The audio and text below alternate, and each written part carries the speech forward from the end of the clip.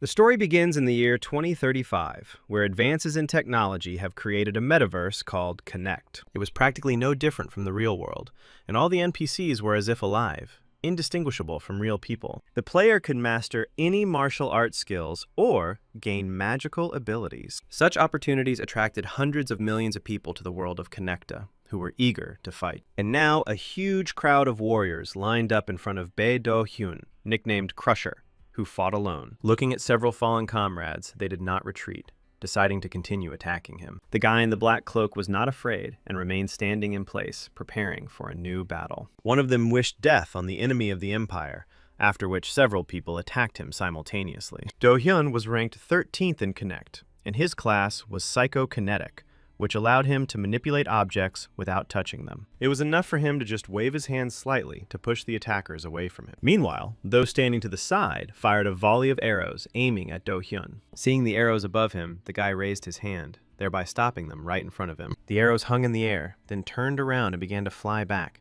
but few managed to dodge them. Meanwhile, Do-hyun grabbed the dagger and then rushed into the attack, taking advantage of his opponent's hesitation. He destroyed the warriors one by one and then slowly moved towards the next ones. Everyone was shocked by the overwhelming power of telekinesis, and then watched as a pile of weapons flew up into the air. With one wave of his hand, the boy directed swords, spears, and axes towards the knights to deal with them in one fell swoop. When everyone was defeated, Do-hyun left a trail of blood behind him as he made his way inside the building. He came here on a mission to find something, when he suddenly noticed a priest who was barely alive. The boy noticed a pendant on his chest, finding what he was looking for while the priest was speaking about the prophecy of where the Savior would reveal his face. He grabbed Do-hyun's hand, wanting to know only where they were.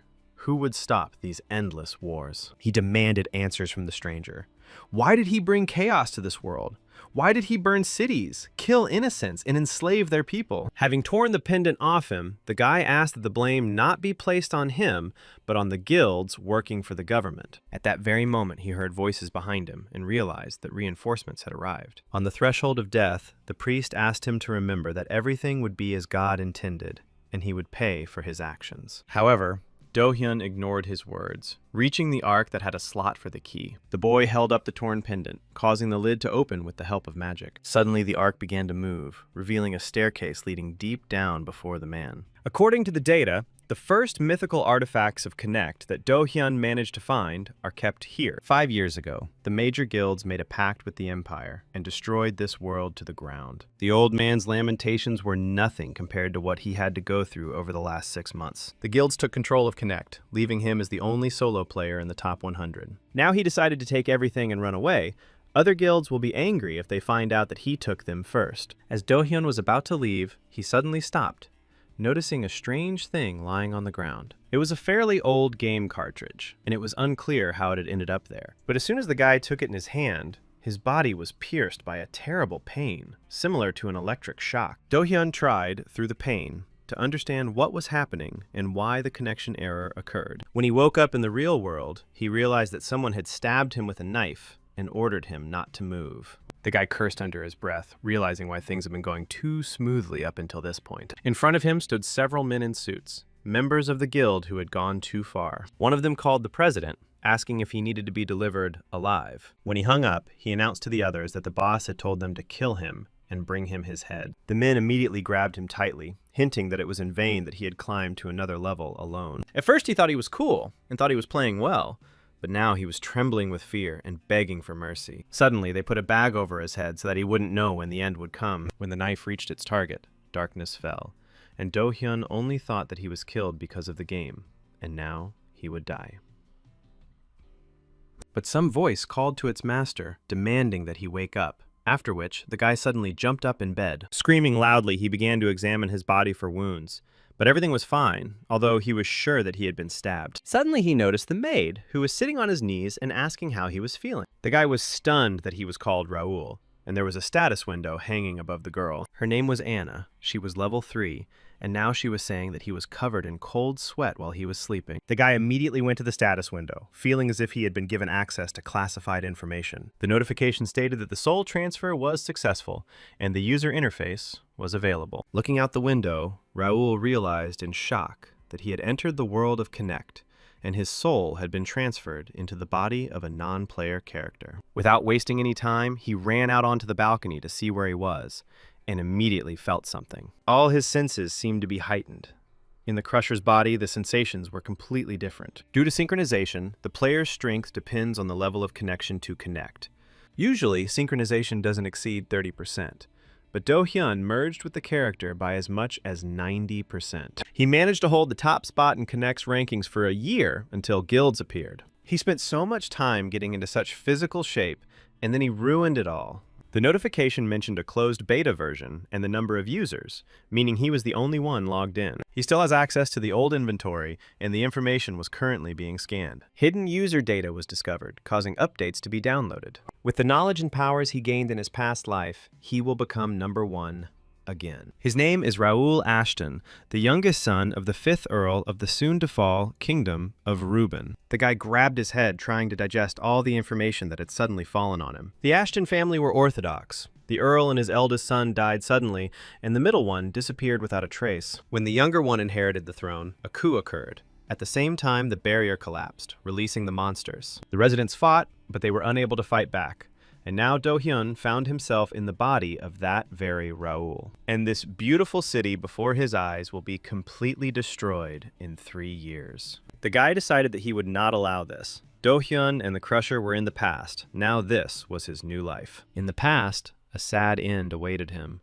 But if he misses a second chance, he will never forgive himself. There is only one way to prevent the county from collapsing, and that is by making it stronger. In a month, there will be a traditional coming-of-age ceremony, which he is obliged to attend. If he makes it to the semifinals, he will be able to enroll in the Royal Academy, where training will restore his previous form. Only in this case will Raoul be able to protect himself and his kingdom, which was on the brink of collapse. But when he swung the ball twice, it was the same one who fell, realizing that this body was incredibly weak. The guy noticed that he was level 5, and he was not far from the maid, who was level 3. He sighed heavily and realized that he needed to start preparing for the tournament immediately and raise his level. A month later, on the day of the tournament, Raoul walked among the crowd of warriors who were also taking part in it. He would have to fight these brutes, and he remembered how mercilessly he had trained for this. It took a lot of effort to get to the qualifying rounds, but the journey was made. The last time Raoul looked at the status window, he was level 13 and had managed to increase his stamina. But on top of everything else, he has a backup plan that he will use at the right moment. Just when he thought he had to reach the semifinals,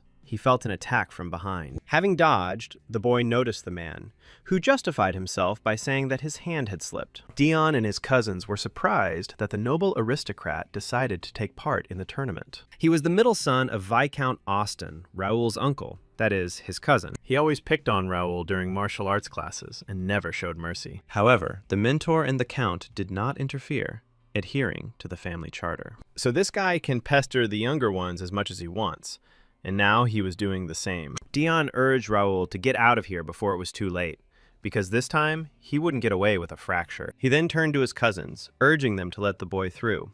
It was time for him to cry into his pillow. Many people think that Dion will be the winner of the tournament, but Raoul will leave him smashed in the final. Towards the evening, the butler reported to the master that the countdown had begun from the first day of the competition. The count was curious to see if anyone had distinguished themselves. Then he picked up the list and was surprised. When asked where Raoul was now, the butler replied that the master had eaten and was now resting in his chambers. He needs to regain his strength after such an intense qualifying round. Count Melvin Ashton, Raoul's father, dismissed the butler, wanting to think it all over in private. As soon as the servant left the office, the man laughed loudly, praising his son. Looking at the list, he still couldn't believe that the guy had made it, and made it to the group stage. He was always the weakest of the sons, so he did not insist that he learn swordsmanship. But suddenly, a month before the start of the tournament, he began to practice, showing amazing results. The first training session turned out to be a complete failure, but this did not break him.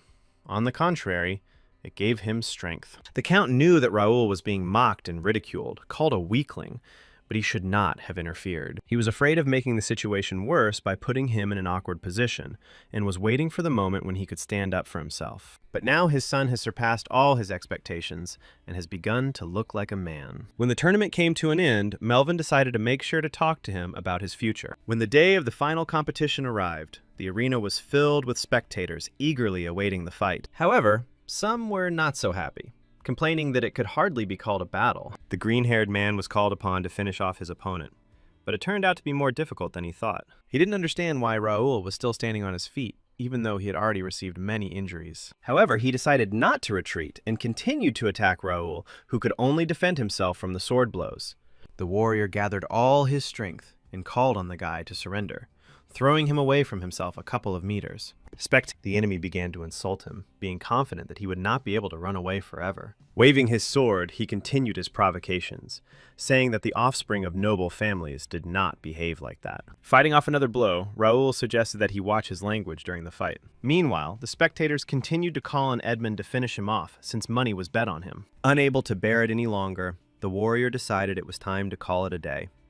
After which, he began to release energy from the sword. The audience was stunned by the use of the mana sword, after which they began to advise Raoul to save himself. Edmund rushed forward at him, but the boy remained standing in place, gripping the sword tighter. Everyone was wondering why he wasn't dodging, when suddenly a deafening explosion was heard in the arena. When the cloud of dust cleared, the judge stood between them, declaring that the competition was over. To everyone's surprise, Raoul emerged victorious, and the spectators called the fight amazing. However, Edmund began to object with displeasure, and asked why they chose Raoul and not him. The warrior shouted that they shouldn't have stopped him, but the judge immediately called him a fool. The referee asked him to look at his neck, and he was forced to stop the fight. Otherwise, Edmund would already be dead. The stunned warrior realized that all this time, Raoul had been aiming at his neck, waiting for the right moment to strike. Suddenly, he was overcome with fear, and a cold sweat ran through his body as his legs stopped responding to him, and he fell to the ground. At that very moment, Raoul approached him, declaring that he would be punished for insulting Ashton County. Towards evening, when the competition was over, the boy went to his chambers, and the maid wished him a good rest. His face was stern, but as soon as the door closed behind him, Raoul immediately lit up with happiness. He immediately opened the status window, noticing that he had improved his swordsmanship skill, reaching level 9 of the novice rank. His plan worked perfectly, but he was only able to use it during the battle with Edmund. The guy took advantage of the game's features and gained experience and skill points by fighting stronger opponents. The longer the battle went on, the more points he earned, forcing him to defend himself all the time. And all this is thanks to the experience multipliers that he uses in exchange for the ability to respawn, because he plays in hardcore mode. More risk means more gain, although at first, Raoul was not very happy about it. But now, everything has changed. If it weren't for hardcore, he wouldn't have been able to achieve such results in a month. But what he's most pleased with is the 5 unique characteristics. Telekinesis is an ability that Do Hyun possessed, and Noble Blood is Raoul's specialty. The remaining 3 will unlock as he levels up, but for now, he'll only use what he has. At the following competitions, the guy emerged victorious each time, gradually raising his level. Finally, after several fights, the judge announced that the younger Ashton had reached the finals. The audience decided that he was just lucky, and also thought that he was cheating, although this is impossible. In fact, the residents of Connect have no idea about the existence and abilities that players possess. Therefore, he decided that it was better not to use telekinesis now, unless absolutely necessary. Recalling one of the battles, Raoul thought contentedly that his acting talent was not wasted. He was brought out of his thoughts by a knock on the door. It was Ivan, the butler, asking permission to enter his chambers. He inquired about the gentleman's health, but he was perfectly fine, because if he got hurt, he would call a doctor or a priest. Putting his hand on his shoulder, the man advised him to be more vigilant, because his opponent was only getting stronger. He must also remember that not every wound can be healed by healers. Raoul was pleased that Ivan sincerely cared about him. This was unusual, because in his past life, he was on his own. After this, the butler handed him a piece of paper, fulfilling the master's recent request. Holding the information in his hands, the guy was confident that he would definitely win. Ivan bowed, after which you decided to leave. The boy reminded the butler of Mr. Melvin at his age. Here, too, he was a self-confident young man. But this time, his opponent will be Sir Dion, who spares no one who stands in his way. Meanwhile, Raoul looked closely at the sheet of paper, wondering how much money was there. Ashton County has a betting system in place, created specifically to promote the tournament, and a portion of the money collected goes to the participants themselves, which should be enough to become a worthy member of the Count's family. All that remained was to defeat Dion, and the next day, he had this opportunity. The final fight begins, during which the spectators unexpectedly begin to support Raoul. Dion didn't know how he managed to reach the final, but he would make him believe that signing up for the tournament was a bad idea. The smug guy was sure that soon his fans would notice how pathetic Raoul was. The warrior couldn't wait to crawl on the ground, coughing up lungs and whining in pain. At that very moment, contrary to his words, Raoul began to yawn demonstratively, pretending that he didn't care. This action made Dion angry, causing mana to start escaping from his body. He pretended to be cool, but his potential was practically zero.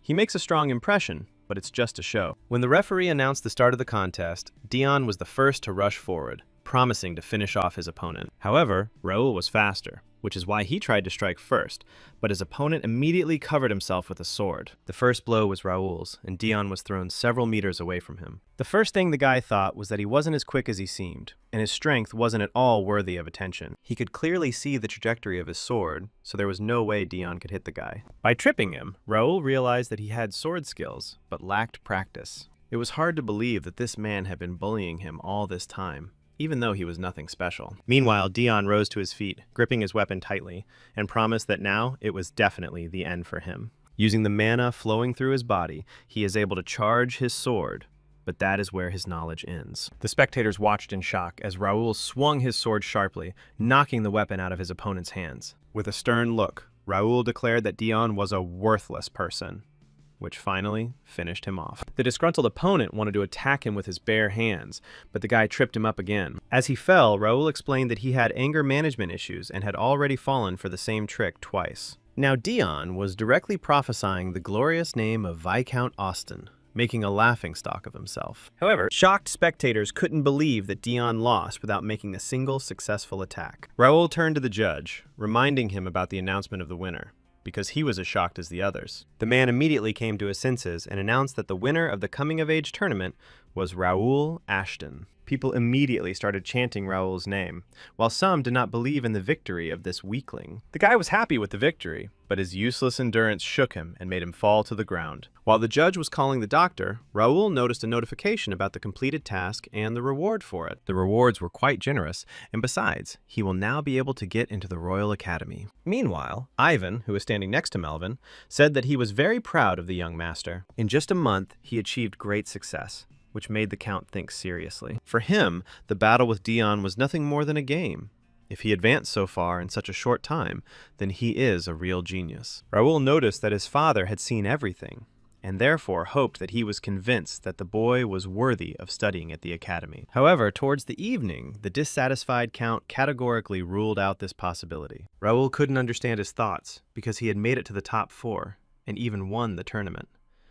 However, Melvin stated that this was not up for discussion, as he had concluded that it was too early for him to leave his father's house. He almost passed out, so it's better for him to stay and recover after the tournament. Raoul was dissatisfied and repeated his father's words that mastery of the sword is learned throughout life. This is exactly what he wants, to improve and learn new things, so even he can't stop him. The Count looked at his son in shock, then smiled, thinking that he had really grown up. Suddenly the man stood up, drawing his weapon, deciding to let him go if Raoul could defeat him. Melvin was adamant in his decision and immediately pointed the gun at the guy. He decided not to be cautious with his son, who was shocked by such a proposal. A month later, about 100 knights followed the carriage in which Raoul was located. The boy could hardly believe that his father had finally let him go and was able to fulfill his promise. He remembered that when his father challenged him, he immediately accepted it, preparing for a fight. They crossed their blades, but Melvin only egged him on, that this was all he could do. However, the man decided to fight with full force, offering to see the true art of swordsmanship. One blow threw Raoul back several meters, after which he immediately lost consciousness. Then his father showed him only a drop of his power, but he clearly knew that this was not so. After all, when the war began, the powerful Lord Melvin died, unable to resist the enemy. His county is rapidly collapsing, and to avoid this, his father must survive. He must live up to his expectations, since he finally allowed him to leave the estate. The guy decided to become stronger and protect his family, without losing what was dear to him. Meanwhile, Melvin recalled the countless times his son tried to resist him. The guy could barely stand on his feet, but he could still hold the sword in his hands, not wanting to give up at any cost. His tenacity was commendable, as that is what all Ashton men do. The next moment they rushed at each other again, wanting to decide everything in this battle. But as Raoul got closer, the man was surprised to notice that the trajectory of his sword had changed. Even using telekinesis, the guy was only able to scratch him slightly, but that was already an achievement. The Count thought it was a matter of time before Raoul would become a man, and everyone would recognize him as a great swordsman. So, later in the evening, Raoul and the other soldiers decided to take a break to rest. Without wasting time, the guy decided to ask Sir Philip how much time they had left until their final destination. The High Knight explained that it would take them 5 days, but if you wished, they could quicken their pace. Rowley decided to give up on this idea and continue in the same spirit, because it was good training for soldiers. Apart from him and his servants, his father allowed him to take 50 men with him to guard him. Of these, 3 were ordinary knights, 6 were mentors, 15 were apprentices, and 20 were cavalrymen, each of whom had reached potential at level B or higher. The number and condition of other skills are also normal, but they will have to sweat to prevent the fall of the county. At that very moment, Jake informed him that the cart with the luggage was ready and they could leave at any moment. Some doubted that they needed to travel in such a large group for a whole month, but decided not to argue. With a smile, he decided to circle everything when they got to the place, thereby puzzling his comrades. He was talking about the free city of Mira, one of the first cities players are sent to after the tutorial mission respawns. Here he will find mini quests and hidden artifacts, as well as restrictions on the use of mana to avoid violence. Mira's resources are endless, so players love this place because they can get a lot of valuable things there. There is also the God's Domain, a territory where you can kill monsters as much as your heart desires. This is exactly the place Raoul wants to show his fighters. His goal is to improve their skill level as quickly as possible. In his opinion, it was the perfect plan, and as soon as he arrived in Mira, the next task immediately appeared. He thought that no more options would be available to him until the official launch of the game, but he could get even more. While the boy was riding in the carriage, Jake approached him, announcing that the mayor was ready to receive him right away. The mayor of the free city was named Reynaldo. He was thin of build, with a perpetually curious look. He was immediately informed that the youngest son of the Earl of Ashton had arrived, and that another 50 people had decided to visit their city. The mayor decided that the boy wanted to take in the sights, so he asked to be let in. The Ashton family makes good money selling monster products, so meeting them could be useful. As soon as Raoul arrived to see him, the man immediately smiled, kindly inviting him to his city. The guy shook his hand and thanked him, although he thought the man looked like a lying scoundrel. Without wasting any time, Raoul tried to explain that they had a suitable place for training. Ronaldo assumed he meant the city's safe zone, but the boy immediately interrupted him. He was specifically interested in the Cursed Forest, which he would like to visit with his permission as soon as possible. The mayor immediately began to dissuade him, explaining that the topic was too dangerous for young gentlemen like him. With a heavy sigh, Raoul realized that he had no choice but to throw away 500,000 gold. He intended to give them to the mayor in gratitude for such a warm welcome, but it was all in vain. As soon as the man heard the amount, he immediately grabbed the guy by the hands and announced that he was just joking. The mayor, delighted with the money, immediately began to encourage him to visit, allowing him to go there right away. Raoul realized that everything had gone according to plan, after which he thanked him for his generosity. And now it's time to hunt monsters to soon find yourself at the top of Connect. The world was supposed to be home to Connect players, but since it's a closed beta, it's currently empty. There is only one player here, Raoul. So this is a time of crisis for Mira. No one can appreciate the wide range of amenities, accommodations, trading stalls, and guild housing opportunities. For the same reason, the price of land dropped significantly, which looked very tempting. However, the true purpose of his arrival here lies in the desire to purchase real estate. If he buys the lands of the world now, it will open up a huge number of opportunities for him. Sooner or later, luxurious mansions for aristocrats can be built on them. As well as guild houses and housing for ordinary players, the value of these lands will increase hundreds of times in the future. When players appear and the war begins, Mira, a city blessed by God, will become the perfect place to hide. Previously, it was possible to lease out land and thereby earn a living, but now this is not enough.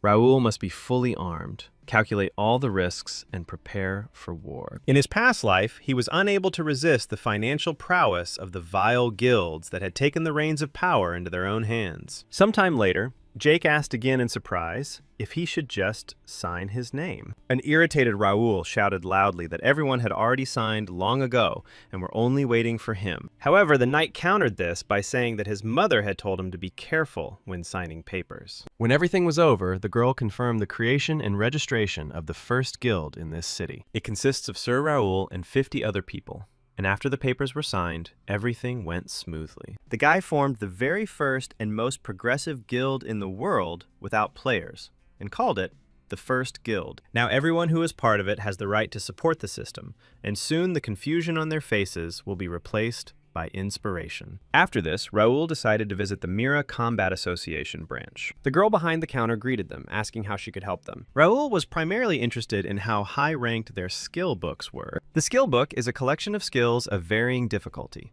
If you read carefully, you can expand your range of possibilities.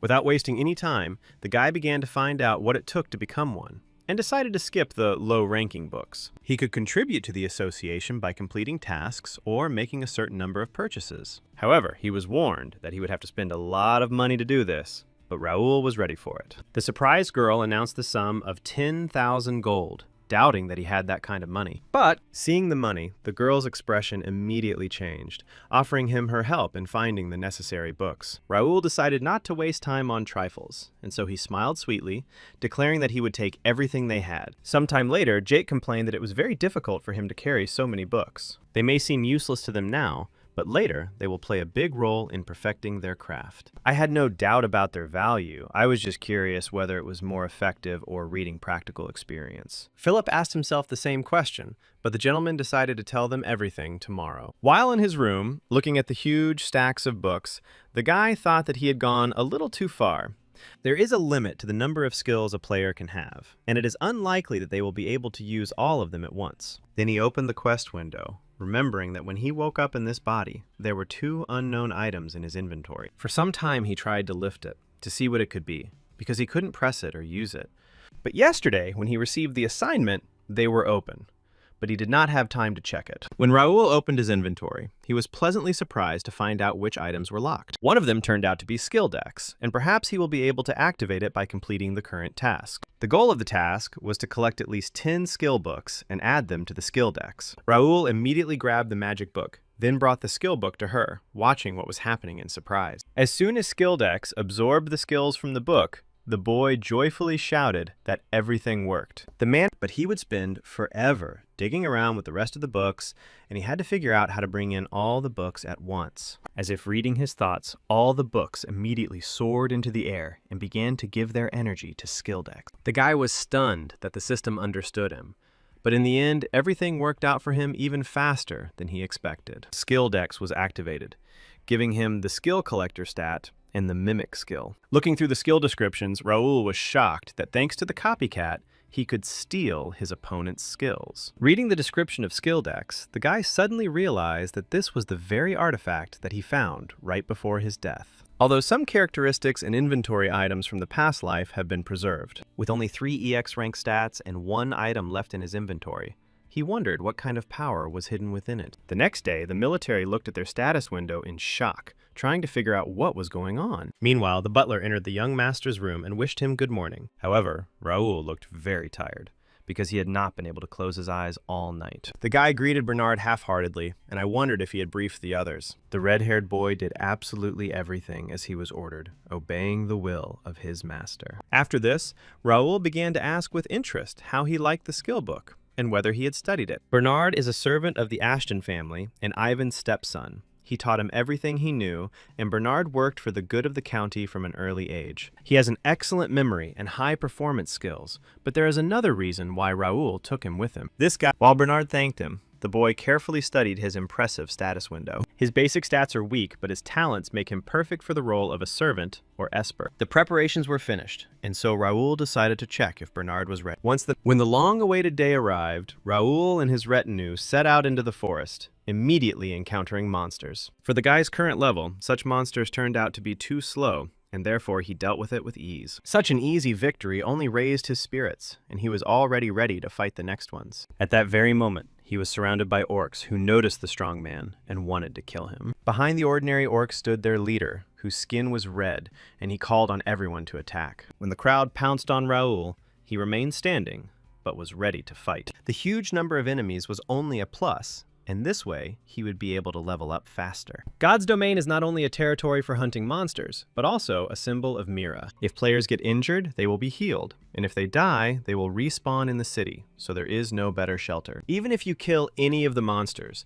the total number of monsters will remain unchanged because Mira has a blessing on them. People cannot be reborn in the cursed forest, or use items obtained as rewards for hunting monsters outside of it. If you take them out of the forest, they will immediately turn to dust and disappear, as if they had never existed. And all because people are forbidden to touch the property of the gods. This was an important rule. But it only applies to the inhabitants of Mira, which did not apply to some individuals. Players are also allowed to take trophies obtained in battle out of the forest, which is a huge bonus. Jake, who was acting as a porter, thanked the system for such leniency. Philip looked at him with surprise, because he knew that the young master had taken the entire blow upon himself. The orc chieftain, who watched his comrades die, asked the man what this power was. Meanwhile, Raoul looked at him with a smile, using telekinesis to raise the orc's weapons in the air. Having heard no answer to his question, the monster realized that he was not able to resist such an opponent. Once the orc was defeated, Jake happily gave his master a thunderous salute. The blonde was amazed at Raoul's useful abilities, while Philip asked to skin the orc silently. However, they were confused by the long journey to Mira for this, even though they had gained a lot of experience after this training. Meanwhile, Raoul collected the blood of his opponents using telekinesis. Then he thanked his comrades, because only through their joint efforts had they achieved such a result, and now they could become stronger. Philip realized that the master was right, because he remembered how he used a sickle strike against an orc, cutting him in two. It was then that he first used his powers after studying the skill book acquired by Raoul. Now he understood why the master preferred skill books over combat armor. He mastered this skill so quickly it was unclear where the young master got such knowledge. At that very moment, he looked at the notification in surprise, after which he asked Raoul to look at the guild chat. However, he already looked irritated, which meant he had seen everything. After which he ordered them to return to Mira immediately. Meanwhile, in the city, one of Raoul's men lay on the ground, completely defeated. The man standing over him, with a sword in his hands, was sure that this should have been done earlier. It was hard for him to contain himself, watching them, Ashton's kids, do whatever they wanted. At that very moment, another guy pierced the warrior's body, telling his brother that he should have listened to him in the first place. The red-haired man with a smile on his face was sure that they would have put them in their place long ago. Meanwhile, the third brother remembered the words of his great-grandfather, who taught them to be careful and not to cause trouble. These boys were the Viscount's sons, Randall, Ramon, Jerry, and Cale. One of Ashton's warriors, who was still alive, whispered that they would regret this. Ramon, with a wild laugh, advised their master to hurry up so that he could happily talk to him. Suddenly, he noticed that something was wrong here, and these warriors refused to die to the last. They thought that representatives of noble families were forbidden from sending weapons against each other within the territory of a free city. But now they didn't care, because if they were interrogated, they would say that they had nothing to do with it and somehow get out of it. After all, it was a wonderful idea to put an end to the Ashton line now, and perhaps great-grandfather would even praise them. As Ramon was saying this, some unknown force blew up Jerry's head. Turning around, they were surprised to see Raoul, who was beside himself with rage. They have committed a crime against Ashton County, and now there is more at stake than their worthless lives. The eldest son could not believe that Raoul dared to kill a member of the Randall family. Cale immediately started asking loudly where the guards had gone and who had let him in here. One of the guards, Randall, who had a sword to his throat, only now decided to announce that he had found Ashton's squad. The Knights of Vice County Rindle are surrounded, and they will make sure that no townspeople are nearby. Raoul thanked the warriors for their good work, then used telekinesis to lift them into the air. He decided to give them to Bernard so that he could take them to the temple for healing. The boy then opened his inventory to get weapons to fight the Viscount's vile sons. Raoul decided to deal with this trash on his own, not daring to let his comrades down. Rindle, like Ashton, is one of the 5 military families of the Kingdom of Reuben. However, Rindle joined the 4 warrior families when the head of the family, Viscount Hudson, became a sword master. And since they had no special merits, they had to look for other ways to strengthen their status. To make a worthy contribution to the prosperity of the kingdom and destroy dangerous rivals. Their target was the county of Ashton, which had ceased to train renowned swordsmen and had lost its former power. Moreover, the Ashton family could be easily manipulated because they were politically unsavvy. Conflicts and clashes occurred more than once, most often with the Randall family as the instigators. The number of artificial swordsmen in her army left no doubt that she would be the one to win this fight. But suddenly the boy turned around sharply and swung his sword, killing the guard that Philip was holding back. The knight realized that the young master had decided to handle absolutely everything himself, and therefore ordered the swords to be released. Rindle's warriors were surprised that their opponents were sheathing their swords, stupid ones, but it played into their hands. The first to fall for the provocation was Kale, who rushed at Raoul, who decided to fight against them alone. He decided that the guy was just showing off, but with a sharp movement of his sword, he cut him in two. Ramon was stunned by the death of her second brother, after which she ordered the guards to finish him off. Night Guard Captain Jeremy grabbed his sword, realizing that Raoul had left them no choice. He didn't want to intimidate the 15-year-old boy, but after what he saw, he didn't intend to stand aside. This man had B-rank potential, so he was confident that he could handle the guy. The other guards also drew their weapons, intending to help their captain. Viscount Rindle's primary weapon is the rapier, and Raoul is now dealing with elite knights. At that very second, several guards pointed their blades at the guy, but he didn't even move. The captain was level 65, the others were around 60, Raoul was level 45, and he couldn't beat them in a fair fight. The guards called on him to surrender, not caring that he came from a noble family. But while they were wagging their tongues, the guy suddenly rushed into battle, swinging his sword. The man didn't have time to realize what was happening when Raoul used the bear strike. In a short time, the guy defeated 2 guards, but Jeremy immediately rushed into battle. The guys barely managed to put his sword in front of him to defend themselves from the sudden blow. Jeremy asked the remaining guard if he was okay, but he was perfectly fine. 2 of his elite knights died, even though he heard that the guy was weak and had no idea how to wield a sword. At that very moment, he took out a knife to use as an additional weapon in the fight, thereby hinting at his seriousness. The man realized that the rumors about Raoul were false, and from that moment on, he decided to fight with full force. Noticing the dagger and rapier in his hands, Raoul realized that he had the skill to wield the Rendell meteor sword. Jeremy admired his bravery, but asked him not to forget that Mira is a sacred city that heals any wound. The man was sure that Raoul would not be able to defeat them without help, but the boy was ready to prove them wrong. He's even willing to bet that his knights haven't trained once since arriving in Mira.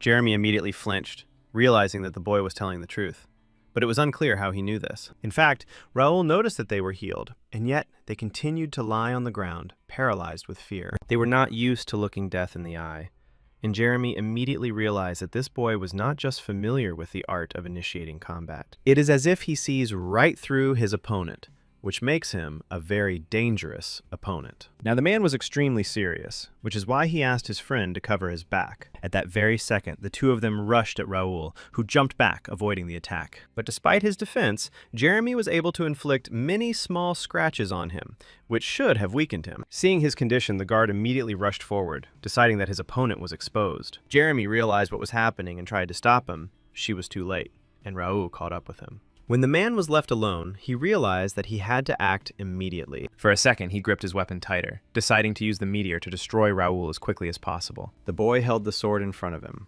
watching the very same powerful skill used in duels. It was damn hard for him to fight back, because even telekinesis couldn't save him in this situation. The guy firmly decided that he had to hold out until the end, which noticeably surprised Jeremy. Now the advantage is clearly on the man's side. He attacks again and again, leaving him no chance to counterattack. However, he was filled with hatred as he continued to look at the arrogant face of this boy.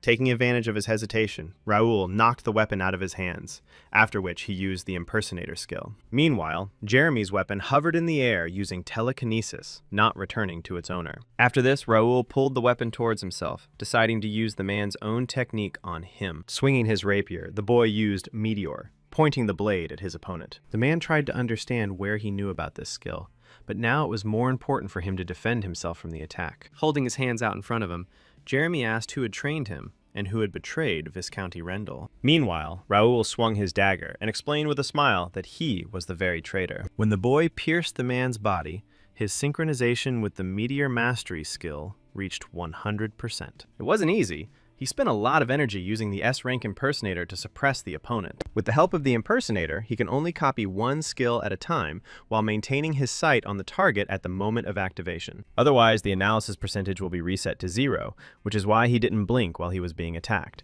and the skill can only be stolen in a one-on-one fight. At that very second, Raoul opened the skills screen, deciding to check what abilities were available to him. Thanks to Skill Decks, he has access to 3 more skills, and the slots allow him to use any 2 skills from Skill Decks. At that same second, the guy turned his gaze in surprise to the stunned Ramon, who could barely put a sentence together. He tried to find out who Raoul was and how he knew about Viscount Rendell's skill. The guy ordered Philip to kill them over and over again until 1 hour had passed. Once they would respawn. The knight bowed and then gave the same order to his subordinates. Seeing the warriors looming over him, Ramon trembled and began to beg them to spare him. Raoul was sure that earthly rules did not apply here, and the games were over too. This is his new reality, and now he has dealt with the first problem that arose on his path. And he will not waste the chance given to him, even if he has to swim through a sea of blood. Raoul declared to himself that he would never give up and would only move forward,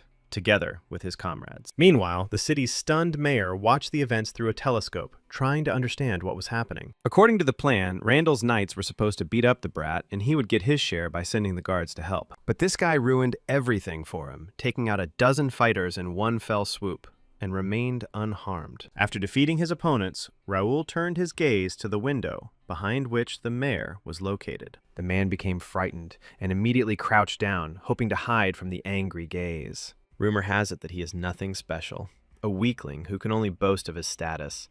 However, it could be just a mask, and underneath it lies a great master of the sword. If his guess is correct, then Raoul has long since found out about his machinations, and will now want to deal with him. The man exhaled and tried to calm down, deciding that it was necessary to build a trusting relationship with Ashton County. Later in the evening, while in his room, Raoul decided that he had overdone it a little. But the game was worth the candle. He hit the jackpot of 5,000 gold, and thanks to the magic bag with spatial magic, he doesn't have to worry about excess baggage. He also acquired a rapier and a dagger, the main weapons of the Knights of the Viscounty of Rendell. But what pleased him most was the ticket for a random skill book that he received for completing the quest. Raoul hoped that this time he would be lucky. Otherwise, he was already tired of unlucky tickets. Before activating it, he asked for a ticket so that it would give him something good. After this, the guy tore up the ticket, which he immediately began to examine in the bright light. At that very moment, a skill book appeared in front of him, the B-rank Riviera Spear Mastery. This was exactly what he needed to leave for the capital, and today, fortune clearly smiled on him. However, there is now one unfinished business left, and the month of preparation must not be wasted. Before going to bed, the guy concluded that now, finally, he could do it. A week later, Raoul was in the forest, fighting the orcs, destroying them one by one. He was able to level up to 51 and was now eligible for a class upgrade. Having fulfilled all the necessary conditions, he received the swordsman class and expert level psychokinetic. Philip and Jake congratulated the young master, as being an expert swordsman at 15 years old is a rare occurrence. At that very second, the guy raised his hand up, raising a huge number of stones into the air. He then piled them into a mountain and then used a bear strike to cut it down. Raoul had not expected such a powerful return, and now his strength amazed even his comrades. Jake suggested with a smile that now they could rest, but Philip had a different opinion. They will think about rest when they reach the level of skill of a young master, but not before. The blonde decided to justify himself by saying that they were behind the gentleman, as if behind a stone wall. Suddenly, Raoul interrupted their conversation, suggesting that they send a message to Ashton County to please his lordship. He decided to contact him later, but for now, it was necessary to keep their successes a secret, to which everyone immediately agreed. But he crushed quite a few monsters, thereby increasing his skill level, which means everything went according to plan. The guy also threw out some bait so that someone would take the bait, thereby sending a message to the imperial mongrels. Meanwhile, in the city, Nakia, who was an alchemist, was glad that the workday was over. Her potion has been in high demand lately, which has kept her busy. It was all thanks to Ashton County, to which she is very grateful. To create them, you need body parts of monsters, but they are not often found in the Cursed Forest. But the Knights of County Ashton suddenly kindly offered their help, and now she can brew potions every day. Besides, Raoul is a frequent visitor to her shop. He always asks if she needs anything and asks about the work in general. She was unusual for this kind of attention, but she was still grateful to him, because besides everything else, he was a handsome man. Suddenly, Nakia came to her senses and began to slap herself on the cheeks, because right now she was thinking about something completely different. There is an 8-year difference between them, and he is too young for her, and on top of that, he is an aristocrat. After some time, the girl reached the house, noticing the light inside. Entering the room, she turned to Nikki, announcing that she had returned. But there was no answer. Suddenly, her gaze fell on the bed, where there was a note, pinned to the bed with a knife. It said that they had her sister. If Nakia wanted to save her, you had to keep your mouth shut and wait for further instructions. A cold sweat immediately broke out on the girl's face as she read the terrible message. A few minutes later, Nakia was running down the street in tears, thinking that Nikki couldn't leave the city. She can't go to the city government because the kidnappers are probably watching her, and the guards are unlikely to listen to her. It will take some time for mercenaries and members of the Adventurers Guild to begin searching. Suddenly, the girl remembered Raoul, who asked her to let him know if she got into trouble, because he would always be ready to help her. Now she had no other choice, and she had to find Mr. Raoul immediately. At that, he then gave the order for everyone to take their positions and focus on the target, reporting any changes to the plan. Then the guy entered the Connect community, the Svyaz Cafe. This place was very useful for him. As a star player, he received the information he needed from fans and informants. Gradually, the cafe turned into an information treasure trove, where all of Connect's hidden information was stored. It hasn't disappeared anywhere, but he can't make further plans relying only on his memory. Raoul decided to search for information on the request, Free City of the World, looking through all the available tasks. When suddenly he was told that Nakia had arrived, the guy decided to change her future too, asking him to be nice to her. A crazy alchemist, a bloodthirsty witch, a taboo breaker. People called Nakia many different names because they were terrified of her. Because of her, many civilians suffered in the process of creating chemical weapons, because she conducted experiments on people. But now in front of her stands a desperate girl who needs help, because someone dear to her has disappeared. The guy asked her to calm down, because everything would be fine, and then asked her to explain everything in order. As it turned out, her sister was kidnapped, and 2 hours ago, the lady who lives next door was supposed to bring her home. Raoul smiled and promised that he would definitely find her. And he even knew approximately where she might be. He will let her know as soon as he finds his sister. She should stay here for now, and Bernard will take care of her. The butler bowed, explaining that she had made the right choice in turning to the young master. Meanwhile, Pierce tracked the kidnappers, while Raoul, Jake, and Philip made their way to the horses. They also received permission to carry out the operation from the mayor. Philip, in turn, gave them a list of rats, and the mayor promised to certainly reward them later. In this list, he wrote down the location of all the city's criminals, using all available communication channels. Raoul also obtained all the information he could, making sure to eliminate the flaws in the plan. At that very moment, 2 guys were watching them, hiding in the bushes, and were talking to each other about something. Meanwhile, judging by the tracks on the ground, their lair is here. So he found them and was about to begin the operation. He then decided to climb a tree, trying to use his newly learned skill. Activating detection, he found several archers hiding near the entrance to the lair. The young master was right. They had set up magic circles and barriers. He had to report it. Raoul replied that they would be there in 5 minutes.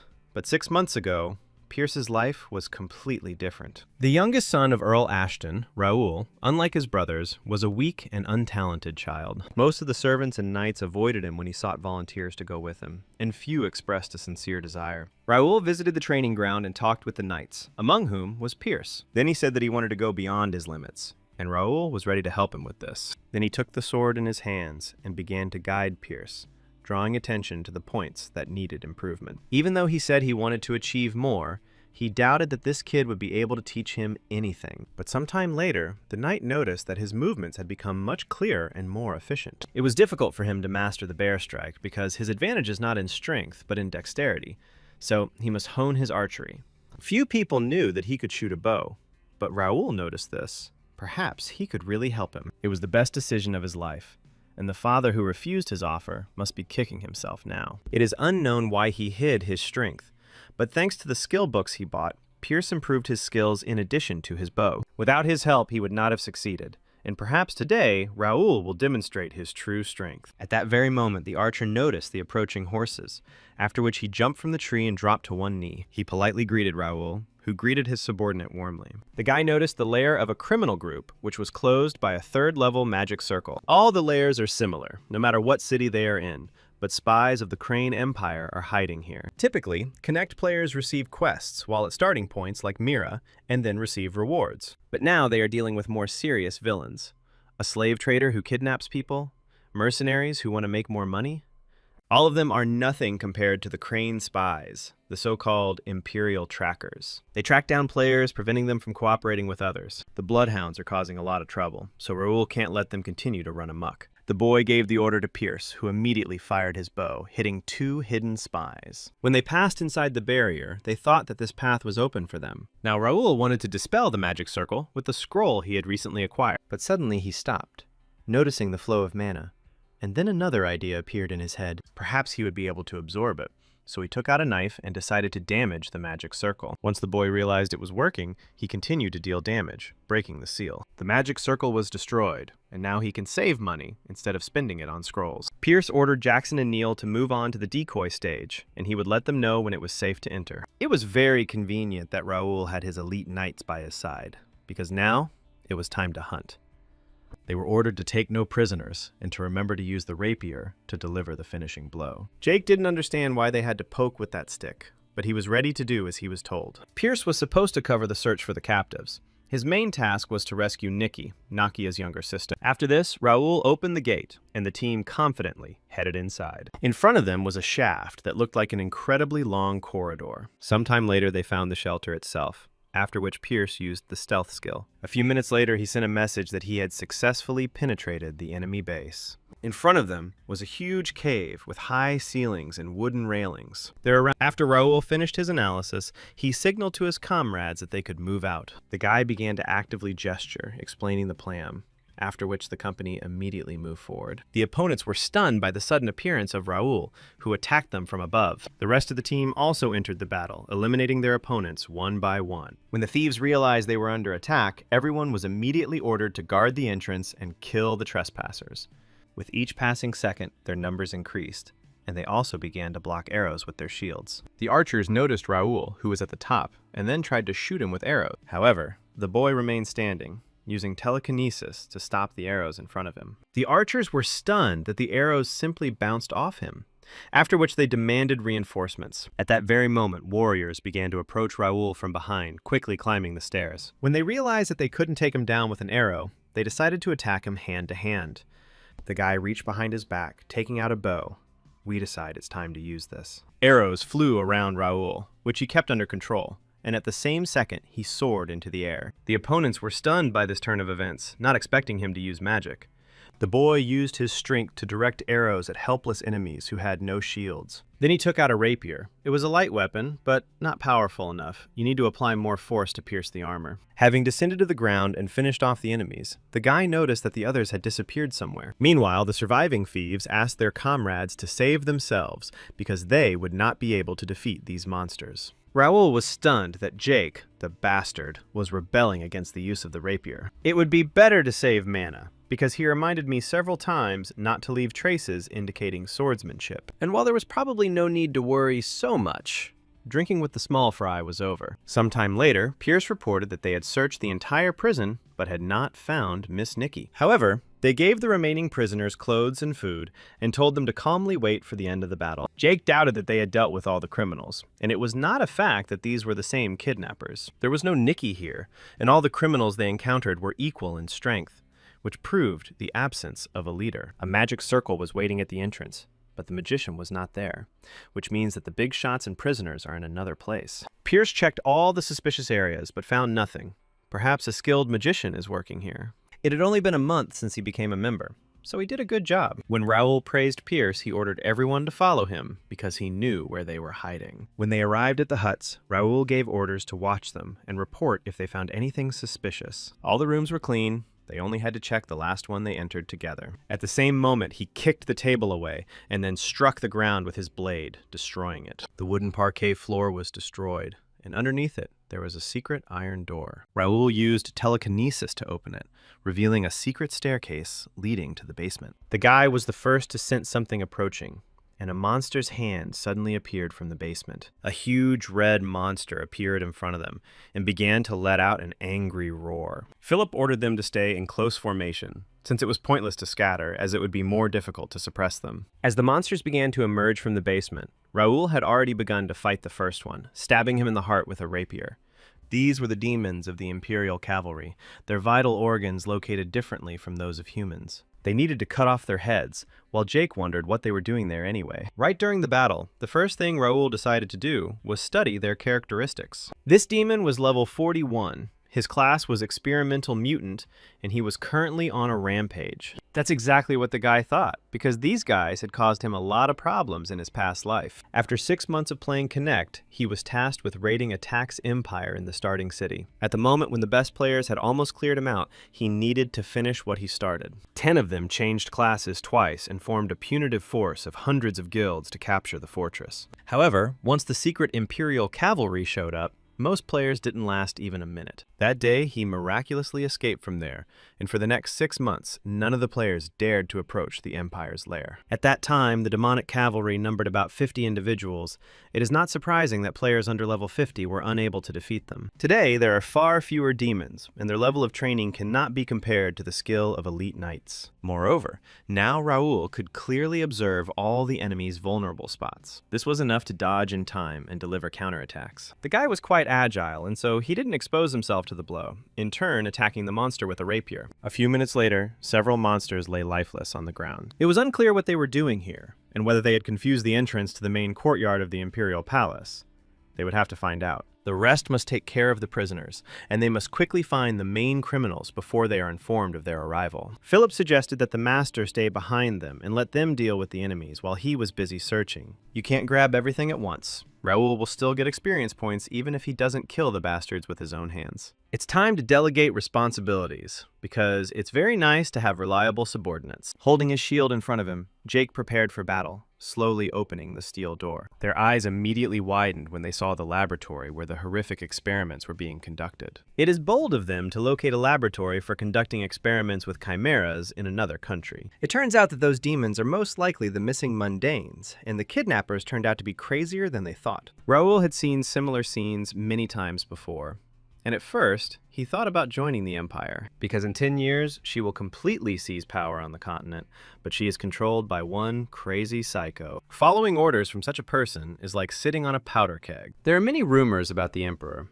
but one thing is known for sure. He treats people as a means to an end.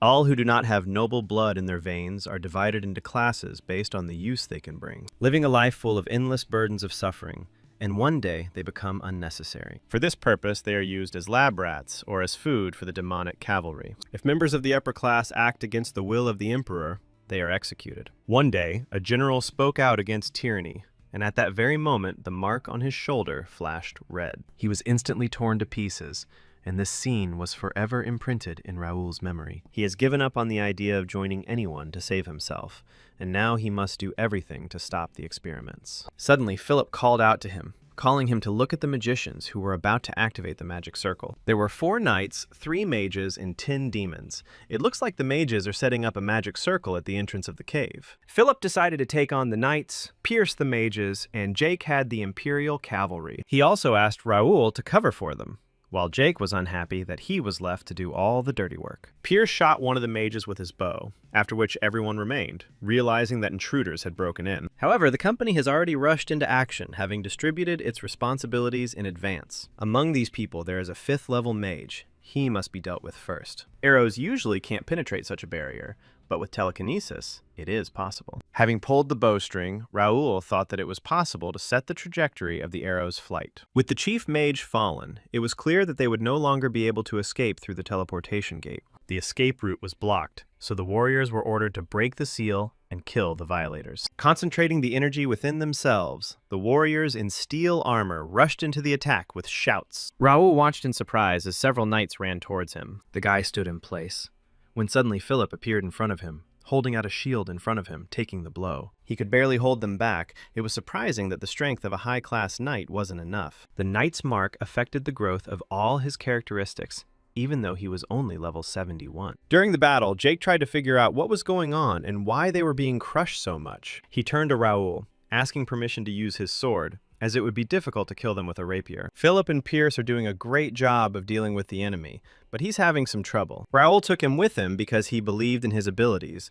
but it seems that was a mistake. These words angered Jake, who began to furiously swing his rapier, inflicting severe wounds on his enemies. Satisfied with the result of his words, the guy decided that it was time for him to work too. Watching him, Jake was surprised that the master managed to find their weak points so quickly. One of the warriors was angry that the intruders were superior to them in strength. He decided to find out who they were, while Raoul's retinue continued to fight them. They fight with rapiers, which means they must belong to the Viscounty of Rendell, but their movements are rather clumsy. He had already answered them that he didn't need to know about it because he would die soon anyway, and all they could do was chatter. These words angered the warrior, who could not believe that this man was insulting the Imperial Rangers. Suddenly, he noticed Raoul, who was standing behind them, and decided that he was their commander. At that very second, he came up with an idea of how they could get out of here alive, after which he gave the order to give their lives for the Emperor. Suddenly, the warriors who were once human turned into monsters and attacked Jake. It was a skill that deprived the user of mana and life energy and allowed them to gain incredible strength for a short period of time. Apparently they had something in mind if they resorted to this method. They had to be careful. At that very second, the very knight who had given the order began to run towards Raoul. He used power armor, absorbing mana from the stone, thereby strengthening his defense. Suddenly, Philip ran towards him, deciding to try to distract him. But when he struck him with the rapier with all his might across the chest, the blade only slid along the armor. The force field blocked his attack. The warrior was already swinging his fist at Raoul. The knight was sure that the boy was finished, striking at the place where the enemy commander stood. But his eyes widened in surprise when he noticed that the boy blocked his attack with one hand. Cordovoy also had power armor and was able to modify its parts even though it was level F. But now he had to destroy this guy at any cost, so he swung his fist again. Meanwhile, Raoul was trying to figure out what happened as he was about to dodge using the flash skill. But suddenly a notification popped up that he had collided with power armor, and he felt as if he was pinned to the spot. And now he has Awakened Regnator, because according to his status data, he has a unique characteristic. The guy has fulfilled all the necessary conditions and can now activate the Regnator. He had insufficient mana reserves and was searching for additional energy sources. A barrier that blocks all physical attacks but is weaker than a mana blade. It was a defensive skill that could neutralize spells of at least the third circle of magic. Inside it is a mysterious core that increases the owner's mana and physical abilities. A wearer of power armor cannot be defeated,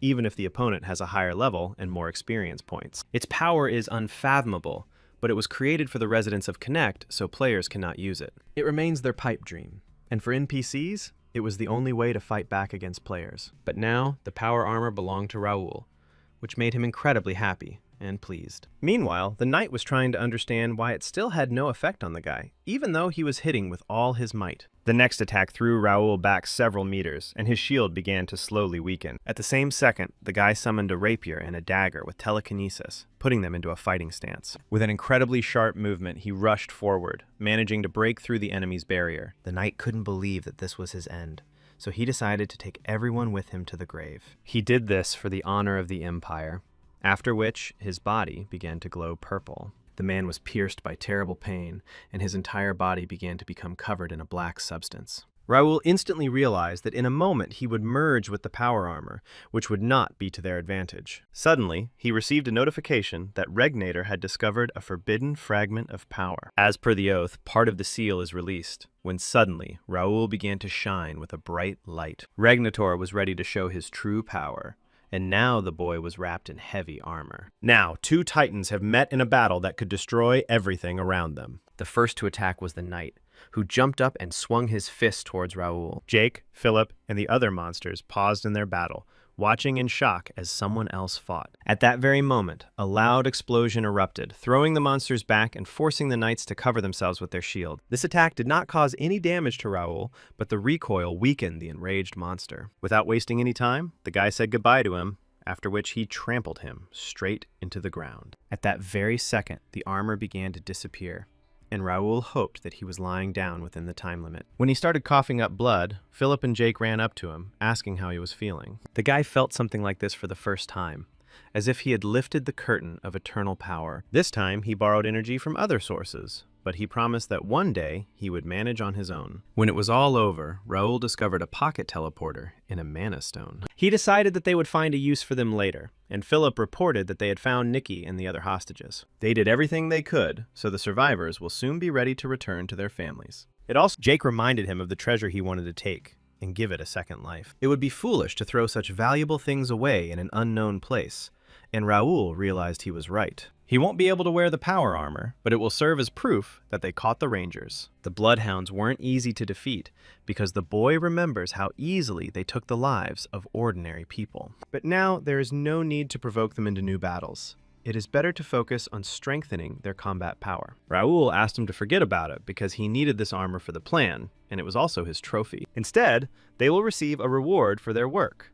And now they must return to the city and have a good rest. Jake was pleased with this development, while Pierce declared that the bait had worked, and they would carry out everything in the best possible way. Raoul was curious to see what they would do, although everything here was too obvious. Still, he would like to see their dismayed faces when they realized they've fallen into a trap. Meanwhile, the three Randall brothers were asking the guide if they were going in the right direction. They followed him into the forest, lost the trail. Because of Raoul, they ended up in a temple, and also lost all their money and weapons. They lost their mana and lost, so there were only 12 knights left in the guard. Jeremy even donned power armor. They can't miss the chance to take revenge while the guy is outside of Mira. Meanwhile, the guide announced that they had arrived at the place, after which he led them into the mine. At first they were hesitant because the place looked creepy, but they would have to search it. A few minutes later, a huge chest with gold coins and a sword lying around it caught my eye. They didn't find the boy, but they did get their hands on gold, magical items, artifacts, and even the corpses of criminals. But the biggest find was the power armor, which was quite well preserved. Meanwhile, the soldiers patrolling the street noticed several silhouettes on horseback. When the horsemen approached them, the knights were surprised to recognize the young master. They thanked him for taking the hit while they cleared the hideout in the eastern forest. These are novice knights and members of the first guild. 6 of them have reached expert level, while the others are preparing for it. Each of them is trained in the Ashton County sword skill and how to use mana. Their ranks have grown to hundreds of fighters, and now I fear no criminal. A few hours later, when they returned to Mira, the guards were surprised by a crowd of warriors from County Ashton. Even in the middle of the night, people crowded around them to watch the arrival of the heroes. They were immediately met by the commander, who was ordered to gather all the civilians. People whispered among themselves that this guy had found the missing people, and their children would be saved. Nakia, who was standing in the front row, immediately noticed Nikki, who was in Raoul's arms. The guy explained that she was not feeling well now, but they would take care of her at the palace, and she would definitely get better. They saved the lives of many people who could have died, and changed the future of one girl. Perhaps Nakia will never become a great alchemist, and will never create a potion that will change this world. But Raoul hopes that she will play an important role in the prosperity of the Empire, because now a lot has changed. He no longer follows the principles of humanity and is not afraid to take away someone's future. He could have saved many more people today if he had acted faster, but he turned his back on them, wanting to please Nakia. He still managed to achieve his goal and free many prisoners, and the city is no longer in danger. But for some reason, he couldn't shake the feeling of anxiety when he looked at ordinary citizens. There are people who don't have to complete tasks, but they will have to go through much more serious tests. Now the guy realized how selfish his intentions were, and he avoided ordinary people, not wanting to waste time on them. After being reborn, he promised himself to forget about the past, but continued to live as if there was nothing more important in this world than the game. There is nothing wrong with living by the rules of the game system, but it is wrong to let it determine the meaning of life. Until this day, Raoul had made plans based on Do Hyun's goals. But now, this approach limits his options. If a task arises that an aristocrat can complete without the help of gaming gadgets, then he will not repeat the mistakes of the past. The people of Mir are grieving the loss of loved ones, so we ordered Philip to collect their personal information. It is also necessary to provide all victims with monetary compensation and help them find work. The knight was surprised, because usually the master only intervenes in those matters whose solutions benefit the common cause. Everyone would be happy to carry out this order, but Philip hinted at one grumpy comrade. Jake stated that he was not against good deeds, but still asked Raoul to let him go for the weekend. When he received an affirmative answer, he began to praise the young master. The support of the guilds would be a great help in the fight against other guilds, but he also liked to see them happy. Perhaps he could have stayed here to gain practical experience and improve his skills. The next day, the mayor apologized for causing us so much trouble, but thanks to them, Mira can breathe a sigh of relief. The man couldn't close his eyes after learning about the evil creatures. If he hadn't warned them, they would have been in big trouble. Raoul himself was surprised that the dark forces of the Empire would reach the territory belonging to the Kingdom of Reuben. However, this was not the first wave of kidnappings, but the agreement tied their hands and feet. It prohibits the creation of their own army, and they can only afford guards. However, outside the city, she loses some of her abilities, and therefore, they could not search for the kidnappers. Just as Raoul had expected, representatives of the Viscounty of Rendell visited them. They claimed to have destroyed the kidnappers' lair and demand compensation. They should have thrown them out, but Raoul asked them not to do that. The mayor didn't understand why he wanted to portray them as heroes, since it was the guy who deserved all the honors and glory. Raoul thanked him for his concern, but still hoped that he would fulfill his request. The mayor didn't know how to reward them because he thought the money wouldn't be enough. So Raoul asked him for a favor. The guy heard that the man had a large collection of valuable books, so he asked to look into his library. The mayor was surprised but immediately agreed, offering to choose any book he liked. However, he was sure that this was not enough, so he decided to take him to the secret treasury so that he could choose a gift for himself. He always shows generosity to those who deserve it, because only the blind would not notice it. Sometime later, the servant brought him to the library, where all the books were at his disposal. Looking at the huge shelves, at first glance, you wouldn't realize that this is a real treasure. There are countless skills stored here, and the system had already offered him the opportunity to purchase the book he picked up. The size of the library was astonishing, and just looking at all these books filled Raoul with deep wisdom. He may never return here again, so the opportunity to find that treasured book cannot be missed. Suddenly he noticed a book lying on the top shelf, which emitted a dim light, and decided to check it out. These were studies of ancient rituals, spells, and methods of mental cultivation. As soon as the guy opened it, he immediately discovered the S rank, Quercus Meditation Art. Only an S-rank psychokinetic could master the skills in this book, and he realized that he had found the right book. In his past life, his B-rank meditation skills didn't stop him from reaching the top of the Connect rankings. While he was looking for a way to increase his spiritual power, the guilds and other players had already taken all the skill books. Soon everyone learned about Quercus's art of meditation, and a fire mage from Japan revealed a secret. The mayors of the starting cities keep S-rank copies in their mansions, one of which he found in Mira's library.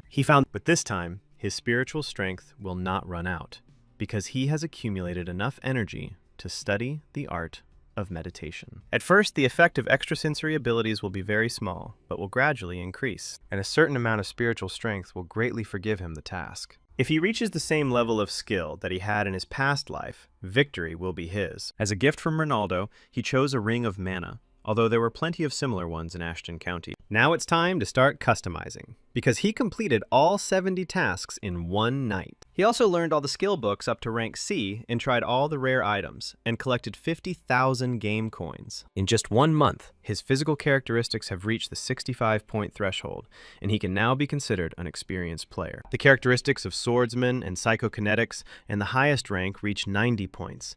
In his past life, he achieved the same results. Now Raoul is going to score them in all stats and maybe become the first player to reach 100 points. It sounds like a dream now, but he knows that all roads are open to him now.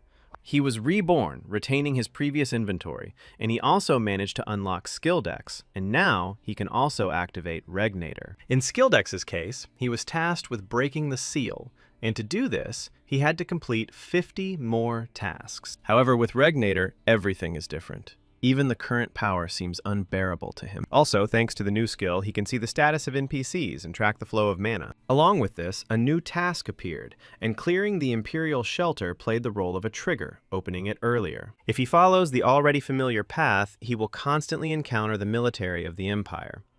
After all, they are also looking for fragments of the Magic Stone, and we need to pave the way so as not to cross paths with them. Now, there is no need for this, because the guy himself decides how to construct a scenario and what task to complete next. He will no longer dance to the system's tune. Raoul will follow his desires, even if they go against the script. The next day, when Raoul was in his office, Bernard came in to see him.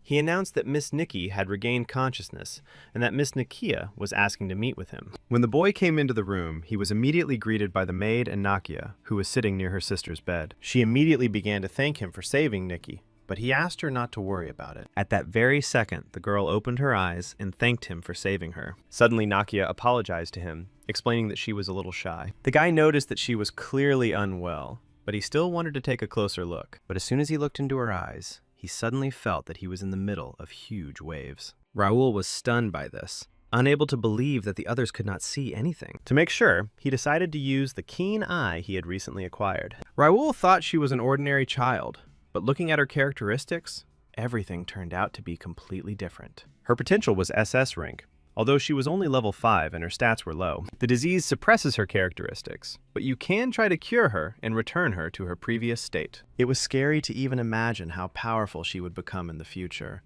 but now he needed more information. A few days later, the guy was able to collect all the necessary information. They will soon leave Mira, and so far, everything is going according to plan, so they just need to stay on track. They captured more slave traders and other scoundrels, and also rescued about 50 people. Mira is now the safest place on the continent. Construction is complete, and the guild house has opened its doors to its first guests. Many residents of the city decided to thank them for saving their lives and offered to help. There were talented workers among them, so he was confident in the success of the completed work. All that remained was to resolve the issue with Nakia. First of all, Raoul asked about Nika's health, and as it turned out, she was on the mend. The girl thanked him again for inviting priests to help her sister. In reality, everything is completely different.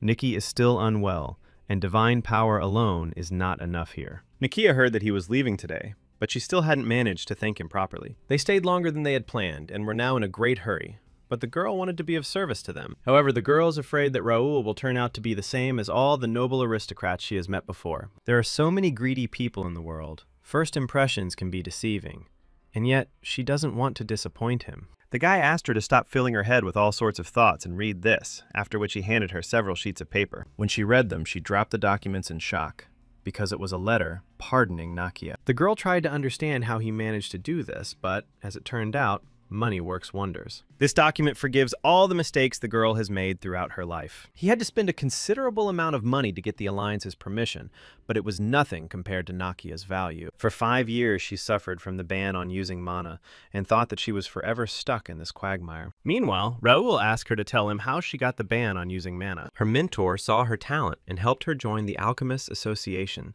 and at a young age, she became famous as a gifted alchemist. But disaster struck unexpectedly. Her city was engulfed in an epidemic, and she lost her family. When she got home, only Nikki was waiting for her. Nakia took her with him, but the misfortunes did not end there. When Nikki was 6, she was diagnosed with an incurable disease, and she believed it was her fault. For 2 years, she searched for a cure, but when death came very close to Nikki, she made a decision. Nakia broke the taboo and used alchemy on a human, using substances stolen from the association to keep her alive. But the girl couldn't feed her medicine forever, and without it, she would immediately lose consciousness. And soon, her deception was exposed. But suddenly, Raoul handed her a flask and asked her to drink it. It was supposed to free her. After drinking the potion, Nakia felt a new sense of peace, as if those 5 years had never happened. Raoul watched with satisfaction as Nakia's stats changed in the status window. Only now did the girl understand how exactly she could thank him. She will serve Sir Raoul faithfully and look forward to seeing him save and make many other people happy. Stroking her head, he accepted her devotion and would never forget her words. The guy then took another stack of papers, which he also handed to the surprised Nakia. These were the notes on the Maniphilaria that should help Nikki, the works of one great alchemist who left this world. However, they are missing a fragment, so she will have to pore over them.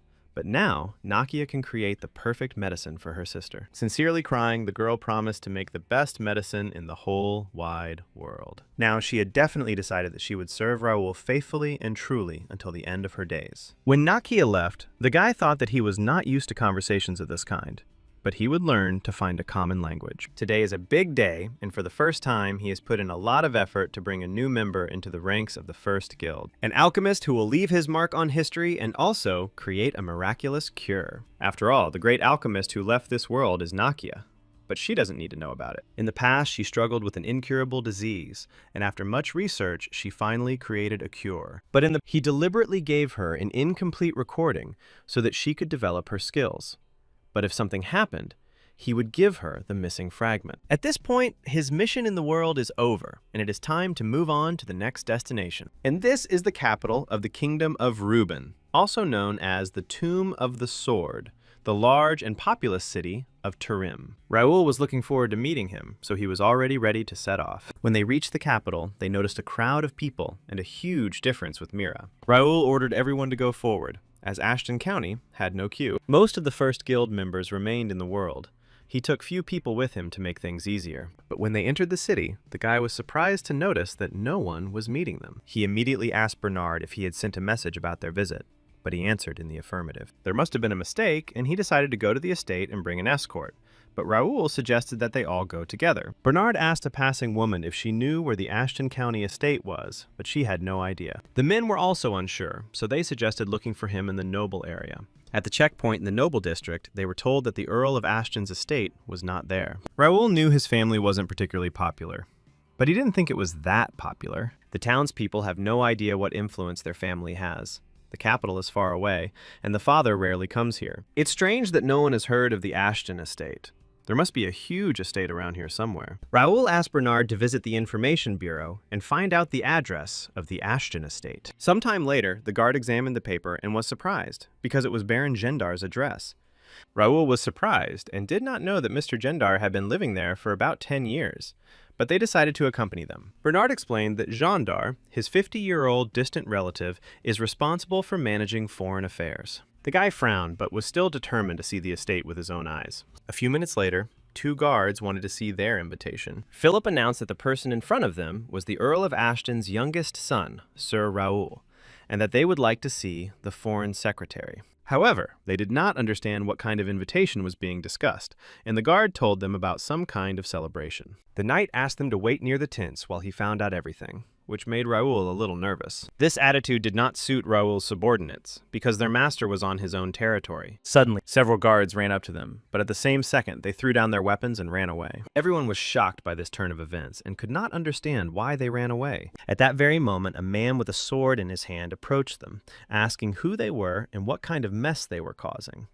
Philip explained that he was the Grand Knight of the Order of the Golden Bear of Ashton County, and then asked where the Baron was. As soon as the man realized who was standing in front of him, his face also changed, and he immediately began to apologize. After this, he gave the order to his subordinates to escort the surviving guests to the reception hall. The rumors weren't lying. The estate is truly huge. It would take a long time to go around all the possessions. Then Raoul noticed the main building of Ashton County, where only direct relatives were allowed to enter. However, it is from there that the music comes.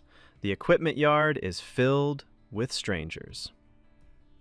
He explained that today was Aaron's birthday, the owner's youngest son. Jake really didn't like that the guard called the Baron the owner of the estate. At that very second, a man came out of the building and addressed Raoul first. The Baron seemed strong, but he wasn't even an expert, and now it's clear why people don't take the county seriously. He can understand his father's decision to entrust him with the vision of foreign affairs, but he is not going to accept it. The man noted that they had not seen each other for a long time, although, in fact, he was his uncle, but no one had mentioned him in that way. Ashton's family tree is quite convoluted, and it would be difficult to explain their connection, so he suggested just calling him Uncle. Raoul decided not to let him take advantage of him, and asked Bernard to explain everything in normal language. The butler immediately explained that Baron Gendar was Count Ashton's second cousin, Raoul's second cousin, who currently serves as Minister of Foreign Affairs.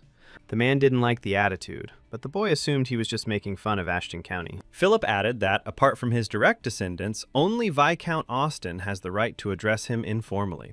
When the Earl's children come of age, they inherit the title of Viscount and part of the territories. Then Raoul asked to answer why his second cousin, whom he was seeing for the first time, had changed his position above him. Gendar apologized, promising to address him with all respect. And the guy asked to explain what was going on here. They did not. The man was surprised, since he had ordered a cart to be sent for them, but they were also curious as to why there were strangers in the main building. Gendar explained that this was necessary in order to show everyone what they were worth, and it was necessary to arrange a big celebration. Philip decided to ignore this attitude, while Pierce found something in the yard. Judging by the invitation, the holiday had nothing to do with Ashton County. It only included the names and coat of arms of the Gendar family. The man swore it was just a piece of paper and a formal reception on behalf of the county. He then frowned, deciding that the guy was acting outside his authority, asking him not to forget that he was not at home. He then explained that according to ancient tradition, they always hold the celebration in the main building when it is empty. Other members of the nobility are allowed inside the mansion, but only with the permission of the Earl of Ashton. Raoul ordered me to complete the celebration within an hour, as a trusted person temporarily carrying out the will of His Excellency. Gendar immediately opposed you, because he couldn't just send all the guests home. Raoul immediately frowned, deciding that his uncle had chosen to refuse to follow the order. Then he pulled out his rapier, asking them to worry about the family members rather than the guests. The guy didn't show much generosity by giving them an hour to settle the matter, so Gendar reluctantly decided to carry out the order. The worst that could happen was for his father to scold him, but it was interesting to see where the Baron got so much confidence and fearlessness. No concrete evidence of the fall of Ashton County has ever been found. Perhaps Raoul can find it here. Nobody knows, but maybe he'll hit the jackpot here and prevent the family's downfall. Raoul was stunned that instead of placing them in the main building, they gave them an outbuilding. Since the main building was too crowded, Mr. Gendar ordered that a separate place be prepared for them. However, the guy didn't want to listen to this. He intended to live only in the Ashton County mansion. As soon as Raoul walked into his office, he immediately began making claims against the Baron. The Baron dared to settle his entire family into a 3-story mansion, where only the Count and his relatives had the right to be. The guy demanded an explanation, deciding that the Baron would insist that he was also using the office according to tradition. The man explained that these were temporary measures, as it would be wasteful to keep the house empty. Raoul ordered them to leave the building immediately, because he would not care that they were related. And from that moment on, he relieves the Baron of his duties as Minister of Foreign Affairs. If he wishes to raise an objection, let him bring documents tomorrow, showing that he is fully performing his work. These words seriously angered the Baron, who silently headed for the exit. A little later, they sorted this out, and all the guests and relatives glared at the Baron with displeasure. Now Raoul needs to find some information, and he's lucky it wasn't disposed of. All documents related to management and finances are in this office. The Baron is confident that he will not be able to find a way to deal with it. However, in his past life, he studied business administration and worked in a trading company. Philip announced that his family had left the building without even causing a scene. But they clearly think that they will still soon return and live here as if nothing had happened. However, it is necessary to quickly get rid of rotten people, and it is better not to miss the moment while they still look down on them. Moreover, the first guild branch will always fit in perfectly, and in his house, it is Raoul who sets the rules. Even if the Baron was under someone's protection, everyone had to simply believe in the strength of Ashton County. Jake was on the master's side and asked the others to stop talking seriously. The guy supported him, because now they needed a good rest, and tomorrow, great things awaited them. The strongest of them grabbed his comrades and led them to the exit, while they grumbled discontentedly. Meanwhile, Raoul and Bernard began their search, as time was running out. The next day, the boy decided to train with the butler, testing his fighting skills. However, this training was difficult for Bernard, and the weapon immediately fell to the ground. Raoul didn't think he would learn to wield 2 swords so quickly, although he still had room to grow. It's only been a month and a half since Bernard discovered his psychic abilities with the help of a skill book, but now they've decided to move on to the arts, because his power is measured not only by super strength. The easiest and most effective way to improve your skill level at the beginning is to apply several skills at once. But just as they were about to begin, the butler turned his gaze, noticing that they had guests. The Windy Mage is able to pick up information from a great distance, so they decided to welcome the guests. Bernard offered to bring what they had prepared yesterday,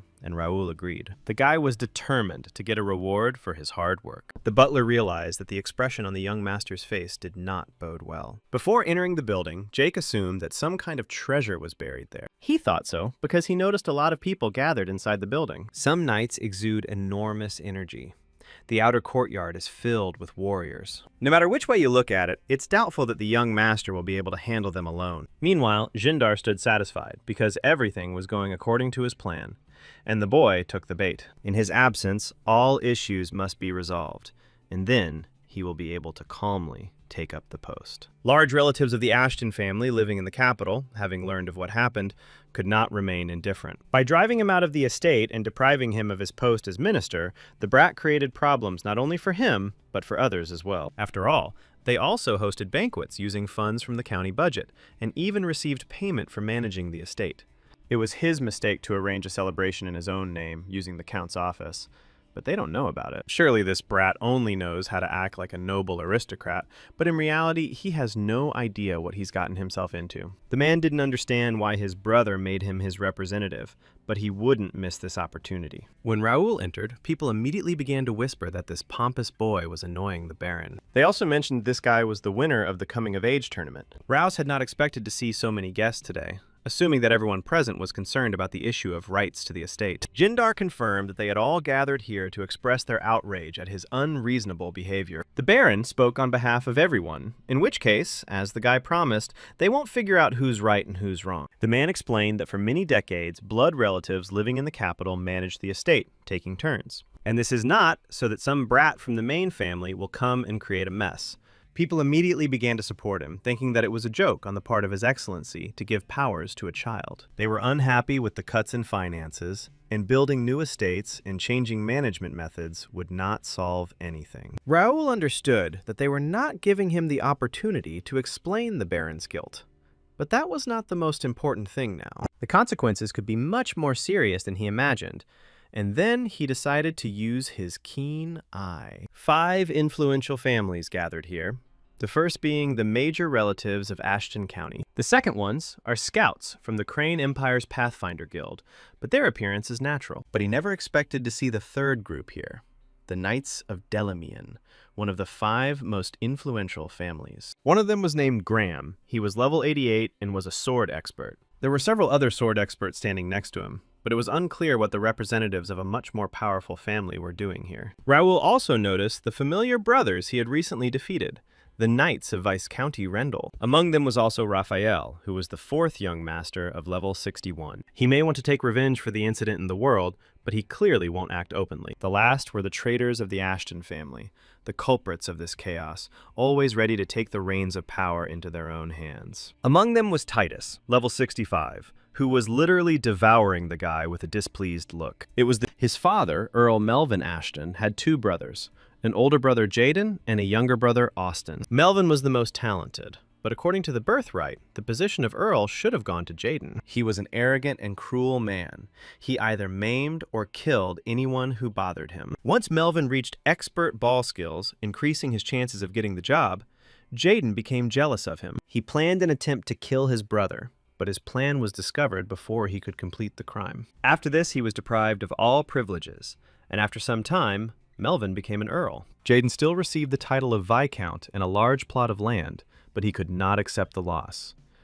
This story happened 15 years ago, when he, Raoul Ashton, was born. The appearance of Viscount Jaden's son makes it clear whose side Baron Gendar is on. The incident that had caused the breakdown in relations with Jaden did not affect the others present in any way. In a past life, Ashton County was divided into many factions and eventually collapsed. They may have made a wise choice, but now he's here to make them realize they made a big mistake. Knowing the whole picture, Raoul can make the first move, and then boldly gives the signal to Philippe. The knight struck his shield with all his might, creating noise and calling for everyone to be silent. Raoul had heard enough complaints, and now it was his turn to speak, after which he asked Bernard and Pierce to distribute the books. 2 guys walked among the guests and handed out books to the discouraged guests. It was a report on the management and financial transactions relating to the Earl of Ashton's estate. These were evidence and materials from the investigation into the case of a baron suspected of embezzlement and misappropriation of funds. Stunned, Gendar threw the book on the floor in anger, loudly declaring that it was a fake. This was official data, but the man did not believe that he had arrived only yesterday and had managed to collect all the information in one night. Looking at his reaction with satisfaction, Raoul assumed that he was now ready to have a serious talk. According to documents, 200 people are currently undergoing free training to become knights on the estate's grounds. However, when asked where they were, the Baron answered uncertainly that they had taken their equipment and fled. It was strange that he was recruiting students outside of Turum, although the purpose of the free classes was to spread his influence throughout the capital. However, they will continue their investigation and check the addresses of each of the students listed in this book. It also says that they gave 100 golden balls to other barons as gifts, but 10 of them turned out to be fakes. He also recruited 100 C-rank warriors, although the guy only observes 20 F-rank knights. There are also banquets held regularly, and it is difficult to understand what all this has to do with the costs of running the estate. This whole list simply amazed the guy. It took them the whole night to get this information. When they discovered that some of the documents were fake, they had to break into the Baron's house. There, thanks to his ability to analyze information and Pierce's research skills, they found the original ledger. Then Bernard took over the organization of the report book, and finally, Raoul used copying and made dozens of similar ones. He took the time to open the eyes of everyone present to the machinations of Gindar's defense. The guy provided everyone with evidence that more than half of the funds had been embezzled by the Baron. Suddenly, Gendar spoke up, who couldn't even imagine that his nephew was such a terrible person. The man found it all suspicious because he had never seen such a carefully prepared report in his life. A formal investigation usually takes 2-3 pages at most, but the guy managed to write a whole 30. His nephew claims that he did this work in one day, but this is simply impossible, and he probably planned everything long before his arrival. People immediately began to agree with the Baron, sensing that all this smacked of a political conspiracy. They thought Raoul was trying to save budget resources and had no idea what would happen next. The Baron concluded that this would not happen, after which he called Jackson to him. The knight handed Jake a list of their demands, and if they signed it and left the capital, they would not forgive them for this insulting behavior. They demanded that the right of ownership be transferred to the Baron, the right to run the estate, including managing the estate, and also lift the ban on mastering the art of swordsmanship by family members of the collateral line of kinship. Jake was stunned that they were throwing feasts with the money they earned from hunting monsters. People were immediately outraged by the brazen response, deciding that this was how the main family conducted business. Jake was firm in his refusal. You see, he had never heard such bullshit in his life. Gindar's patience snapped, and he put his hand inside his bosom, taking out a knife. Raoul asked Jake to calm down, after which he angrily threw away the piece of paper with the demands. Gindar was surprised, because he pointed a knife at the boy, but he didn't even bat an eyelash, although he wanted to intimidate him. He is surrounded by 3 of the best knights of the Order of the Golden Bear, and he doesn't have the slightest chance against them. Raoul's knight had insulted them, and if he did not immediately apologize and execute him, they would consider this an insult too. The guy smiled, explaining that Jake had merely stated the facts, and then decided that pretense was enough. He knew there was no hope of a peaceful settlement, but he thought the Baron would be, at the very least, confused. After this, the guy took out his sword, declaring that Gendar turned out to be much more vile than he thought. The man became frightened when the boy threateningly declared that he would never sign his ridiculous demands. Then Raoul frowned, asking him to tell him what the Baron really wanted. Gendar had heard that the youngest son was the weakest and most untalented of the sons, but now he did not want to give in to him. The man decided to play to the crowd again, declaring that they would not leave this place until they signed an agreement. After this, 2 knights blocked the exit, hinting at a rather harsh solution to the problem. The Baron urged him to think carefully, feeling that with pressure he could move the boy. But Raoul just laughed, replying that he had dug his own grave by suggesting something like that. The Baron must be aware that his actions could be seen as a declaration of war on the county. People immediately began to be indignant, because they had not agreed anyway, and they would not participate against the county. However, it was too late to back down, and now they are all in the same boat, because they have no chance of the Count's forgiveness. Raoul asked what his next steps were, since he was not going to sign the papers. The man decided that the boy had not grasped the essence of what was happening, and hundreds of knights and guards were waiting for his signal. Moreover, he has an ace up his sleeve that even the Order of the Golden Bear cannot handle. The rest just watch, afraid to do anything, in which case, no one will stop the guy. Raoul said that he didn't care. The defense was shocked that he wasn't afraid of knights armed to the teeth. The man saved his secret weapon for the most extreme case, and using it, he will definitely unleash a war. But now he had no other choice. Who knew that the rumors that Raoul was weak were lies? The Baron claimed that the boy had insulted him by providing false documents, so he was calling for justice. Throwing the county badge to the ground, he demanded that Raoul make the blood sign. It is a challenge to a duel that can only be issued once in a lifetime, the only way to fight a member of the high nobility. He suggested that this be considered a final act of mercy, as it was better than taking his seal by force. The Baron sincerely thought that taking her in a fair fight would be much more noble. However, the decision remained with Raoul, and if he refused, the Baron would have to use force. The guy immediately began asking about the conditions, since the man himself would not be the duelist. Jindar proposed 3 participants representing the interests of each family, and the battle should be one-on-one. There are many representatives of the Ashton family present in the hall.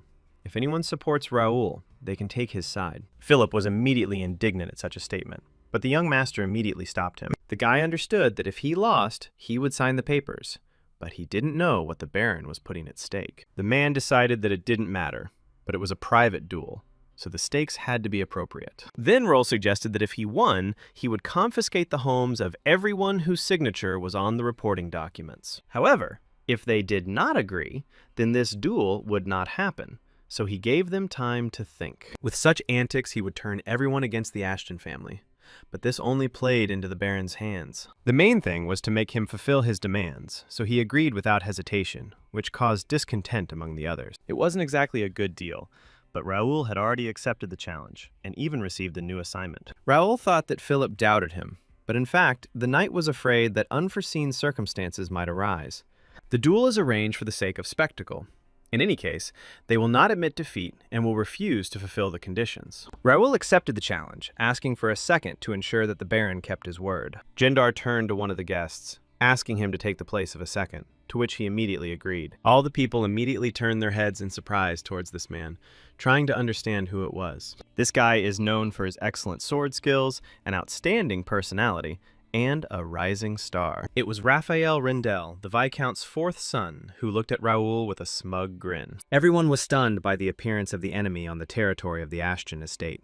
Philip and Jake were especially indignant. Raphael explained that he had not intended to come, but it would be impolite to refuse the invitation. Raoul only hoped that this guy would judge this fight dispassionately. After this, the second asked all participants in the duel to come to the center of the hall. Raoul knew that no one had dared to support the Ashton family.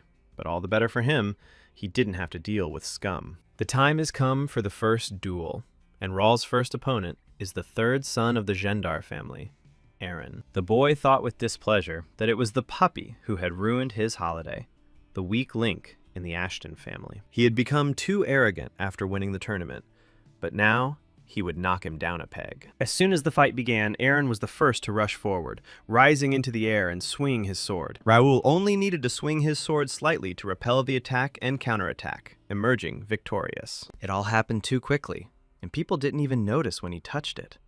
But the Baron was the most upset of all. Meanwhile, Raphael asked the guy if he was ready for the next fight. At this time, the second participant approached the second and announced that it was now his turn. It was Baron Kespi, one of the capital's finest swordsmen. And this fight promised to be exciting. When the fight began, Raoul immediately parried the first blow, and Kespi noticed his good technique. After that, they began to exchange blows, and the second son understood why Aaron was knocked out with one blow. The boy has incredible swordsmanship skills, even though he is 20 years younger than him. However, Kespi also had something to surprise him with, so he decided to use the bear strike. The guy was stunned when he realized that Raoul had easily blocked the blow without receiving a scratch. It was a pathetic parody of Raoul's family's technique.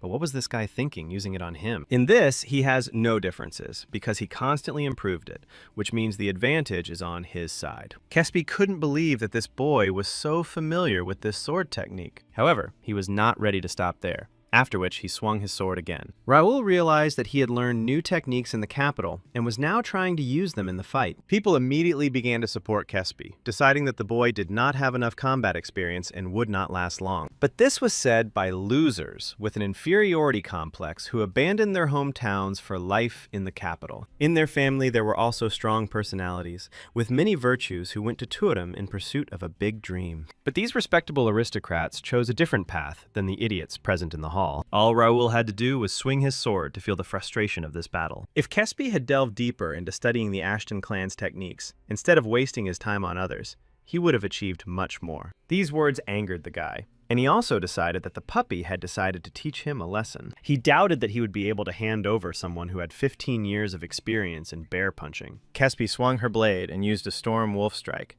but it didn't frighten Raoul. People immediately rejoiced, deciding that this time he would definitely win using such a technique. However, the guy only needed to swing his sword once to cut the wolf in half, stunning his opponent. Kespi still can't get it. It's not what skills he's been taught that matter, but how well you master them. Holding the sword in front of him, the boy stated in shock that he could not defeat him with the basic form of the sword. However, Raoul abruptly changed the trajectory of his sword attack and attacked his opponent at the legs. Kespi tried to understand what had just happened, because he had changed the trajectory of the blade in a matter of seconds. At that very moment, he recognized the fifth form of the bear strike technique, the piercing charge.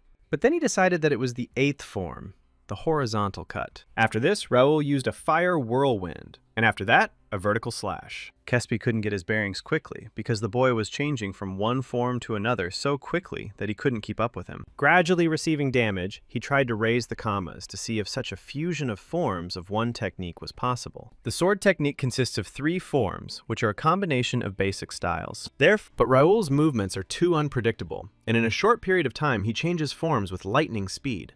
He couldn't even imagine that such a gifted offspring was growing up in the Ashton family. And unable to withstand the pressure, he let go of the sword, and the guy put the blade to his throat. Raoul explained that much can be achieved through a simple combination of forms, and this technique has tremendous power. Kespi decided that this guy was a damn monster who didn't leave a single chance. Keen eyesight, quick reflexes, and the ability to assess the situation are what's needed. Swordsmanship skills are irrelevant. When the opponent lost consciousness and fell, the second announced that Raoul had won. Events take an unexpected turn, although everyone has heard that the Count's youngest son is shirking his martial arts training. However, the Baron was not worried. He was just a boy who had recently taken up a sword, and the next participant would definitely win. If it was who everyone thought it was, then Raoul didn't stand a chance. Raphael asked to greet the last duelist, but he himself wanted to see Ashton swallow dust. He would have thoroughly enjoyed the Brat's defeat, but frankly, he didn't care about the results of the duel. At that very second, a man stepped forward, announcing his exit. Raphael remembered that his name was Dave. Not a particularly memorable character, Baron Gindar's son, a little older than him, but he is not one to be timid. The second looked at Raoul with an evil smile, wishing him a painful defeat. The third match began, and people immediately started shouting words of encouragement to Dave. Raoul couldn't quite believe that they would put forward a truly serious opponent. The man asked the guy to listen, because he wouldn't repeat it twice, after which she ordered him to surrender peacefully. Otherwise, he will cut him into small pieces with this sword, and if he is going to show off his technique, then he better forget about it. Everyone immediately noticed the white blade, sparkling with the purest mana. Raoul was no match for it. The guy began to concentrate mana around himself, ordering the enemy to stop talking nonsense and attack. With a sharp movement, Raoul repelled the first attack, after which he decided to counterattack. The man decided that this was all the boy could do, asking along the way what had happened to his magnificent attacks. Raoul, you've already noticed that his sword has a mana-boosting effect. While defending himself from the attacks, he tried to guess how long this action would last. After a few minutes, it was noticeable that it was gradually dissipating. However, this only irritated Dave even more, as he was unhappy that the guy was only blocking his attacks. When Raoul blocked another blow, he noticed that his opponent had broken his sword. Apparently, he has a fake mana blade, which means it's time to wrap things up. At that very second, the guy jumped up from his seat, declaring to the Imperial Cur that he had lost. However, this did not stop Dave, causing him to swing his sword again, wanting to destroy the arrogant guy. But as soon as their blades clashed again, Raoul's sword couldn't withstand the force and shattered into pieces. However, the blow knocked Dave back slightly, but Raoul wished him sweet dreams and hit him again. This time the man flew a decent distance and landed on a stone staircase, destroying it. Shaking his hands, Raoul turned to his second, who, along with the rest of the spectators, was in shock. But then Raphael dissatisfiedly announced that the winner of this duel was Raoul. Everyone watched silently as the guy, along with his retinue, headed forward. The guy was upset because he liked this sword so much, while his subordinates praised it. And he asked Philip to detain his last rival, seeing the imperial stigmata on his body. In fact, the knight also found his behavior strange, at which time Pierce brought him a new sword. When Raoul received the new weapons, he immediately turned to the Baron and asked what they would do next. No one understood how it was possible that Dave had broken the rules of the duel, but that didn't change the fact that he was a sword expert. Jindar declared Raoul a cheater, as he had probably pulled some kind of trick, so the results of the duel were annulled. Looking back, the man realized that it hadn't helped, but at that same second, he remembered the documents. This is his last chance to get the support of the Jaden or Randall family. Then he turned to his subordinates, ordering them to take the documents from the guy as quickly as possible. Many immediately grabbed their weapons, deciding that there was no way back, and then rushed into the attack. For Raoul, this was too predictable. so he suggested to his comrades that they have some fun. But suddenly some people stood up to defend them, which genuinely surprised the guy. It was the servants of the Ashton estate who decided to support them and take their side. They ordered each other not to retreat and to hold the line while fighting experienced warriors. While Raoul was trying to figure out what was going on, he stumbled upon an unexpected treasure. Meanwhile, the Baron was angry that they decided to stab them in the back to show their gratitude. However, he himself took into his hands the money that rightfully belonged to them, and they did not know the true traitor. The Count personally recommended these people for admission to the Royal Academy. They showed high results during the tournament. But since the dormitory closes during the holidays, they had to move here temporarily. Living expenses were supposed to be covered by the least allocated funds, but the Baron appropriated them for himself. He even forced students to do chores to save money on servants' wages. Jake began to worry that these people might get hurt, but Raoul told him not to worry because he would be here soon. At that very moment, the doors opened and a huge man entered the room. Everyone immediately started running away in fear, realizing who they had sent here to deal with the problem. The man ordered a confession from those who dared to wave a sword within the walls of the Earl of Ashton's estate. Everyone recognized him as Mr. Dillon, the Earl's heir, and many did not understand where he came from. Behind one of the guys stood in front of him with a knife, but there was only fear in his eyes. With one wave of his hand, Dillon sent him flying, ordering him to get out of the way. It was a power that was unheard of by others, because he was the strongest warrior in the Reuben Kingdom. Meanwhile, the man looked around for the little one and immediately noticed Raoul. The boy didn't expect his brother to suddenly grab him in his arms and start asking about his life with a smile. Dillon started peppering him with questions, while the guy asked to be put in his place. He noticed that Raoul had grown a lot over the last 2 months, but it was clearly not enough. The guy thought that the Count's successor was wandering around the capital without a shirt, which looked very shameful. Dillon suddenly patted his brother on the head, reminding him that it is important to take care of his health. After all, if he had such a beautiful body,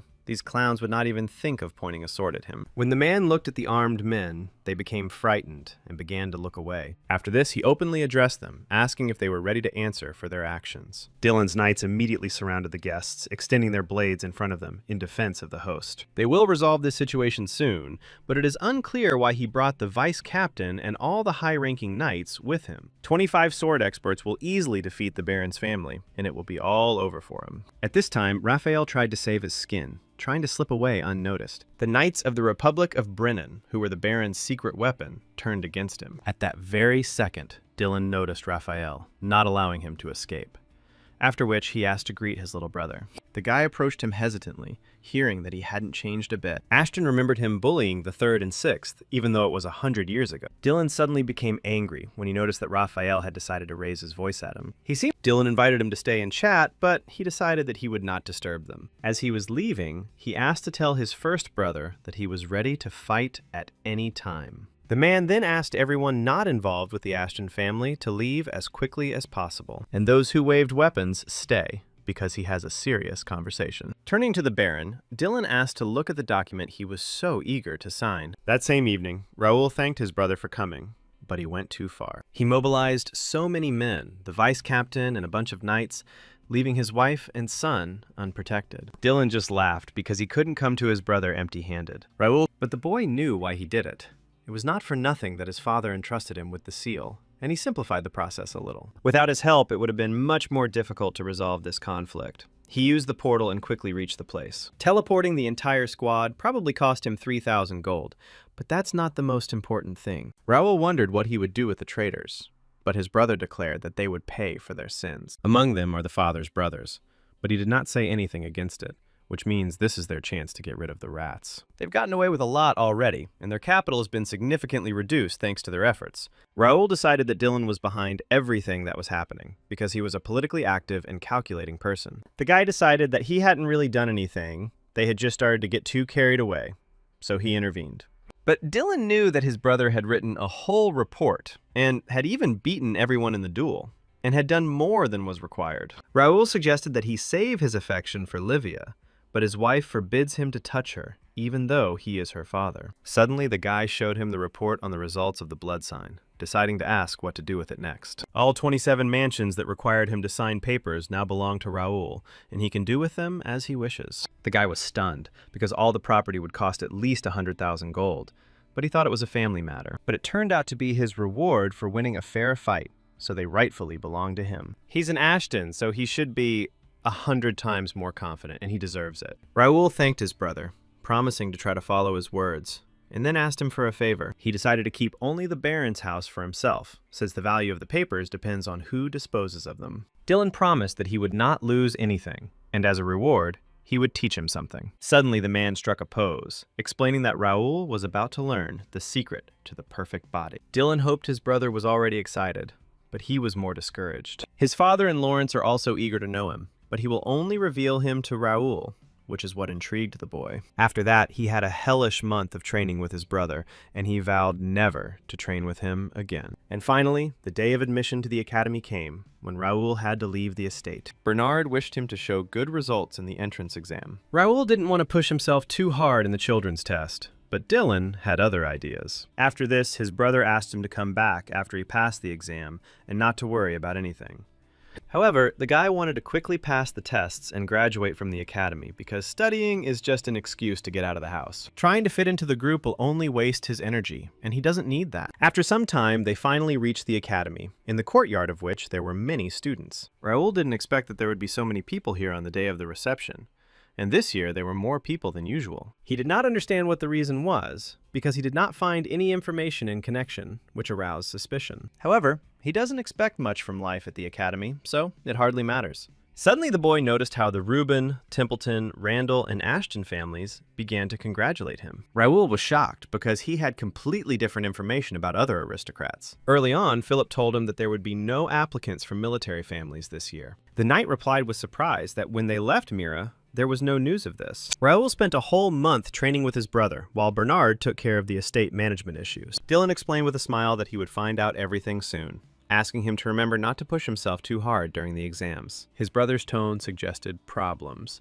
but the boy decided not to pay attention to it for now. Raoul asked Jake and Pierce to gather information, including about the training ground. He didn't expect that this year only strong guys would enroll. Even members of the highest aristocratic circles arrived. In fact, the boy didn't want to compete with his peers, and accidentally said it out loud. There is no need to worry about this. It is better to focus on implementing the plan. At that very moment, the man began to sincerely greet everyone within the walls of the Reuben Kingdom Academy. At first, Raoul thought that he had already studied the staff list, and that there was nothing remarkable in it. But then he froze in shock when he noticed the new temporary teacher. This man was Alfredo Gray, one of the 3 sages of the continent, the supreme poppy of the 8th circle. Raoul didn't expect to see this man here, and tried to understand what he was doing here. Alfredo possesses unrivaled powers of illusion and vision, and also practices alchemy. Gray loves to wander the world, for which he was nicknamed the Nomadic Sage. Even a magic tower has to request the location of their master from the Information Guild. It was very unusual that this man so easily took the post of vice-rector of the academy. Raoul didn't expect to see him so soon, as he was supposed to show up during the process of forming alliances. Spence Templeton, the academy's rector,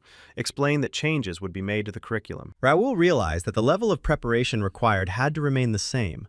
Otherwise, he would have to sweat. Suddenly, he noticed a special award, but he had never heard of it, because he thought that the exam was only held for distribution into groups. The task was to get into the S-rank group, since the fencing department is divided into 5 groups. Only 60 students out of 600 can get into the S-rank group, so it will be easy.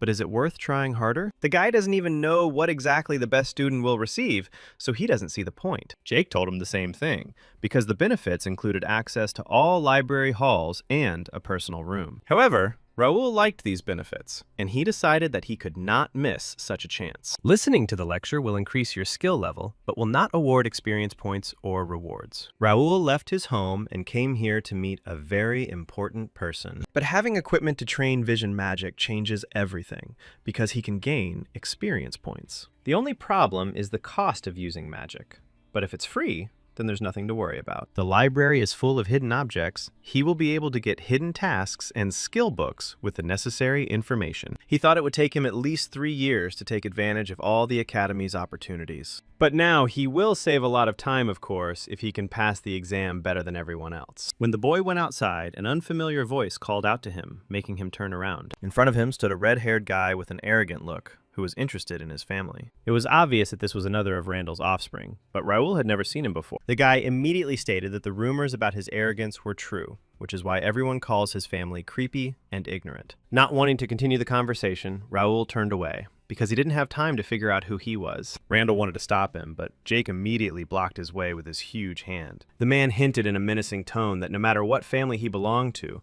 there was a limit to everything. However, the guy didn't like this and demanded that they get out of the way.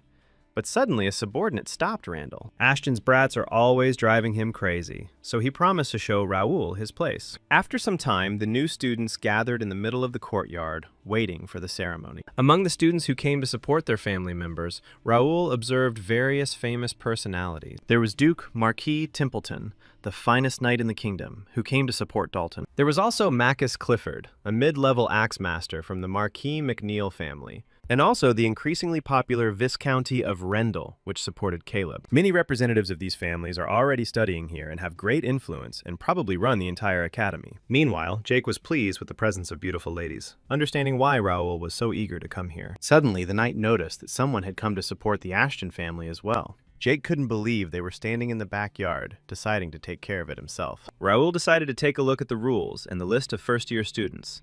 In their past lives, they were famous throughout the continent. Especially Dalton Templeton and James McNeil. They will reach master level in 10 years, and it will not be easy to beat them. The first test was about to begin, so the students were asked to go into a small classroom.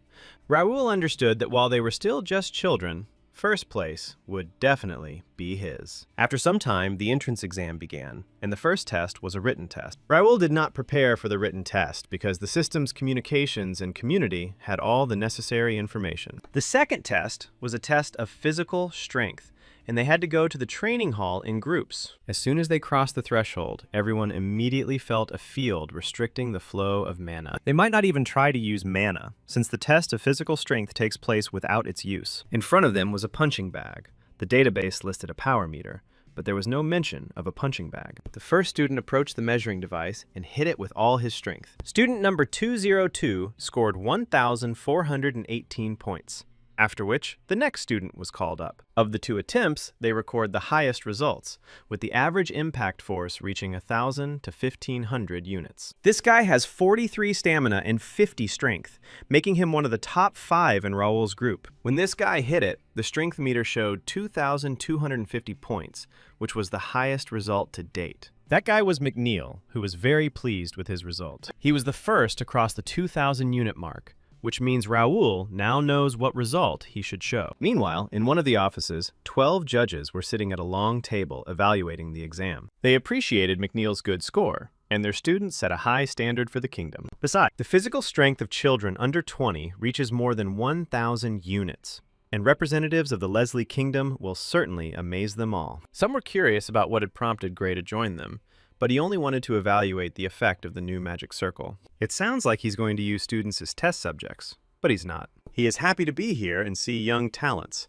because he heard that many of them come from military families. Many people came to cheer for them, and now one of the judges is ready to introduce them to the 13th son of the Randall family. His name is Caleb, and Viscount McKinney Rendell was one of the judges, so he supported his relative. His lordship himself volunteered to train him, after which Caleb asked permission to join the academy. Everyone was eagerly awaiting his performance, and at that very second, the guy swung his arm to strike. He scored 3,005 points, which spoke of his incredible talent.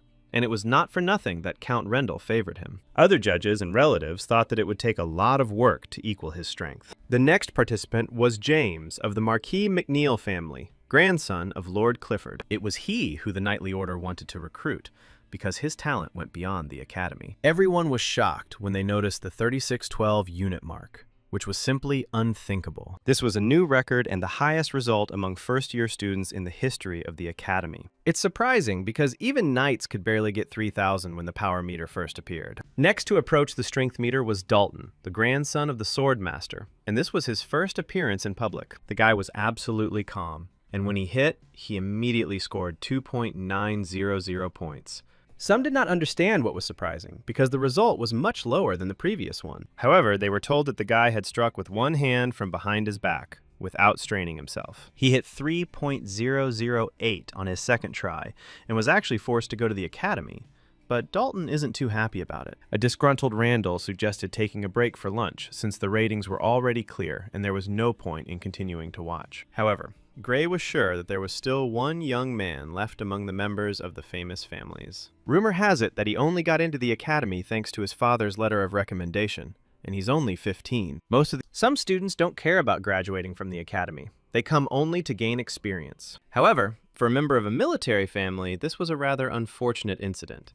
But suddenly, their conversation was interrupted by Dylan. Gray was glad to see the Earl of Ashton's son, who was a well-mannered and honest young man, but he couldn't forget such a strong man with a terrifying look, which was flattering for Dylan. One of the judges asked the newcomer to tell him what exactly made him laugh so much. Dylan was amused by their old-fashioned reasoning, because believing rumors without having your own opinion is rather egocentric. They claimed that Raoul came only to gain experience, but the reason was different. Randall doubted that his brother was capable of leaving a mark on the history of the academy, and Dylan just threw up his hands. He was also interested in Raoul's purpose in coming to the academy, as he had never spoken about it. One of the judges suggested not to create an awkward situation in front of the guests and to continue observing. Then they began to wait for the first-year student from the Ashton family to see his abilities. When Raoul stepped forward, the men noticed that the boy seemed to be emitting light, but they did not find any resemblance to Dylan. However, the man stated that this was indeed his little brother, the pearl of their family. Looking at his appearance, some men began to remember the unmarried girls in their families. It's not without reason that McKinney is straining himself so much. He knows about Raoul's skills after the incident with Baron Gendar. Caleb has probably already reported everything, and now the Viscount is trying to draw everyone's attention to his son. Now that the situation was heating up, Dylan hoped that Raoul would give it his all. At this time, the guy approached the dynamometer, after which he delivered the first blow. One of the men would have given him a perfect score if he had been able to evaluate the students on the test. On his first try, Raoul scored 2,999 units, stunning everyone present. Now the guy was preparing for the next blow, glad that everything was going according to plan. Many supported him and asked him to knock out more than 3,000, realizing that age is no obstacle to strength. At that, the students' relatives who were in the office immediately jumped up from their seats, rejoicing at his result. Dylan was also very pleased, as his brother beat the best score by 3 points, scoring 3,615 points. Now the man saw in him a smart guy who had really thought of everything in advance. A stunned silence fell over the room when they saw the points the boy had scored. Everything went according to plan,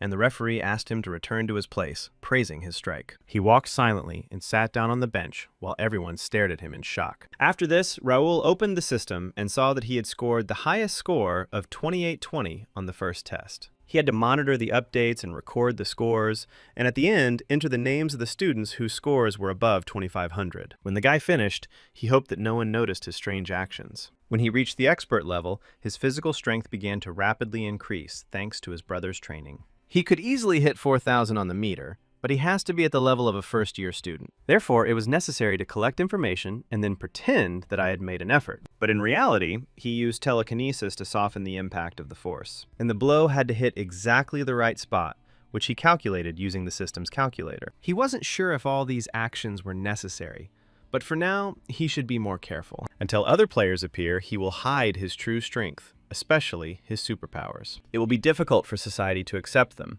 In his past life, as a gambler, Raoul openly used force. And this led to the guilds, having analyzed his skills, tracking him down, and he fled. The guy decided not to repeat this stupid mistake, but would lie low and quietly eliminate the enemies. Next, they will face an obstacle course, where the emphasis will be on strength and agility, where they will also need to control themselves. The guy hopes that this time, Dalton and James will give it their all, because he also wants to test his abilities. To be a descendant of the great swordmaster Duke Marquis is a great blessing. However, such a status comes with a fair share of responsibility, which fell to Dalton's lot. The Duke Marquis never forced the children to learn swordsmanship, but they decided to do everything possible to maintain their position. Dalton didn't like this kind of pressure, because his extraordinary talent required him to be the best, and he surpassed many of his peers, but since he was carefree by nature, constant competitions drove him crazy. So he decided to join the academy to escape the boring training. But at that very moment, he noticed that Raoul Ashton and James McNeil were in first place in the exam. Even though James won every sparring match they had, he was the better man he had ever fought. But someone was able to outshine him. While he was thinking about this, the judge asked everyone to line up to move on to the next test. Dalton caught a glimpse of Raoul out of the corner of his eye, remembering his name, and decided that he had seen him somewhere. Without thinking twice, he decided to approach him, while the guy immediately asked who he was. As Dalton introduced himself, he thought he saw a golden glint in the guy's eyes. Raoul decided that the conversation was over and decided to leave, but his interlocutor stopped him. Dalton was surprised because it had been a long time since anyone had spoken to him like that. Usually people were inclined to gain his favor by any means necessary. He was becoming increasingly curious about the look on Raoul's face when he defeated him. As the time approached for the third test, the first-year students arrived at the training ground. This test was too easy for Raoul, because their task is to run as fast as possible. But you need to do this while fully clad in steel armor and avoid obstacles along the way. Now another group was taking the test, and many students had already been disqualified. Although their skill level was low, 100 people's minds can't fail a test, and there's clearly something fishy going on here. Someone heard that outside Vice Rector Gray arrived. They made some changes, making it more difficult to pass. A little later, the best result of 9 minutes 12 seconds was set, although the difference was insignificant. Raoul was curious to see what the next group would show, and Dalton noticed that it was soon his turn. A few minutes later, the next group headed to the start. At this time, Raoul learned that the best result at the moment is 7 minutes. The judge began to explain the rules, that all traps were created using illusions, but they could cause damage. If the armor is not able to withstand the damage taken, then he is eliminated from the competition. When it was Raoul's turn, he ran forward at full speed, wanting to get off to a fast start. The armor he was wearing was old and difficult to move in, and it was understandable why many dropped out at the very beginning. But with an expert level, he will have no trouble completing the obstacle course. At that very second, the guy discovered the first obstacle, a turbulent stream of water with slippery stones. He wondered. It felt like a waste as he reached the second obstacle, the forest traps. Having stepped on the hidden slab, arrows were immediately fired at Raoul from behind the bushes. Spikes began to rise from the ground, but this did not stop the guy from moving forward without taking any damage. At that very moment, throwing knives flew towards him, which he deflected with his sword. The ground beneath him began to crumble, and he was informed that James and Dalton could complete the test within 5 minutes. Caleb Rendell was also quite a torture, but he didn't compare to the level of the first two. Having reached the bridge, Raoul ordered his comrades to continue observation and keep him informed of the progress of the others. If Raoul continued at the same speed, he might make it, but suddenly he felt the wind. The bridge began to sway violently, causing the guy to lose speed and balance. At that very second, the cannons began firing fireballs straight in his direction. He realized that he couldn't let them touch the bridge, and that the best solution was to fight them off. It would be much easier to fight back with a mana blade, but he can't draw it yet. However, this was more than enough, so he managed to overcome this obstacle. Now there is only one last test left. A cave that does not promise anything good. The traps here will be more difficult to avoid, and they also pose a greater danger than the others. However, Raoul must continue, and must find a way to reach the finish line first. Meanwhile, not only was he forced to enter the academy, but now he also had to study with these little people. He has already won a tournament where most of the participants were over 20, and he has experience serving in the capital's guard. If it weren't for the Lord's direct order, he wouldn't have set foot here, and these scions of the Dalton and Ashton families. His task is undoubtedly more important than their rivalry, but if he gives up first place to them, he will be a complete failure. While he was trying to figure out when this cave would end, he suddenly discovered an exit. Continuing to fight off the arrows, he ran as fast as he could towards the exit, and in the end, he arrived in 5 minutes and 15 seconds. Having won, he was now simply obliged to take first place.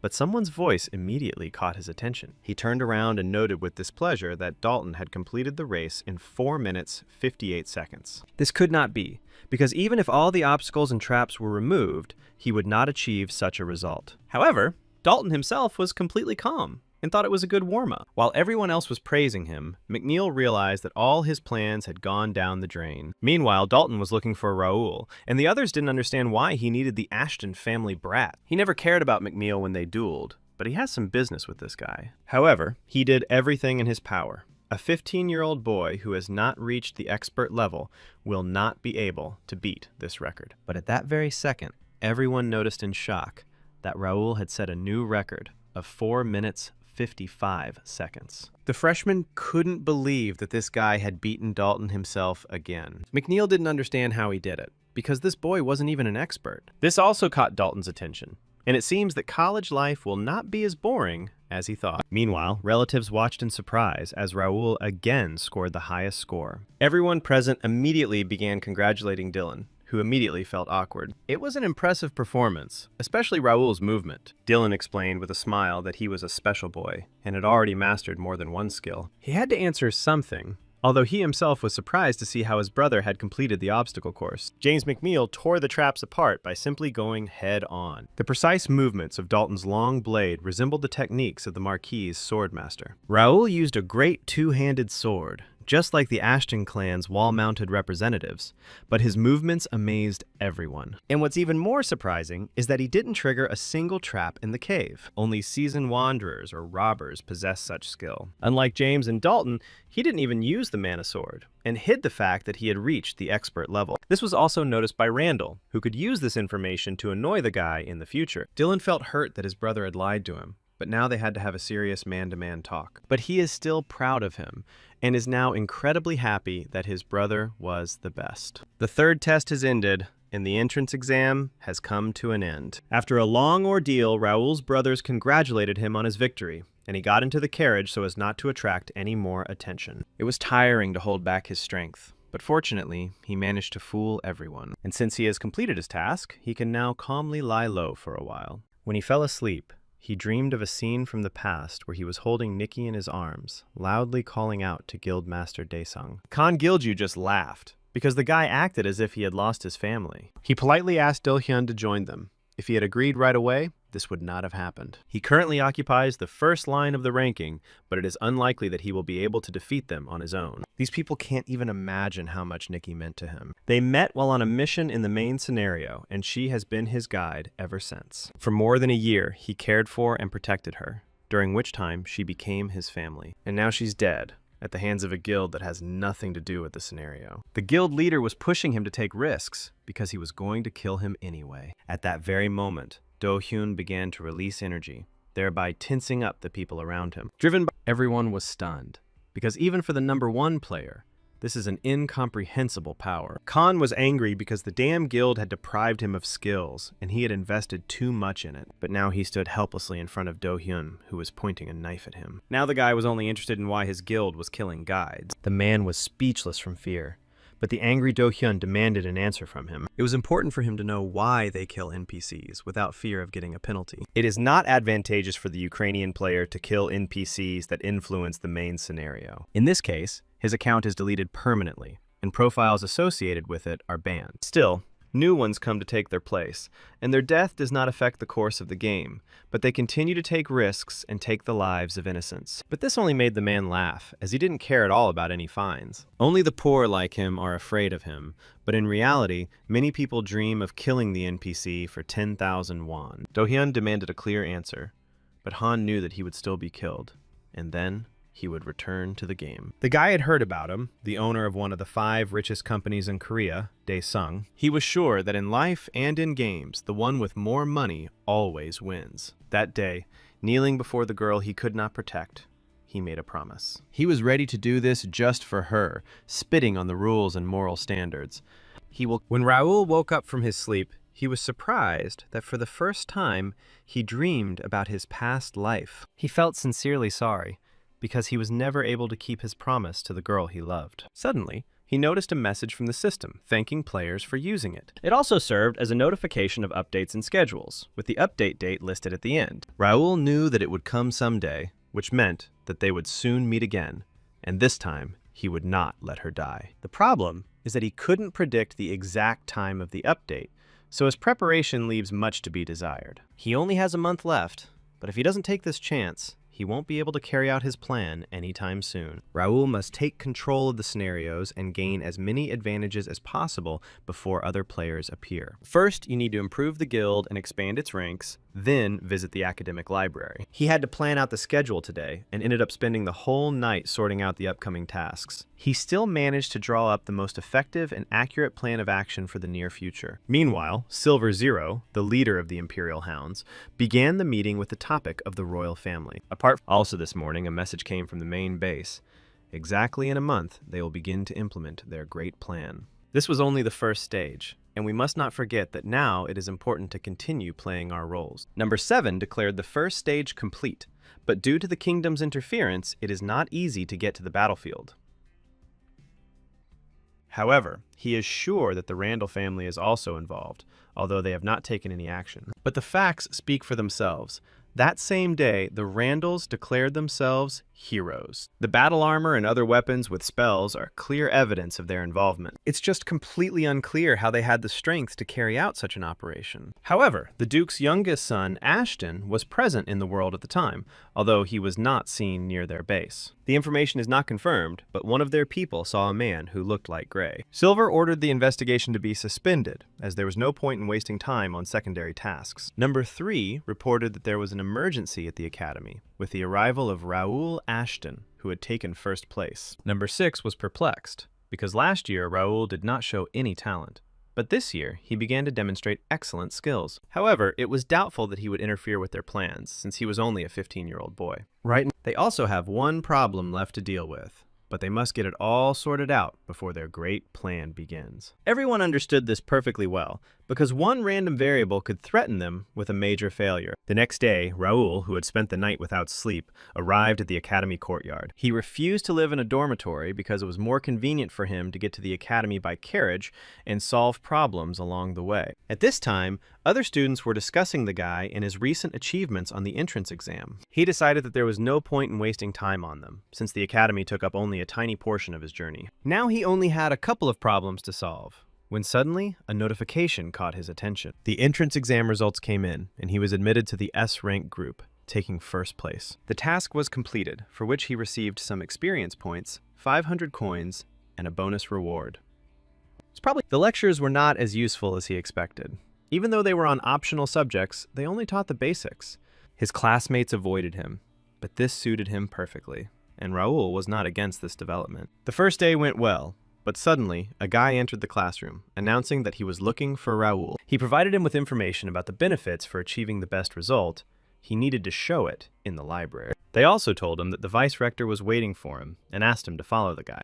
Alfredo is a significant figure in the history of Connecticut, a hero who led the fight against the Empire. Raoul was glad of this opportunity, but at the same time worried, because he didn't know what to expect from this conversation. When the guy entered his office, the man greeted him with a smile while sitting at his desk. Gray asked him to wait a little, as he needed to finish the paperwork. Raoul meets him face-to-face for the first time. He seems like a typical aristocrat, but in fact there is an unusual aura surrounding him. However, the guys wanted to know more, to take a quick look at his status, but he immediately froze. The information was unavailable to him, only the well-known facts.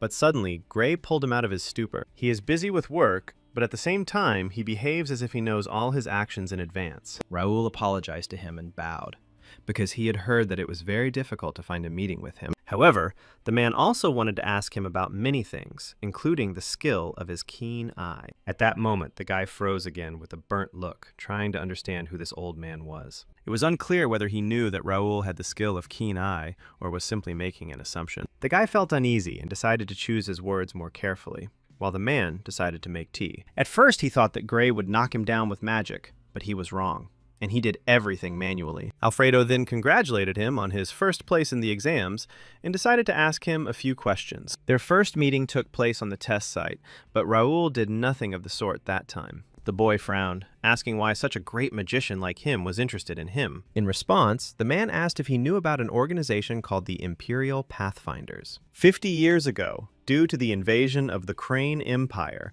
the continent of Connecta was plunged into chaos. In the most difficult times, heroes came to the rescue. Risking their lives, they tried to stop the Empire. They managed to drive their opponents behind the mountain of monsters, and then peace reigned for half a century, and all conflicts were resolved. However, they decided to prepare in case of another invasion. Gray built a tower to train talented people, in search of which he traveled across the continent, and one of them was the alchemist Nikia, whom Raoul saved.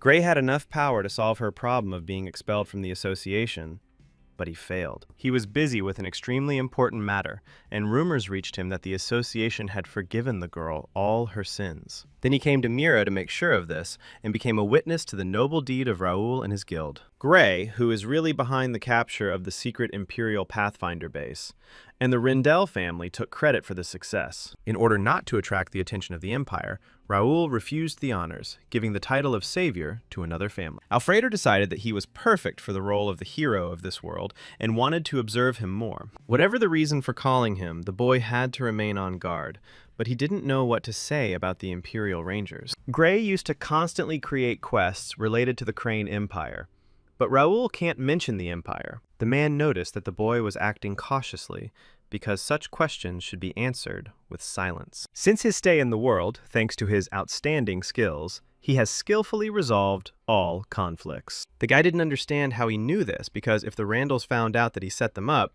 he would be in trouble. Gray promised not to tell his secret, because the guy made a choice to remain anonymous. Raul suggested that the Crane Empire was dangerous because it had a strong army. But if you dig deeper, the Empire exceeds other states in terms of territory and population. The Empire covers a large area, but most of the land is uninhabited. Due to the harsh climate, the population is the same as in one of the kingdoms. Their advantage is that they possess information that no one knows about them, while they themselves are in plain sight. The Empire is located behind a mountain of monsters and a prohibitive barrier, and the path to it passes through a gorge. They built a wall, which was always guarded by warriors, ready to prevent the invasion of enemies. But the spies still managed to get into the kingdom, which means the Empire has a great advantage over them. In a past life, this is what happened. The Empire unleashed a war, and by the time Raul died, it was already close to victory. Gray then concluded that the kingdom needed people like Raul. He was their secret weapon. Perhaps Nakia achieved greatness in her past life thanks to Gray. If so, his help could come in handy. By accepting his offer, the guy will quickly improve his skills and crush the Empire. Big changes are coming soon, and he must keep a low profile, making only wise decisions. Gray decided to say goodbye at this point, and in gratitude, asked to be allowed to give the guy a gift. He will need it in the future, and the instructions for use are inside. Opening the box, Raul noticed a ring that looked quite expensive, and was also imbued with mana. The guy doubted his acceptance, but Gray asked him to take it as a reward. After this, Raul thanked the man, to which he received a polite reciprocation. It turned out that he had worried for nothing, and the meeting went much better than he expected, and he even received a gift. Suddenly, the guy realized that it was Gray's polymorphic ring, thanks to which the owner's body takes on the desired shape. It was an item that gave superpowers, which Raul was very happy about and immediately put it on. Until this point, his status had limited him in many ways, and he lacked an object that could hide his identity. This spell belongs to the magic of the Sixth Circle. Moreover, it can summon the great sage Gray. However, there is no need to worry. Alfredo has been a great support to him, and he will use his gift wisely. 2 weeks later, life at the academy was going on as usual. Raul had made no enemies, and everyone was friendly. But Dalton stuck to him like a leopard and followed him around 24/7, which was a little annoying. The guy always refused him, but he was not going to back down and tried to establish a relationship with him. I thought I would be able to study peacefully until Dalton appeared on the horizon and started sitting next to me all the time. Dalton turns out to be quite the pest, but he doesn't start fights. And thanks to his company, other students don't bother him. Raul decided to take a break from him in the library, which noticeably irritated the clingy guy. Then he said, one of the privileges granted to a student for winning the exams is access to every floor of the library. But in reality, it turned out that the passage beyond the 4th floor was closed. Only royalty could get to the 5th floor. But this doesn't upset him. Even the doors of the 3rd floor are open to 50 students at most.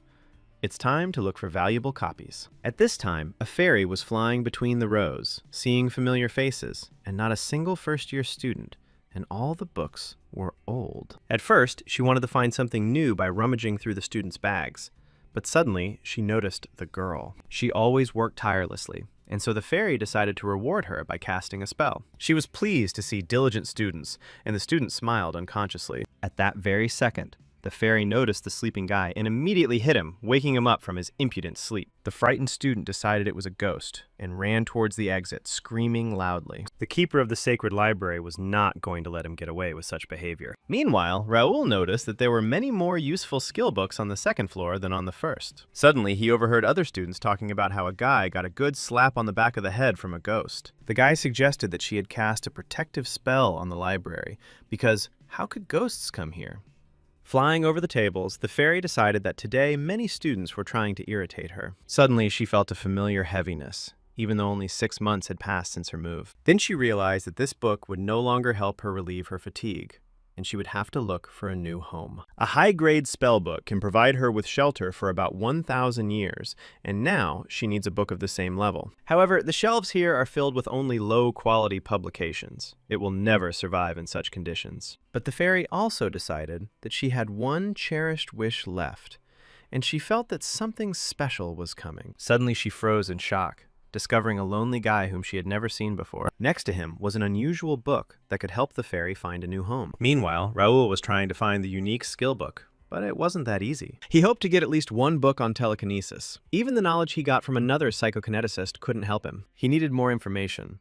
When suddenly, a suitable book caught his eye. C-rank equestrian acrobatics that talked about martial arts. A wonderful compensation for the artistic skill of the brush touch that he had stumbled upon earlier. Since there are restrictions on saving skills, he must delete the old one to add the new one. However, this rule does not apply to unused skills, which could be considered a loophole. After he started to take out the skill book, Skilldex immediately began to glow and absorb the information. Once the content is added to the Skilldex, the book itself becomes useless and can be picked up by any other player in the same way. He needs to extract more skills. While it lasts, Raoul must continue his search. And his preferences are strange. More creators, the power of time, a unique style. They stand out from the crowd. In her eyes, this young man was unusual because he was knowledgeable about such books, and he was also handsome. But it doesn't matter, because he still can't save her. Only great sages and archmages are able to interact with her. It owes its existence to numerous victims, harsh fate, and a combination of circumstances. Despite their uniqueness, these books do not suit her. She felt something, but her intuition clearly fails her. But at the same moment, the fairy froze in surprise, trying to understand what this guy was doing now. At first glance, this book doesn't seem like much, but the symbol on the cover says otherwise. However, the book had not changed at all, and the fairy had seen such a spell for the first time, wanting to take a closer look. When Raoul left, the fairy had a chance. She had never had such houses before. Maybe she found what she was looking for. She slowly touched the book, but froze in surprise, because nothing happened. Even the great book of spells and the sacred manuscript told her their stories and allowed her to stay. However, she decided not to give up and continue trying, but nothing worked. At that moment, a guy approached her. She was genuinely frightened when Raoul asked in bewilderment why she sat on his book. He tried to figure out what kind of creature it was, and why it looked like it was about to disappear. Meanwhile, the fairy was shocked that the guy could see her, and Raoul did not understand what was surprising about this. Unable to bear this, the girl immediately turned around and tried to run away, but the guy decided not to catch up with her. She was interested in Skilldex, so she will return to him herself, but now it is more important to find skills for him. Meanwhile, mounted acrobatics was added to the Skilldex, and the skill level of skills that increased effectiveness was increased by 10.5%. He currently has about 700 skills in stock, scattered in a chaotic manner. Even in his past life, no one has accumulated so many. However, Skilldex is still considered a rare item, and it is unclear how many books still need to be collected. At that very moment, the escaped fairy, looking out from behind the table, turned to him, asking what kind of book it was. At first, he decided to be stricter with her, and decided to first hear an apology for touching other people's things.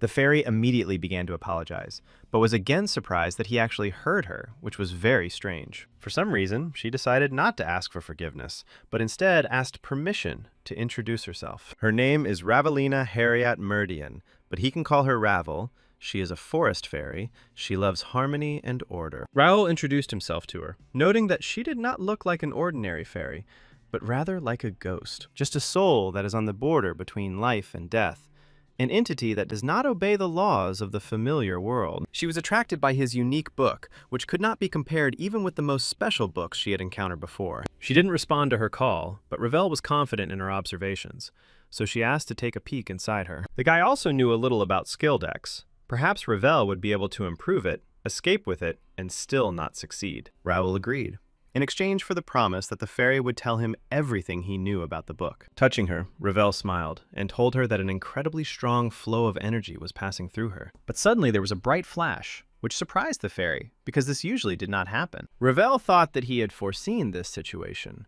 but the appearance of this book in their time was against the rules. Looking at her reaction, Raoul turned to her with concern, seeing fear in the little girl's eyes. She immediately flew up to him and asked where he found this book. although they had agreed that she would provide him with the information. This book has the power of the creator god, and of a complex ancient creator who is listed as missing. These words stunned the guy, who looked at the shining skill decks and could not believe his ears. At first the guy was stunned, but then his face slowly began to change to a thoughtful one. This information didn't mean much to him, and Ravel was surprised that he didn't know the creator god himself. She didn't find out the details, since she only managed to take a quick look, but it was a banned publication that had lost its validity. She didn't know how to return the book to its original state, because it was being capricious and refusing to talk to her. Looking at his face, Ravel was surprised that he wanted to get answers to all the questions so quickly. So she asked permission to go inside. When an urgent task appeared, Raoul realized that the fairy was trying to find a warm place for herself.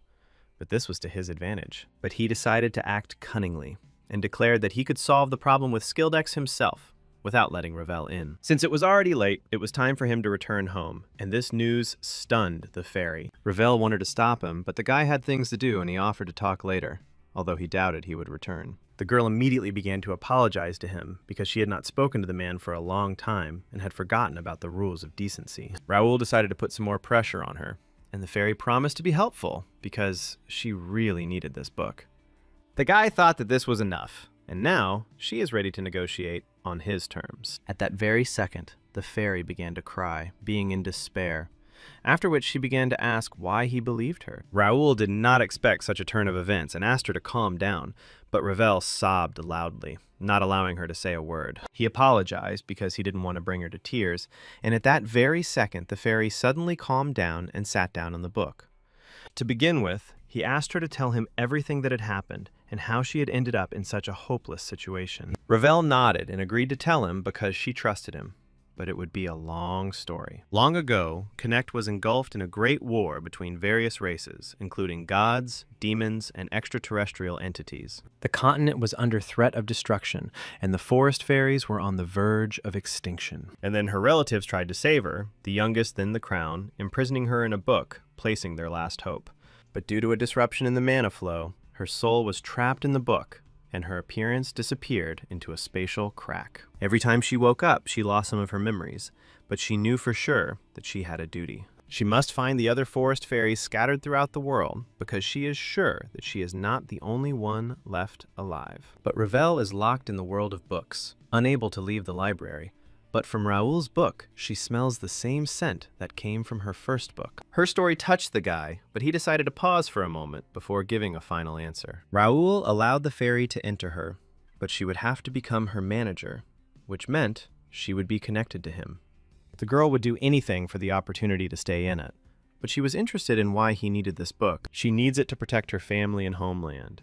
Perhaps for her it is an empty phrase, but for him, it is very important. However, the girl considered this an excellent goal, and then took his hand and suggested that they work together. She can hardly help him right now, and she needs some time to settle in. It will go into hibernation for about a month, but the book will continue to function as before. As soon as Ravel wakes up, she will help him in any way she can, after which she says goodbye to him for a month. As she lay down on the book, Skildex rose into the air, taking in the fairy, who had finally found a new home. That's how Raoul met his new comrade. After meeting Ravel, time flew by, and there was only a week left until the update.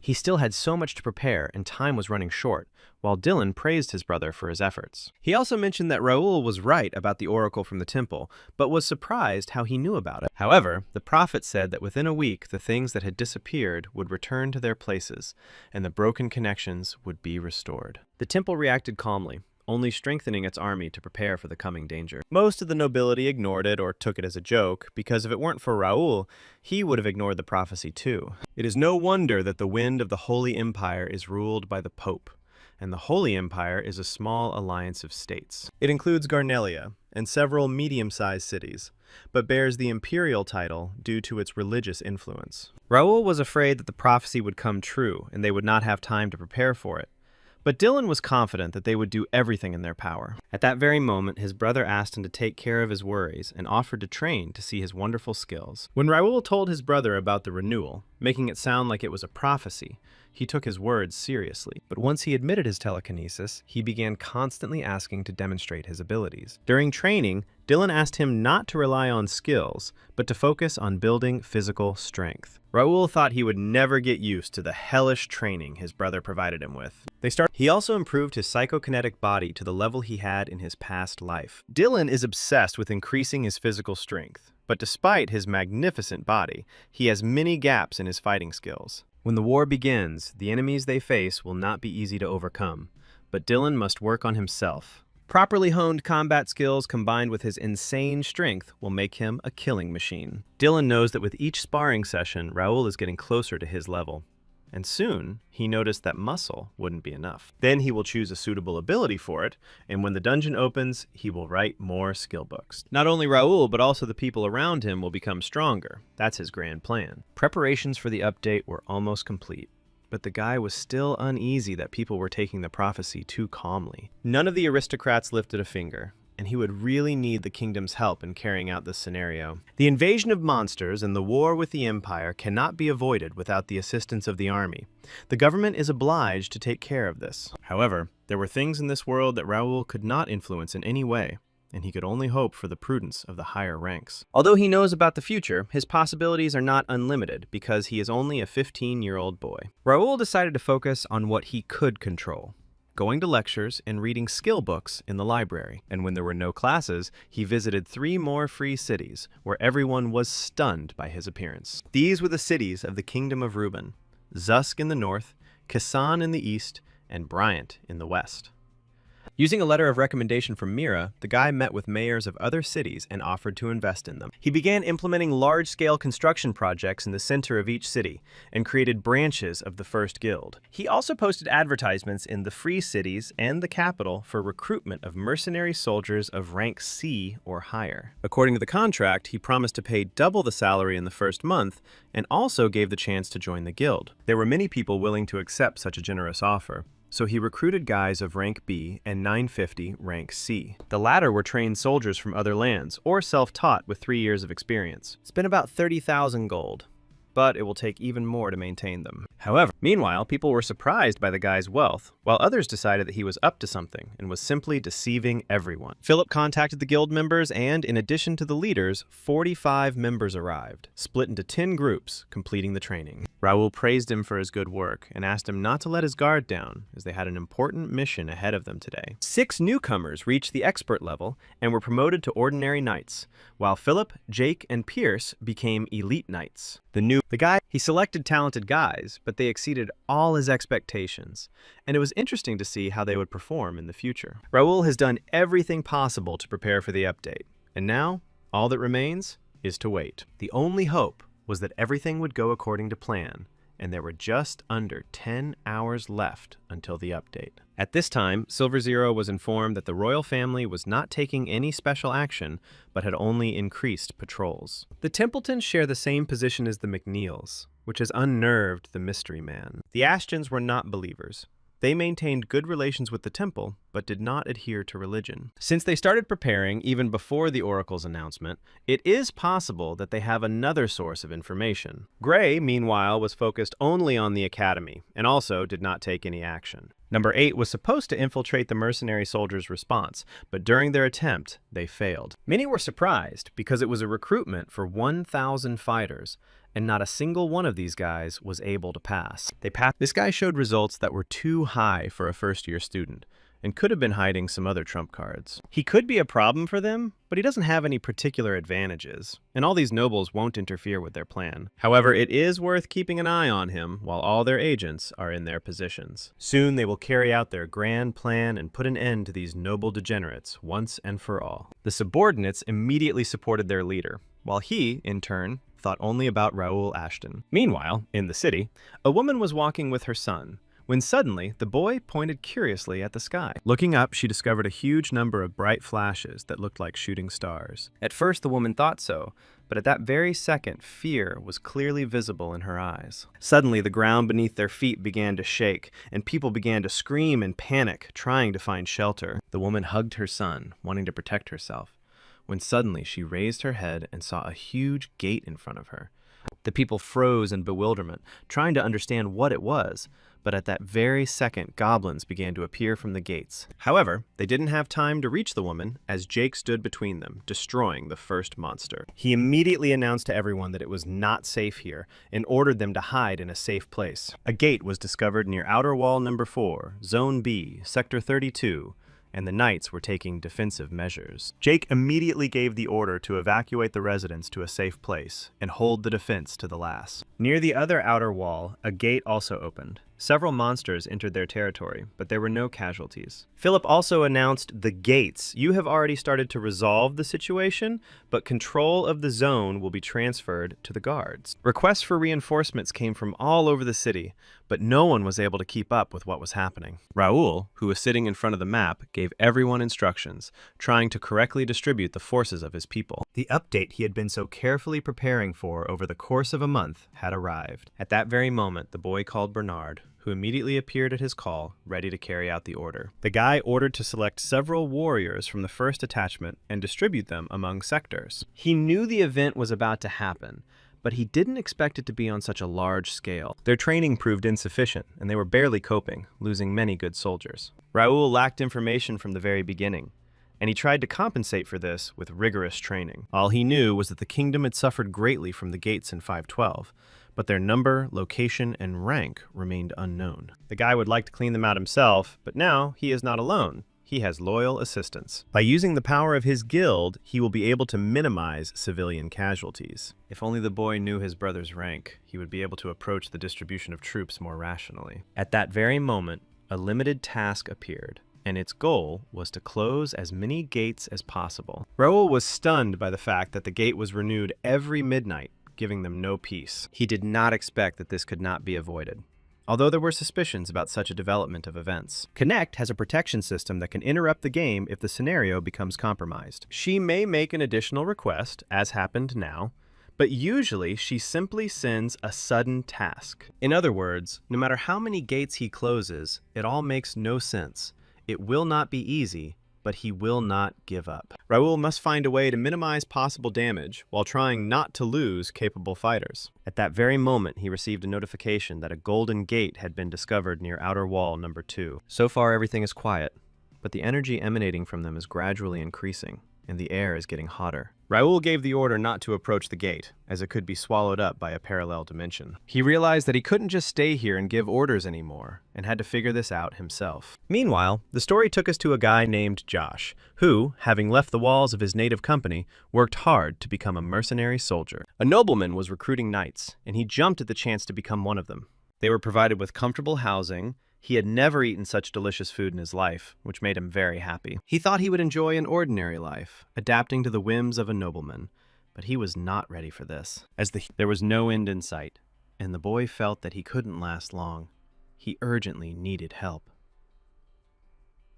At the same second, behind the ordinary rats, their leader, who was several times larger, came out. Now this big guy has joined in, and at this rate, he won't be able to fight them off any longer. You'll have to play big, destroying the big guy, and then the others will fall or run away in fear. But as soon as Josh rushed forward, various weapons appeared out of nowhere, piercing the rats. Raoul arrived just in time, smiling and asking the guy if he had disturbed him. Josh looked very familiar, so Raoul assumed he was from the first guild, but he denied it.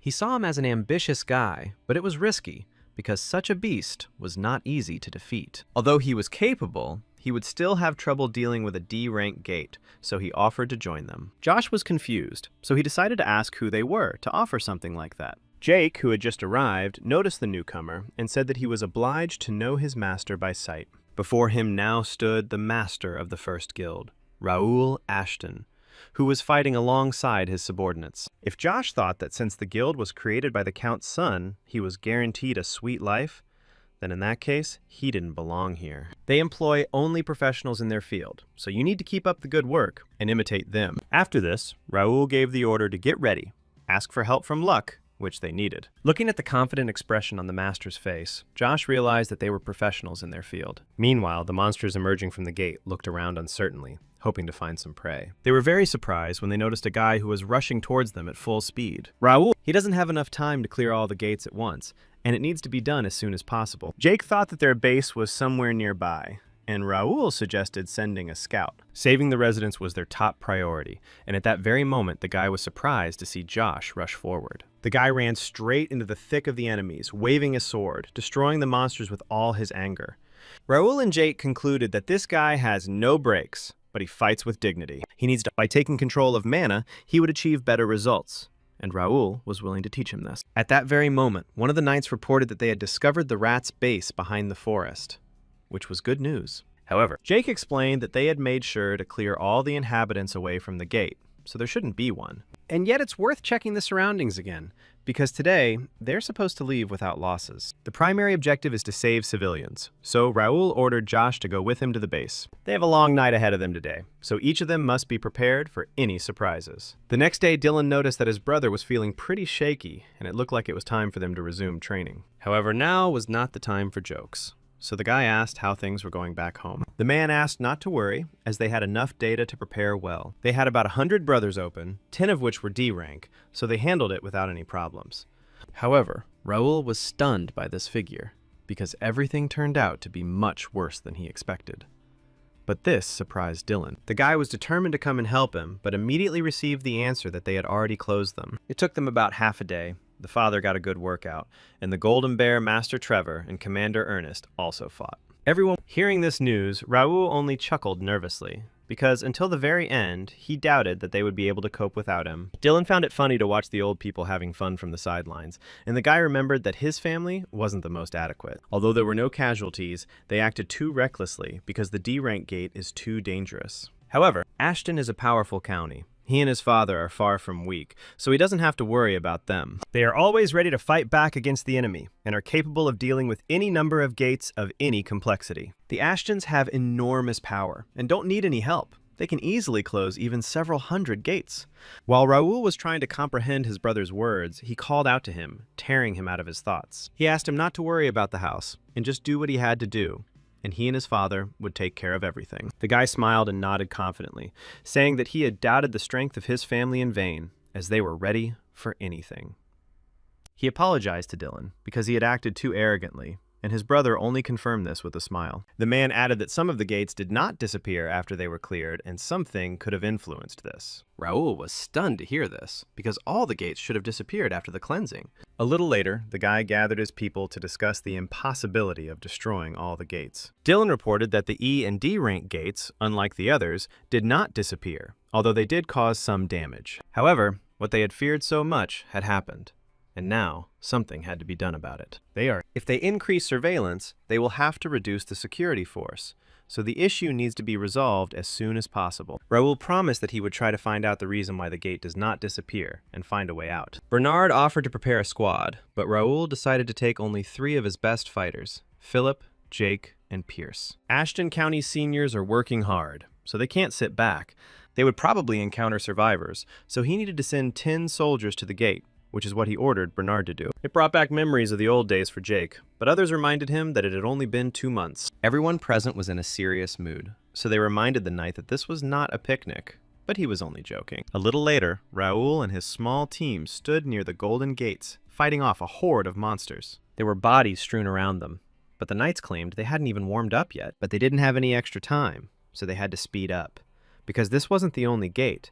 The team began swinging their blades even faster and more furiously, destroying the monsters one after another. Jake enjoyed the battle, but because of the weak opponents, he found it boring. However, one goblin wanted to attack him from behind, but the archer covered the gaping knight in time. Pierce asked him not to thank him, because he knew that this goblin could have done something bad if the knight hadn't noticed him. But Jake immediately started yelling at him because he was doing just fine on his own, but Pierce just ignored him. However, this only angered the man further, who offered to bet on who could kill more monsters. Meanwhile, Raoul thought that there was nothing remarkable here other than the rugged terrain. At this time, Josh approached him and also decided to join his team. He reported that the area was quite difficult to navigate, but nothing out of the ordinary had been discovered. Apparently, the gates are designed in such a way that only players can approach them, and this is quite possible. Non-player characters are also capable of clearing gates or dungeons because they are significantly stronger than players. However, the latter would not be satisfied with such an arrangement, so there are certain prohibitions. NPCs are not allowed to cross the gate and fight against the keeper,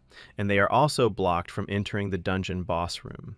No matter how strong the NPC is, unlike the player, he will not be able to close the gate on his own. At that moment, a secret mission appeared before the guy, but now he didn't have time for it. The rest, they themselves must find the gatekeeper, and it is unlikely that they would meet him among the monsters. Suddenly, Josh turned to the master, asking if the monster could be a guardian. Turning his head, Raoul was surprised to notice the cursed dark goblin who was the guardian of the E rank. Philip confirmed the guy's guess, looking at the monster who was calmly walking towards them. It was very convenient that the big guy fell into their hands on his own, and they didn't even have to look for him themselves. Josh asked to take over to sort it out, but Raoul wouldn't let him do it. He decided to finish him off himself and asked everyone to disperse while taking out his sword. Jake didn't understand what had happened to the young master, but Philip didn't understand his surprise, because the master always led the battle. It's just that if the guardian is destroyed by an NPC, there is no reward, although it's unlikely that an E-rank gate will be of any use. However, it was worth trying now because destroying the boss would not be in vain. Even if it was small, there would be a reward. The guy hoped that if you dealt with the guardian alone, the gate would close, but at that very second, the goblin attacked. Reacting instantly, Raoul deflected the mace with his sword, thereby upsetting the monster's balance. Taking advantage of the moment, the guy swung his blade sharply, cutting through the goblin's stomach, causing him severe pain. The knights watching them understood that for the master, this was a piece of cake. But Josh could not find words to express his delight. He repelled the attack and at the same moment retreated the necessary distance to create a gap. It became clear to Raoul what the E-rank gatekeepers were like. It would be difficult for inexperienced fighters to defeat them. Once the keeper is defeated, the gate should disappear, and at that very moment a notification appears in front of him. But suddenly, an error occurred, and the forced mode was activated, disrupting the order of the gate's disappearance. A little later, the guy showed his team the ore stone, which was the core of the power armor. He got it from the heart of a goblin, and now they must collect as much of it as possible to create their power armor. Jake didn't realize at first how valuable the thing was, but Pierce, looking displeased, quickly explained it to him. Raoul glanced at the gate, thinking that the guardians had been destroyed, but they remained in place, and there was no going against the script. However, he had no intention of doing this, and with each appearance of the gate, he would only become stronger. Now their task is to clear all the D-rank gates in the capital. They will have to work without breaks, so they need to try not to fall asleep. They needed one more person, so Raoul immediately invited Josh to join them. This time, he didn't give him a chance to prove himself, so he offers him a new opportunity. The guy was sincerely grateful for this chance and immediately agreed, after which the team set off. When Raoul was the first to enter the gate, he was surprised to find a rather ordinary cave. He was glad that the gate was glowing, because without that light there would be pitch darkness here, making it difficult to navigate. He didn't expect this, but he took something with him that might make their task a little easier. His comrades immediately started to emerge from behind him, and the guy ordered them not to disperse too far because it was dangerous here. Taking a lamp from his inventory, Raoul suggested looking around and searching for something interesting. The knights were surprised when they saw a magic lamp in his hands, because they are very rare, and they had never seen one before. Raoul ordered to explore the cave, but to stick together and not to scatter in case they had to fight. This was Josh's first mission, so he was ordered to carry the lamp, which he was very nervous about because it was a precious item. However, the guy gives it to him because he trusts him, and if he wants to join the first guild, he needs to try. Josh immediately realized that this was his chance, so he promised to protect this lamp with his own life. Raoul smiled, pleased that he had been too lucky to find such a guy. Josh will soon reach S rank and be considered a possible candidate for a mercenary position at the king's side. At that very moment, Pierce reported that he saw many moving objects somewhere ahead. The only thing he could say for sure was that they were emitting a hostile aura and were heading towards them. At that very second, the archer reacted and pulled the bowstring, releasing an arrow charged with mana somewhere into the darkness. Jake immediately started asking if he had hit the target, but everyone knew Pierce would hit the target even with his eyes closed. At that very moment, the archer announced that they were close, and then a huge flock of bats appeared in front of them. Raoul loudly ordered everyone to be careful, because they would definitely attack as soon as they saw the light. Josh realized that he was the source of the light, after which the animals immediately surrounded him. Everyone gathered around the lamp, and Raoul ordered him to throw it away so as not to get hit. However, this only further enraged the boy, who began swinging his sword, fighting off the pack. He destroyed the mice one after another, leaving them no chance, while he moved at lightning speed. Apparently, he was inspired by Raoul's words, but they couldn't do with someone energetic. So now he was taking the entrance test. His comrades immediately began to encourage him, offering to deal with him himself if he wanted to join their team. While they were busy with support, they did not notice how a huge insect appeared behind them. After some time, they continued on their way, but found nothing but bats, even though the gate was D rank. Now they just needed to follow the young master's example, not to let their guard down, and be on their guard. Suddenly, Josh decided to turn to Philip, asking how strong their master was. He is becoming stronger every day, and also belongs to the noble Ashton family. However, judging solely by his swordsmanship, he is inferior to Jake, which at first seems surprising. Seeing his comrade's strange behavior, the knight explained to the newcomer that he might look stupid, but was an excellent fighter. At that very moment, the entire team sensed something was wrong, and Philip immediately let the master know about it. However, Raoul already knew about this, watching the armored scorpions that were heading towards them. They looked quite ugly, but Philip urged everyone to be careful because there were too many of them. Raoul knew that there were more than just bats hiding behind the D-rank gate. This type of scorpion only lived in this dungeon. The scorpions are part of the mission and must complete it at all costs. They have tough armor and a poisonous sting that must be avoided. After this, the guy began to concentrate his mana, inviting the others to begin the battle. This mission was to eliminate, not capture, the enemy, but there was no mention of the destruction of the gate. First, they needed to deal with the monsters that surrounded them, and only then think about what to do next. Raoul was the first to enter the battle, swinging his blade and confidently sending the scorpions to the next world. The others tried to keep up with him, while Josh was unhappy with the fact that the monsters were constantly sticking to him. He reacted in time to the scorpion that was running at him from behind, and managed to cut it down with his sword. However, he understood that he would not have time to dodge the second one, but Raoul's flying blades immediately came to his aid. He was surprised by the floating swords, then looked at Raoul, who noted that fighting and keeping an eye on the lamp was not an easy task. But now the guy was once again taking away his opportunity to prove himself, and from that moment on, the lamp would be under his protection. Jake watched with a bored expression as the gentleman dealt with the monsters on his own, even though he had hoped to stretch his legs. Josh was surprised because he heard that Raoul was only 15, but he was clearly not one of those aristocrats who only pretended to be knights. Meanwhile, Raoul dealt with 50 monsters, which was the minimum requirement to clear the gate. When he finished, he ordered the others to move on, although they thought the task was over. But since they're here, they need to get to the end. It's dangerous to abandon a D-rank gate halfway. Jake was initially happy that they would finally get out of this cave, but Philip asked him to stop whining. The minimum requirement has been met, but the hidden quest to destroy the gate has not yet appeared. At that, the archer reported that he had reached the end of the cave and discovered something interesting. However, he was sure that it would be better for them to see the place where she had brought him with their own eyes. The huge arena was located right in the middle of the cave, which made this gate look very strange. When the whole group reached the archer, they all noticed the same guardian in the center of the arena. The strange thing was that he didn't move at all, as if he was waiting for them to come to him. It was a D-rank gatekeeper, a level 67 Scorpion champion who looked like a dangerous opponent. For Raoul, it looked funny because he invited them to a fight and they were obliged to accept the challenge. Everyone looked very worried when they noticed that their master began to descend, heading towards the arena. He apologized to his comrades, after which he confidently and gated towards the keeper. He would definitely have to sweat here, but this time he would not give in.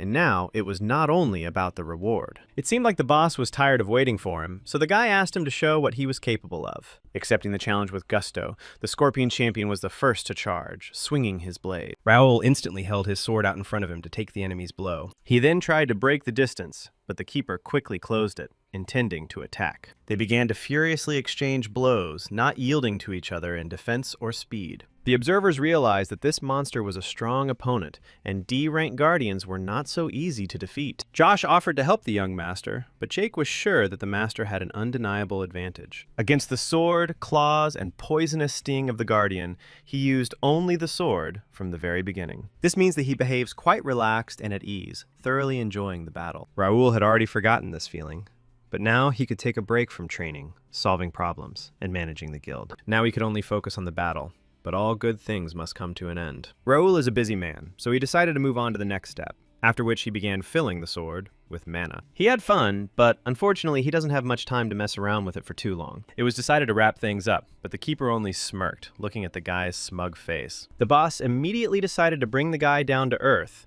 after which he began to release poison from his sting. As Raoul dodged, he noticed how the poison burned into the ground, so he had to be careful. At that very second, the keeper closed the distance, intending to attack the guy, but then managed to defend himself. As their blades clashed, a shockwave was created that reached the knights who were standing quite far away. Everyone was surprised that the monster was able to control the mana sword, and Josh still offered to help the master because the situation was critical. However, the knights dissuaded him from this undertaking, since they would only distract him and thereby harm him. They can only believe in him because the master had previously told them that he would deal with this problem himself. Raoul, when I was on the verge between life and death, experiencing constant tension, so now he was ready to squeeze everything out of him because he was dealing with the Crusher, a great solo player. Although he is also a strong opponent, and understands when it is better to use the Sword of Mana and when to use ranged attacks. He was strong and agile, but his movements were too monotonous and sweeping. This was his weak point, and when Raoul rushed at him, he tried to figure out what the monster would use this time. When he got as close as possible,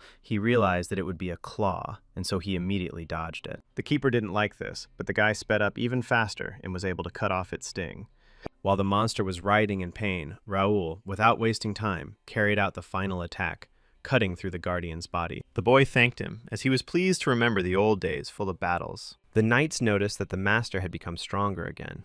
He had recently become an expert, but had already reached the intermediate level. It's only a matter of time before the master surpasses Jake in swordsmanship. Unable to bear such a statement, the knight demanded that the master quickly go to the other gate, securing the next guardian for himself. Suddenly, a notification appeared that the Bear Strike skill had reached the intermediate level of level 4, and Raoul had received the Knight class. After that, he apologized to his comrades for making them wait because they were probably bored just watching. However, Josh, delighted by his fight, said that it was amazing and he couldn't take his eyes off it. Philip also praised him, but they were a little behind schedule, so they had to head to the next gate. He had said earlier that they had a long day ahead of them, so they had to prepare for the next fight. They cleared the gates non-stop for 7 hours, after which they were able to close the 4th D-rank gate, and the mercenary units, having regained their strength, headed to the E-rank gates and successfully completed the mission. Thus, all the gates on the capital's territory were cleared. On the first day, about 500 people died, and about 700 were saved. Many thought that all the horrors were behind them, but Raoul knew that this was only a warm-up before the real war. Sometime later, people were discussing the gate, and some even saw orcs coming out of it. They also watched the mercenaries and knights, who probably knew about the invasion and were ready to fight back. They are said to belong to the glorious county of Ashton, and to be commanded by the Earl's youngest son, a rather young fellow.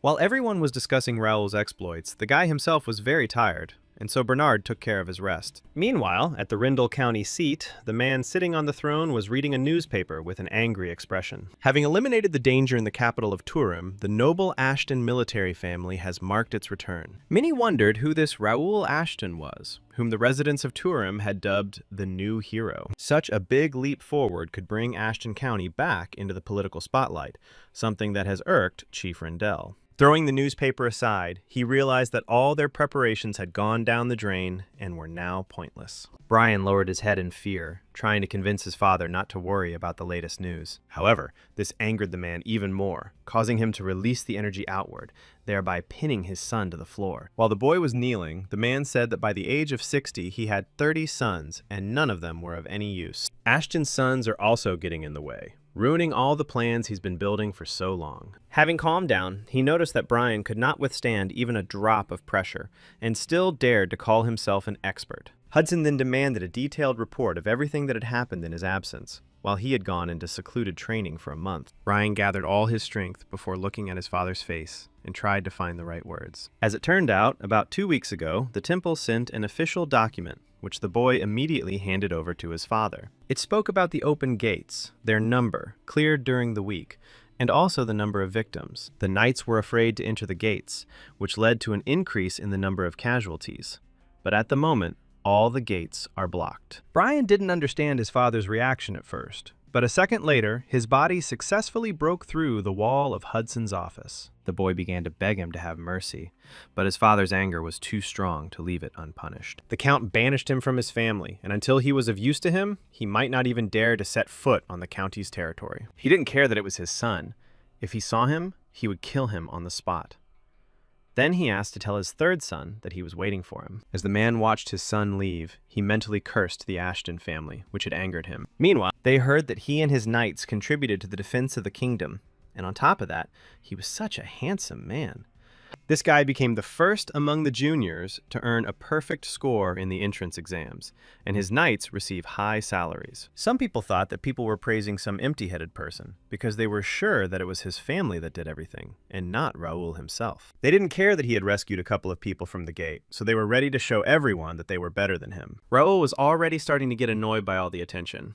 He now felt like an animal in a zoo. But at that, he also told Raoul that in the capital, they were trumpeting about him at every step. But the guy was not interested. However, Dalton wanted to know if the rumors were true, because they said that he was the true heir to the earldom of Ashton. Raoul was tense about this statement, but he understood that otherwise no one would have allowed him to take so many soldiers. He asked his interlocutor to stop talking nonsense, since his elder brother would inherit the throne, and he didn't care about that. He also explained to the inquisitive young man that he had formed the knightly order on his own, without the support of his family. Dalton was surprised by this answer, but Raoul added that he had some capital for this. His companion thoughtfully suggested that he might go to the gate with them next time for a little fun. At that very moment, Raoul stopped and looked at Dalton, happily realizing that he had caught one. It may seem like Raoul joined the academy to sneak out of home, but in reality, he has a different goal. He wants to find as many skill books and hidden talents as possible to build a great team. Although Gray's arrival had changed the student roster, he had already selected candidates for recruitment, and one of them was the clingy Dalton, who, contrary to his character,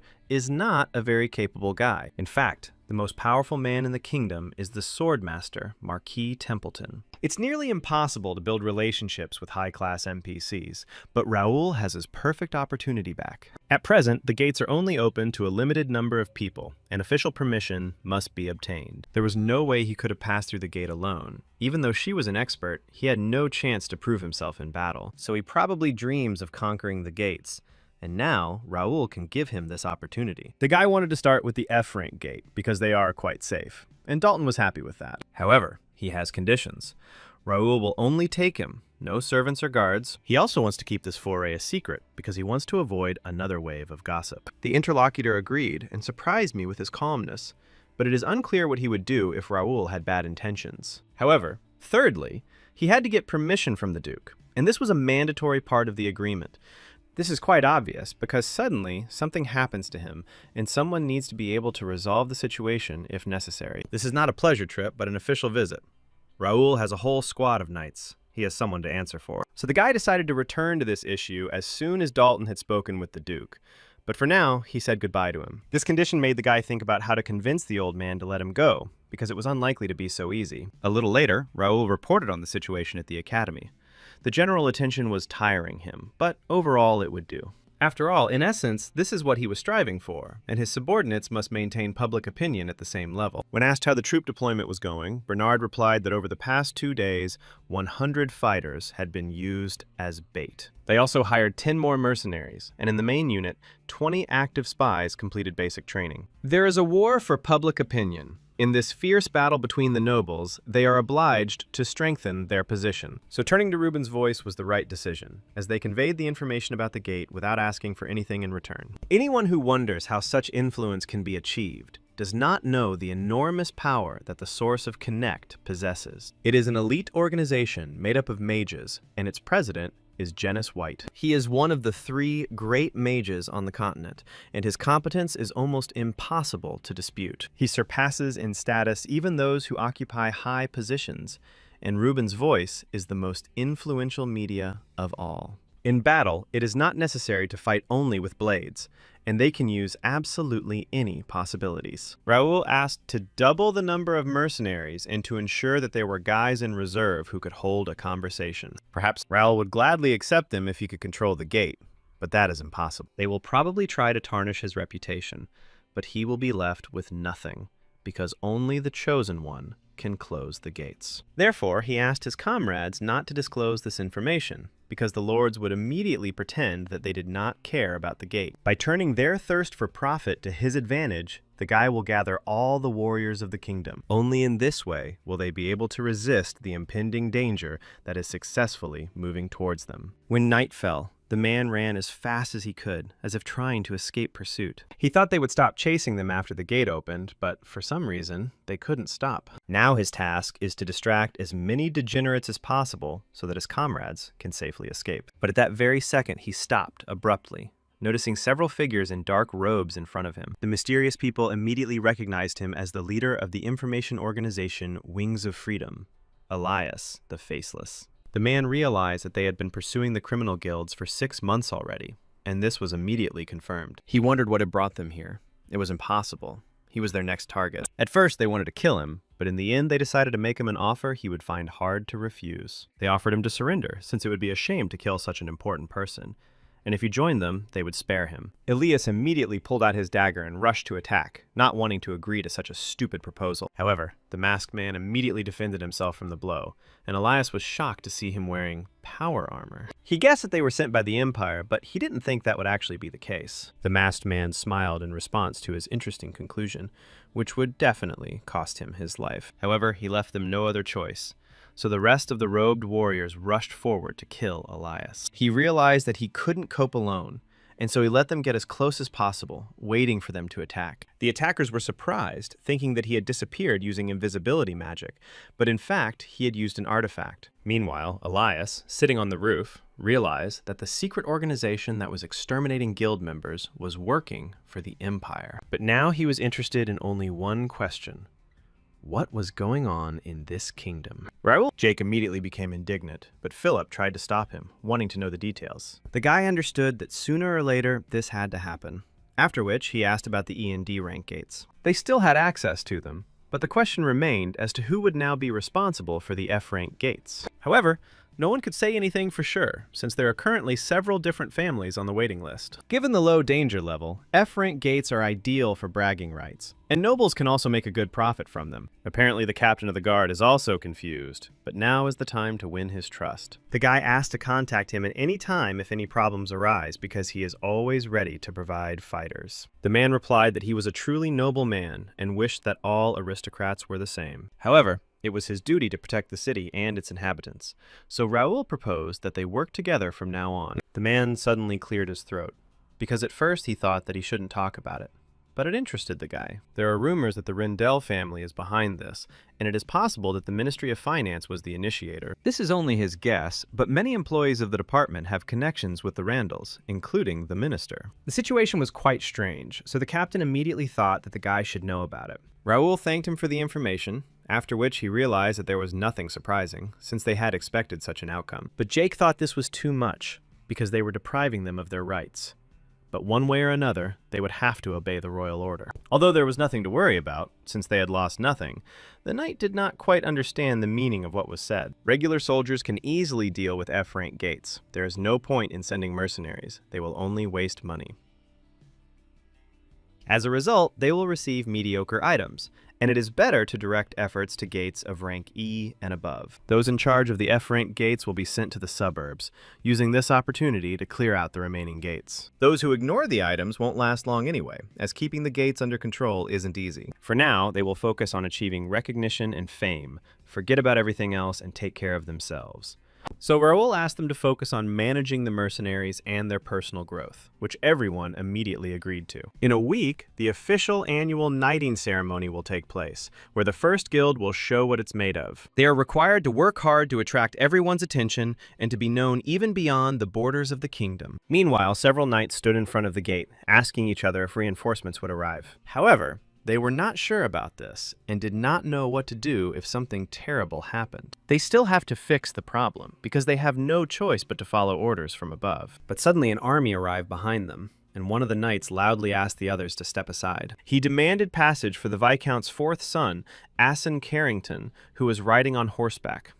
The knight, Bill, approached and saluted him, then introduced himself, adding that he was responsible for controlling the gate. Meanwhile, Asen looked in surprise at the huge portal, which he saw for the first time in his life. Then the guy asked him to get out of the way because his people were blocking the passage. Bill was surprised by such a request, while the Viscount's son gave the order to cross the gate. At that very moment, the knights offered the guy to take care of their horses and leave them in his care. But, to everyone's surprise, Asen swung his legs sharply, hitting Bill right in the face, causing him to fly to the ground. The irritated guy tried to remind him of his place because he dared to ask him to dismount. The knight wanted to explain the situation to him, but he did not want to listen to anything, deciding to talk to his captain. Bill, dissatisfied with the nobleman's behavior, warned him that it was not his fault that the horses would go crazy as soon as they entered there. Asen doesn't know that there is a high concentration of mana on the other side, so horses are forbidden to take with them. Even if he is lucky and survives, he will not escape suffering, and it seems that this night will bring many victims.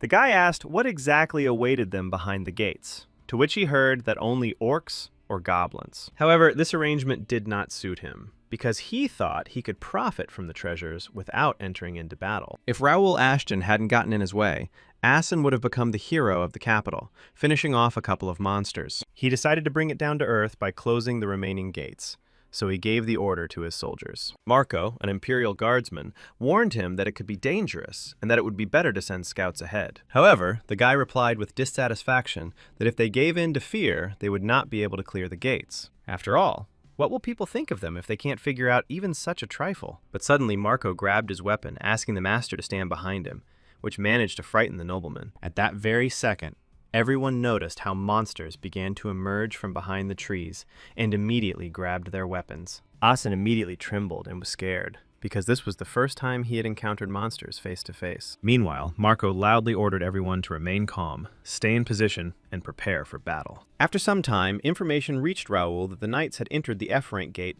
and simply disappeared. Everyone understood that this sounded absurd. All the troops that crossed the gates disappeared into thin air. 10 squads have gone missing in the last couple of days, each of them ordered to clear the gate. The guy suggested that the gates transform and eliminate anyone who enters. But this is only characteristic of high-ranking gates. Perhaps there was something inside that he might have missed. Bernard immediately noticed the confusion on the gentleman's face. Suddenly, the boy ordered him to gather the best knights, including Homer, which surprised his subordinate. When asked why there was such seriousness, Raoul confidently replied that they would carry out a rescue operation. Sometime later, Dalton was desperately fighting the toad monsters while covered in their slime. He asked Raoul in a dissatisfied tone if it was always so boring and dirty inside the gate. It was strange that he expected something different, because they cannot know in advance what kind of terrain awaits them. He warned in advance that they were not going to play with toys, and that this was an extremely serious matter. The gate rank doesn't match Dalton's level of training, but given his lack of experience, it's the best place to train. At that very moment, Philip approached them and reported that the scouts had returned and brought them news. Raoul had already received information regarding these gates, and their maximum capacity was 300 people. Firstly, no one except the conquerors should cross them. And secondly, it is an obvious trap. The guy was willing to bet that the monsters didn't expect to find themselves in it. A little later, they stopped opposite a forested area, and the guy decided that they would stop here. He turned to Homer, deciding to ask his opinion, but he completely agreed. In front of them, there is an open area with marshy areas, so this is a suitable place for them. They decided to get to work, deciding that this would be their base, so everyone needed to take up position. Dalton wondered what he was going to do on that hill, and Raoul intended to build a fort there. After that, he asked to watch carefully, and maybe he would learn something. And then he began to concentrate mana. Dalton was stunned by what he saw, while Raoul ordered the others to activate the artifacts. When the remaining knights submitted, the area immediately began to glow, and the earth began to tremble. At the same second, a magical seal appeared in the sky, from which bricks began to fall, supported by telekinesis. At that very second, the bricks began to neatly line up into a high and thick wall. When Dalton opened his eyes, he found a huge fort in front of him. like an impenetrable fortress. It was made hastily, but it will do the job, and it's better than sleeping in a tent. The height is 3 meters, the width is 20 meters, there is enough space for 100 people.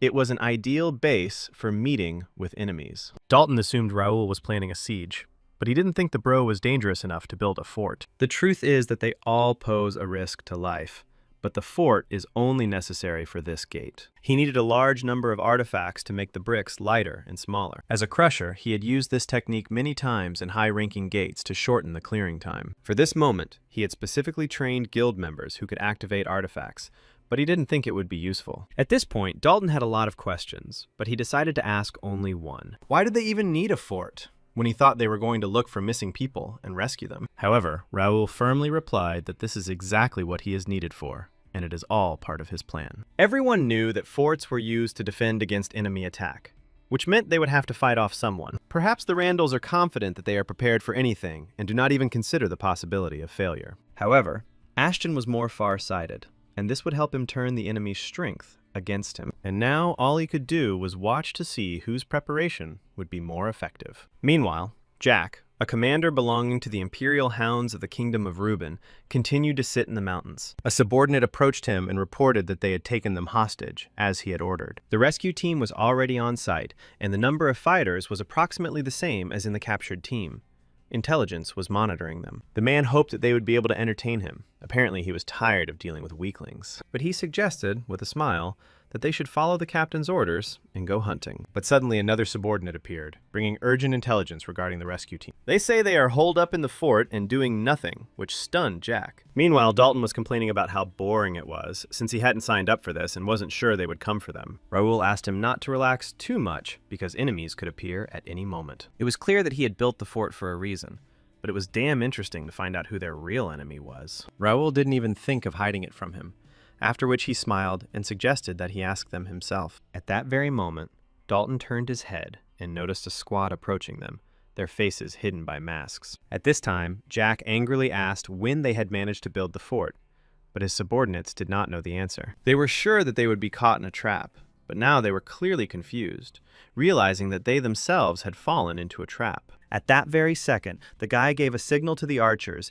each of whom pulled the bowstring and waited for the next signal. They probably didn't expect that they would be besieged at the gates, so they would take advantage of the enemy's confusion. Raoul noticed that their commander had a hot temper, so he decided to tease him a little more. He addressed him loudly, asking why the Imperial mongrels were walking around here without a leash. In this senseless equipment, they look mentally retarded and perhaps even lost. Jack looked at him with an evil smile, assuming that this guy belonged to the Ashton family. He realized that this boy had the guts to be cheeky to him, even in such a situation. Therefore, the man said that he would be happy to destroy them and kill Raoul personally. Jack decided to take the fort for himself, and then gave a signal to his warriors, sending them to attack. Raoul smiled contentedly, as they had fallen into his trap, and then took out a sword from his inventory. Dalton still didn't understand what was going on here, but he was sure that these people came from the Empire. When the signal was given, the archers fired, but not a single projectile hit the target, which stunned the knights. They watched helplessly as their opponents,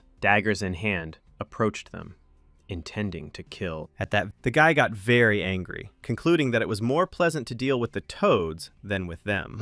After this, he invited them to show a little respect and gave a signal to his warrior, who began to blow his horn. The man was glad to see their dismayed faces, deciding that this way they would finally bite their tongues. Dalton tensed when he saw the monsters in front of him, but Raoul clarified that they were Imperial soldiers. They've been significantly upgraded since the last meeting, and now they're probably their best warriors, in which case everything will go like clockwork. The frightened archers began to scream in panic, but they were ordered to gather themselves together and not to panic. Dalton was now noticeably tense, because he did not understand the people who created such monsters. When the monsters moved to attack, Philip gave the order to prevent them from approaching the fort. The archers opened fire again, but the thick skin of the monsters easily broke the arrows. It is useless to fight them with a bow, and even ordinary weapons will not scratch them. Dalton immediately turned to Raoul, because he definitely had to have a plan if he looked so confident. The guy grabbed the sword, but now he needs help, which he is forced to ask his comrade for. Dalton's spirits were lifted, because this was what he had come here for, and he was ready to carry out any order. However, at that very second, the monsters reached the walls and began to smash them with their bare hands, frightening the archers even more. Philip again ordered them to hold their positions, after which he gave the signal to the spearmen to begin the attack. Jack looked at them with a smile, because they thought that they would hide in the fort and everything would be all right. However, now he decided to show them that the Empire was no joke, intending to completely destroy the fort. Suddenly, his smile disappeared as he found Raoul and Dalton charging straight at the monsters. They decided to attack simultaneously, attacking the monster's collarbone, but it didn't even bat an eyelid. Dalton was stunned, because his sword does not take them. The armor is too strong, so they will have to sweat. Jack laughed again, because they came here instead of defending the fort, paying respect to their stupidity. With these words, he began to irritate Dalton more than the monsters, but he no longer liked to listen to this nonsense. However, Raoul remained calm and gripped his sword tighter, intending to shut him up right then and there. His friend remembered him telling him that he had complete freedom of action, and that was just what he needed. They then attacked the monster again, but this time they didn't use much more force, managing to pierce its armor. Suddenly they split up, attacking different monsters at the same time in order to deal with them faster. Jack watched in shock as Raoul easily dispatched one of his soldiers. In that same second, Dalton easily dealt with another monster, enjoying the feeling of battle. The knights who were watching them immediately began to support them, admiring the strength of their master. At that very moment, Raoul noticed that the opponents had gone silent, and we decided that this was all their fighting power. And why then shout about the glory of the Emperor if their loyalty to the ruler depends on the presence of magical warriors? Jack was angry at first,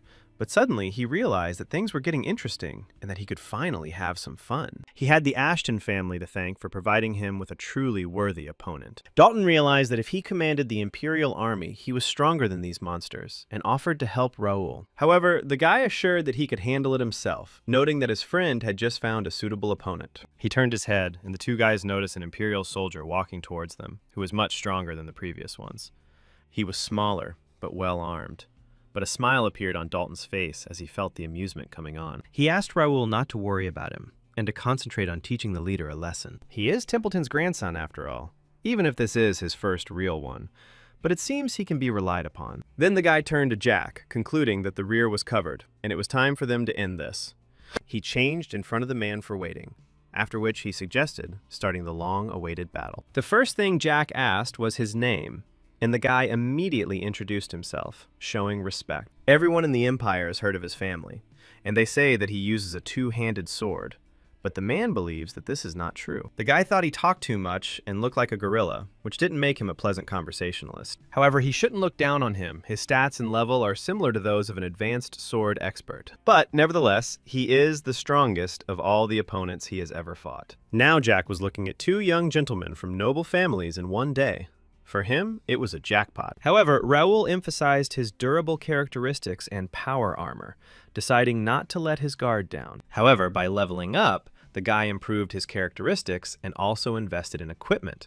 So he also had something to brag about, and he wanted to show what a reborn, fully equipped player was capable of. Jack noticed his mana blade and immediately realized that he was not your typical slobbering nobleman. He found it very amusing, and perhaps Raoul would even manage to entertain him a little. Having begun to concentrate mana in his sword, the man clarified that it was not his nature to hold back. After that, he rushed forward, asking the guy not to cry when he knocked him down with one blow. However, Raoul did not fall for this provocation, preparing to defend himself from a violent attack. Meanwhile, Dalton fought desperately with the monster, and this was his first serious opponent in a long time. The heavily armed soldier held his ground well and did not allow his defense to be broken, trying to counterattack. The guy didn't want to deal a serious blow, but the monster put up a shield, which is why everything went down the drain. Dalton was surprised that the monster knew that, when faced with the mana blade, its shield would be destroyed. The soldier wanted to catch him out and swung his mace, but the boy managed to jump away in time. He is brainless with everyone. It will not be easy to defeat him with brute force alone,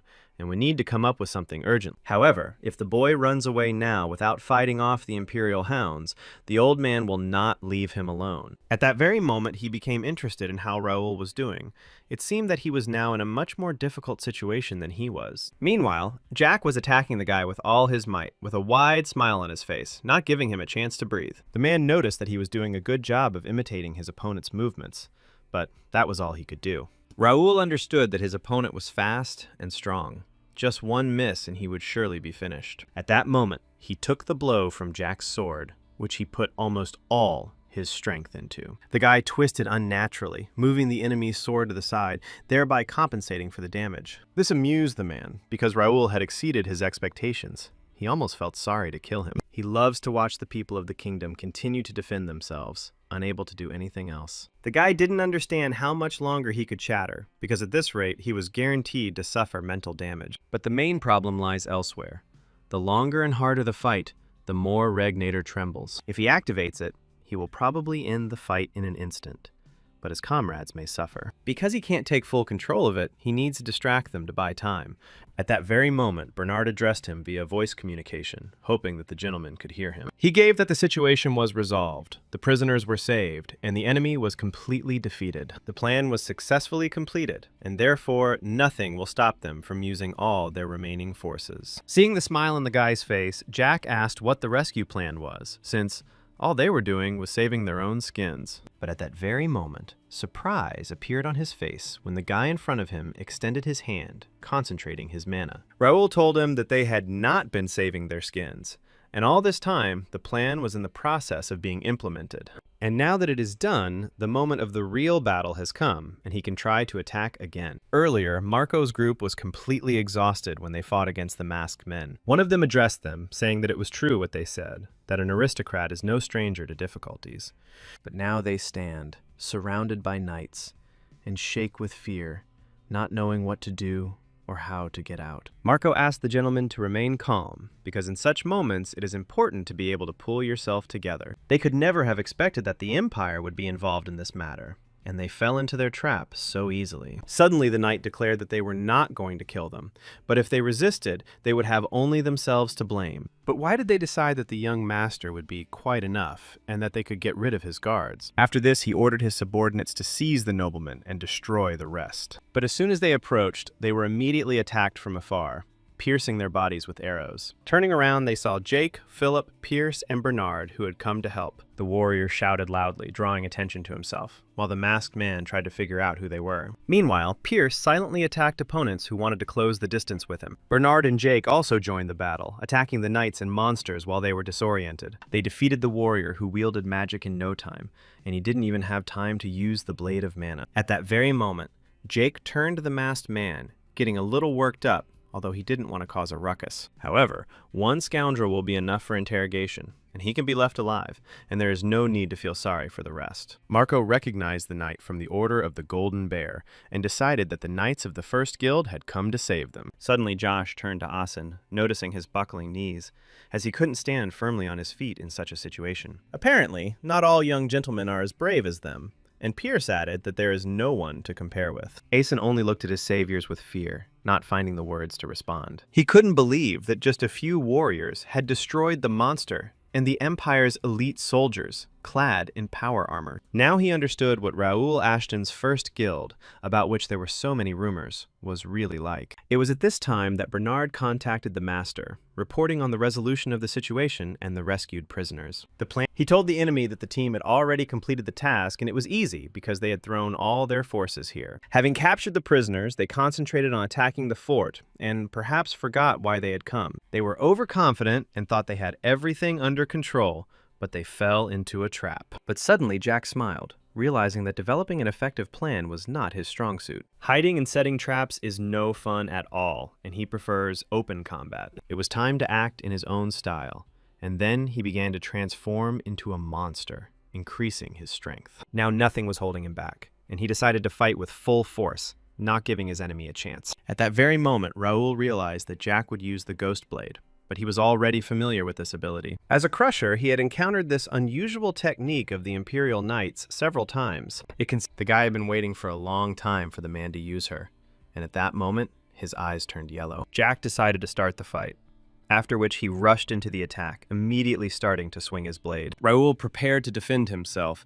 but Jack began to attack from a distance, sending energy blasts at him. The man thought he had managed to knock the guy's arrogance down a notch, since all he could do was block. While Raoul was parrying the blows, he was counting the increasing percentages that indicated the imitator's charge.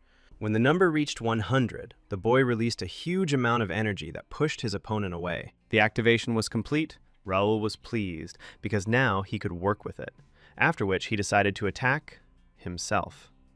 Meanwhile, Dalton continued to fight the monster, trying to catch him out, but to no avail. His attacks were too weak, and besides, the monster managed to counterattack him, swinging a mace on a chain. The boy quickly dodged, which only angered the knight even more, as he couldn't hit the small bug. He was quick and smart enough to strategize, although his attack tactics were simple. However, the danger is posed by a mace surrounded by mana. In this, the guy is inferior to it, since he does not wield a mana blade. Now there was only one question: how to defeat him?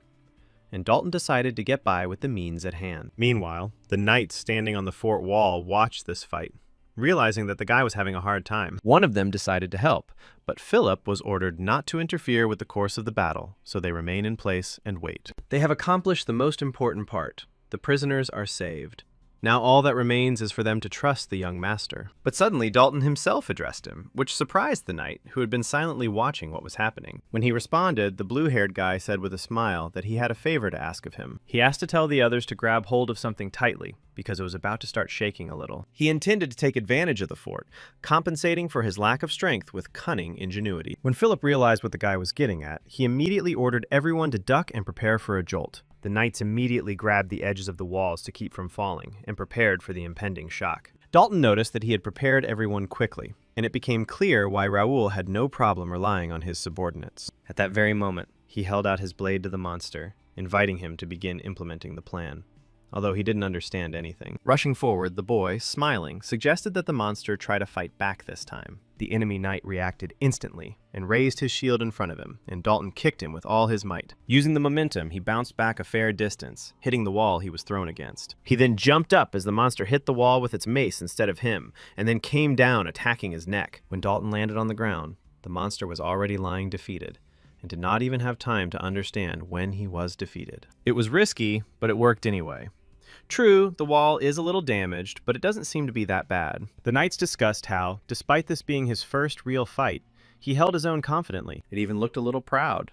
But he was a wolf of the Templeton clan, and the grandson of a sword master after all. At that moment, Raoul turned his head, noticing that Dalton had successfully dealt with his opponent. It's time for them to wrap things up, because how long can they stand around doing nothing when everyone around them has already finished their battle? Jack was in complete agreement and asked the guy not to even hope for victory, as it was pointless. The man noticed that Raoul had imitated his technique well, but that repeating the same movements was not enough. Filled with excitement, Jack decided to show him the difference between them and destroy the arrogant aristocrat. At that very moment, their blades clashed, but neither of them was going to give in to their opponent.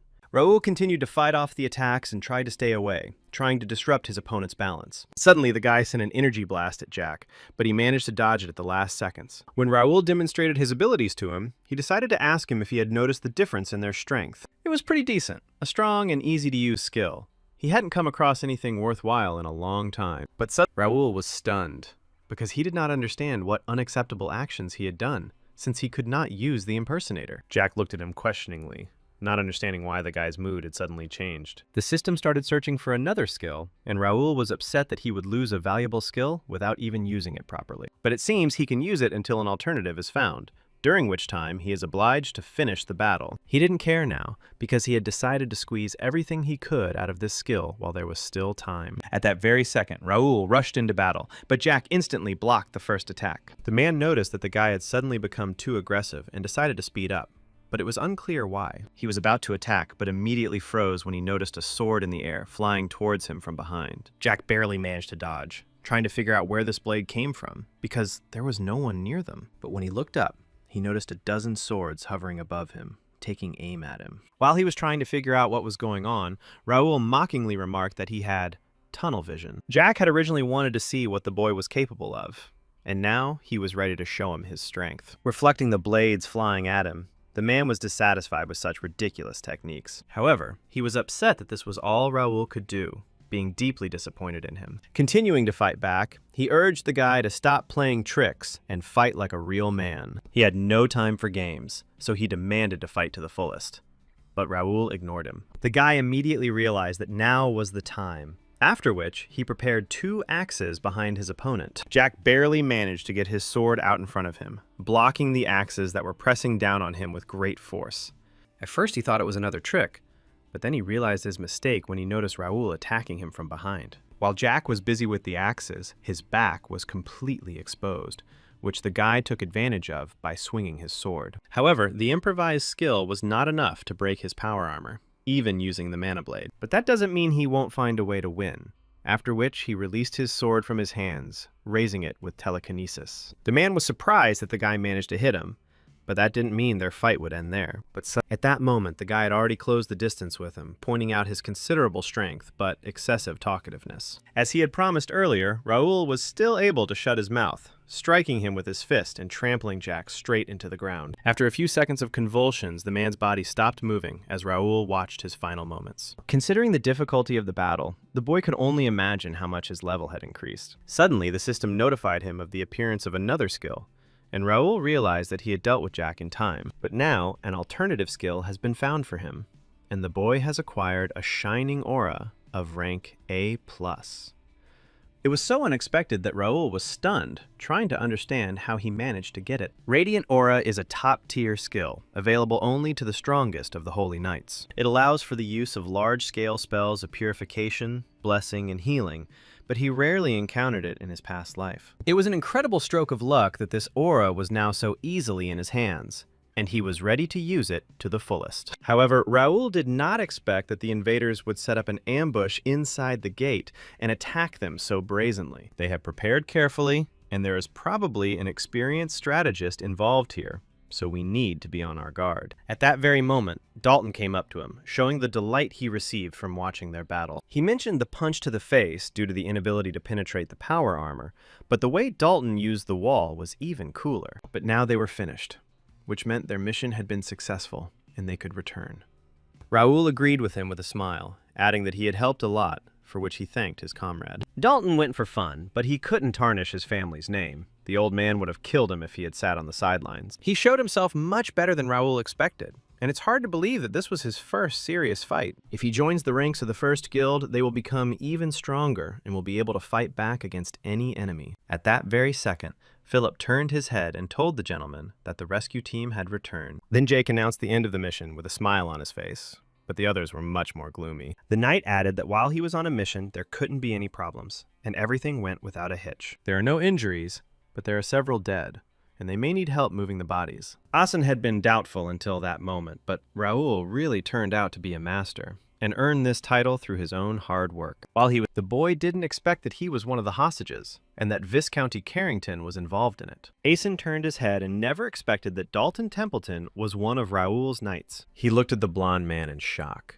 trying to comprehend just how influential this guy was. Hiding his sword in his inventory, Raoul announced that the prisoners had been rescued, and the Imperial hounds had been neutralized. He also gained an amazing skill, but it's too early for others to know about it, and he is more than happy with the results. At that very second, with a smile on his face, there was an order to return, after which the whole team headed for the exit. The next day, Raoul asked his comrades what had happened to the Imperial soldiers taken hostage. Philip replied that they had secretly redirected them to Mr. Grey, as originally ordered, but they remained unchanged. Apparently, the Empire had cast a spell on her that would block her mind in the event of capture. Without Grey's help, it would be difficult to extract any information from them, and it was not a fact that he would find a solution. All that is known about their motives is that they disguised themselves as guards in order to get into the city. There's a major internal investigation planned, and that's all the information they have, so it will be difficult to determine a motive. I would like to have more specific data, but as in the case of the gates, we will have to guess. Their method of operation is very precise and dangerous. For the next attack, they will need more information. Looking at his reflection in the cup, the guy understood that he had to find a way out of this difficult situation. After this, he suggested leaving the matter to the kingdom and Grey, remembering that the ceremony for the knights would take place tomorrow. The capital is currently experiencing unrest, so the ceremony will be small and quiet to avoid causing unnecessary fuss. Raoul decided that they were in for a real inspection, not just a pretentious performance. But this was even better. Still, this is a significant event, so you need to prepare for it properly and not let yourself down. The ceremony will bring together the most influential families and knights of the kingdom, and the First Guild will take to the big stage for the first time. They are obliged to make a good impression so that word of them will spread throughout the kingdom and reach the Empire. They are literally obliged to show them the greatness of the First Guild, which will be sung about in every corner of the continent. The next day, before the ceremony began, the people people who had gathered for the event turned their heads in surprise. Their faces immediately showed delight when they noticed Master Raoul, after which they began to pay homage to them. The young girls immediately began to scream with joy, calling on the guy to look in their direction and pay attention to them. Raoul tried to look as friendly as possible, waving to everyone to express his gratitude. Suddenly, some girls who noticed Josh started shouting that the guy with red hair was a real hottie. The other knights saw the confusion on his face, assuming that this was the first time he had been given such a warm welcome, after which he was asked to get used to it, since for mercenaries working under the flag of the First Guild, this is a common thing. They added to him that he deserved it and shouldn't be modest. So Josh smiled discreetly and waved his hand at the girls. Now he was genuinely glad that he had joined the First Guild, listening to the whole crowd praising them. When they got to the place, they didn't expect that so many participants would gather, because even free knights arrived. Some knights noticed the guild that had arrived and had solved the problem with the gate. However, they did not see anything incredible in them, because, if rumors were to be believed, there were few official knights among them. Raoul immediately noticed that they had attracted enough attention, which was a very good start. They are here to show what they are capable of, and it's even good that everyone has heard about them. At that very moment, the man behind him was glad that he had the chance to see the revered protector of Turim in person. When Raoul turned around, the stranger greeted him, introducing himself as the Minister of Finance, Jerry Deplanque. He heard that the guy had played a major role in the recent gate incident, so he suggested they talk in private. This unexpected acquaintance immediately made Raoul tense, and he frowned, trying to understand what he wanted. In fact, he had wanted to meet him for a long time, but the guy was constantly busy with business and worries. He also heard that Raoul was taking part in the ceremony, and so he was here to seize the opportunity. According to the captain of the Capital's Guard, most of the finance department is concentrated in the hands of the Randalls. And this Jerry Plank probably did too, since he came to meet him personally, and a simple greeting wouldn't be enough. Perhaps he wants to reveal his plans. These thoughts brought an involuntary smile to Raoul's face. The guy suddenly became kinder, saying that the gentleman was exaggerating about the hero of the capital, because any aristocrat would have done the same. The whole capital trumpets his exploits and the achievements of his knights, so he should not be modest. And the rumors about his exclusivity didn't bother him. All knights want to be like him. Raoul exchanged pleasantries, replying that it was only thanks to the finance department that the knights had work. Despite his good-natured smile, Jerry had a sneaking suspicion that this guy was smarter than he seemed. He knows full well that the Department of Finance is hostile towards him because of the Randall family. However, he still behaves as if nothing has happened. And now it is clear why few people get along with him. Suddenly, the guy announced that he had one question for him, which threw him off balance a little. Raoul had heard that their department had banned the First Guild from crossing the gate, and he wanted to know if he knew anything about it. Jerry winced, surprised that Raoul wasn't at all embarrassed to ask such questions, and had no intention of making a fool of himself. Or he tries to show that he has reason to consider them enemies, hiding behind a mask of friendliness. This made the man involuntarily clench his fist as he realized how cunning Raoul was. Jerry then asked the opposite question, asking if they had found out anything about the Imperial soldiers, but did not receive a detailed answer. He assumed that they just wanted to annoy them and that the incident could not be called a full-fledged invasion. However, Raoul was sure that they had gone quite far and had easily penetrated their territory. All this gave the feeling that someone from the kingdom had helped them and remained unpunished. But at that very moment, the guy laughed, explaining that this was just an assumption, because such a thing was simply impossible. Jerry was angry, but he understood why the people called him the protector of Turim. It was not for nothing that he had come all this way to meet him. But now he asked permission to leave him, and hoped that the master would be able to split the captives. Raoul frowned, because the fact that Alfredo had taken on the prisoners was kept a closely guarded secret. He then suggested to the man that the finance department was aware of many things, including prisoners. Jerry stopped and answered in the affirmative, because they play an important role in the structure of the kingdom. The guy didn't see his displeased face when he said that he enjoyed chatting with him and wanted to meet again. Squeezing his hand until it bled, the man thought that Raoul had exceeded all his expectations, so he wanted to happily destroy him. However, the guy read his mind and decided that empty chatter had always been an important skill for playing Connect. He didn't know how Plank was connected to the Empire, but from now on, they would be putting even more obstacles in their way. They could try, but the First Guild wouldn't give up so easily. At that very moment, a man was watching Raoul from afar. At this time, the knight announced that the Mentors competition was about to begin, and asked all participants to gather in the hall. Jake exclaimed with joy, because he had been waiting for this moment to see it with his own eyes for a very long time. Now he was inspired, although recently he was indignant that he did not sign up for this. But having arrived here, he changed his mind. This ceremony means much more to them than it seems. It is an opportunity to show off their talents and skills. They probably noticed the disdain with which they were looked at, but everything was going according to his plan. The only thing missing is fear, and their goal is to make everyone afraid, because fear is the beginning of respect. The first guild must be imprinted in their memories so that they will forever know what they are capable of. After this, Raoul suggested leaving Philippe in charge, since he himself wanted to go up to the stands. Jake started to mutter something to Philip, but Philip asked him not to underestimate them and to focus on the goal. Seeing the mood of his subordinates, the guy realized that he could rely on them and not worry anymore. Because now he has other concerns. At the same second, he turned his gaze to the man who had been watching him for a long time. That man was Elias, who was always looking back, hoping no one would spot him. However, he flinched when he heard Raoul's voice and his question whether he had received what he came for. The guy sincerely didn't understand what these ancestors were for, because if he had questions, he could ask them straight to his face. The stunned man tried to understand how this guy got here,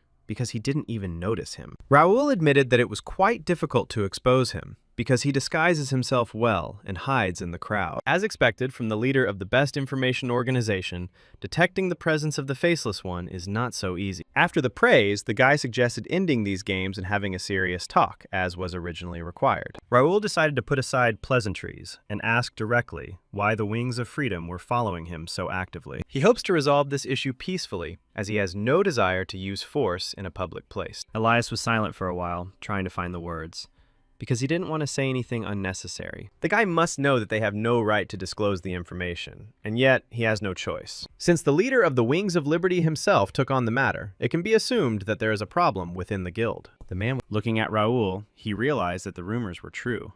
This guy had a sharp mind and a business acumen. To the guy's surprise, Elias agreed, because he had no reason to evade the answer, so he would tell everything. Removing his hood, he confirmed that he was the guild leader, known by the nickname Faceless. Raoul was glad that he had quickly realized the situation, and now wanted to know why they were following him. But before explaining, it is worth clearing up the misunderstanding that has arisen.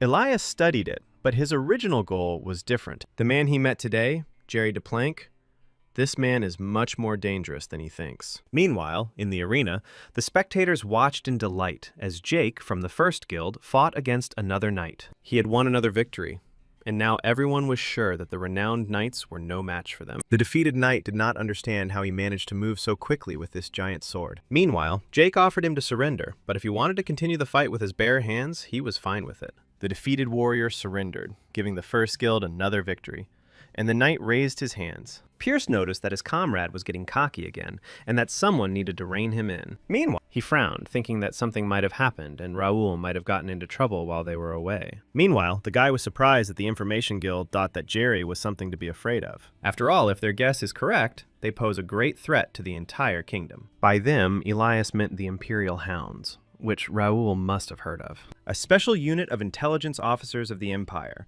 whose existence is considered a myth since there is no information about them. Recently, many small guilds were raided, but since the attackers left no trace, the investigation reached a dead end. The Wings of Liberty became their next target, and not long ago, Elias came face to face with them himself. However, Raoul still did not understand what Viscount Plunk had to do with it, and what his connection was to this matter. It was just a guess, but many of the kingdom's nobility were secretly collaborating with the Empire, and Plank is one of them. Because there are many reasons to think so, and it is advisable not to have any dealings with this man. The Department of Finance is on familiar terms with many families, which affects the safety of capital. They also interfered during the Gate incident, attempting to impose a name ban on the First Guild. But it is unclear why the rights of those who provided the greatest support in resolving the situation with the Gates should be limited. Immediately after this, the detachment that came for reconnaissance was ambushed, after which they were immediately taken prisoner. However, the families supporting the Department of Finance did nothing to save them, and once he knew that the Imperial Hounds were behind it all, the department immediately took measures to keep it a secret. It can be concluded that the person who maintains contact with the Empire is most likely a member of the Finance Department. Raoul guessed that the head of the Information Guild was aware of many things, including the recent incident. But they don't know for sure that the mole is hiding right there, and it could be someone they don't even suspect. At that very second, the man suggested that it could be Raoul Ashton, the master of the First Guild. The guy frowned at first, then smiled, finding it funny. But but still asked why they thought so. And they explained to him that the first guild came out of nowhere and reached great heights in a very short time. But they showed their best when the gates swung open, an unprecedented event that shocked everyone except the first guild. It was as if they knew in advance what they were destined to face, from the location of the gates to the strength of the monsters. It looked as if they were well aware of the impending invasion. Raoul replied that their suspicions were not unfounded, since they could have sowed chaos and then stopped it, earning universal recognition. Then he decided that it would be easier to show him and explain it in words, but in doing so, he surprised Elias. At that very moment, the guy waved his hand, inviting him to become a member of their guild to find out the truth. Raoul directly offered him to check whether he was in league with the Imperial dogs, or whether he had them by the throat. Elias never expected that Raoul would invite him to join his guild, since he is the head of another guild. There seemed to be a misunderstanding, and he suspected it, but the guy replied that the decision was his. Wings of Liberty no longer exists, and he needed experienced informants, so this was a good deal. He can suspect the guy as much as he wants, but in fact, Raoul and his guild did the most to protect the kingdom. Suddenly, they turned their heads towards the arena, hearing loud shouts,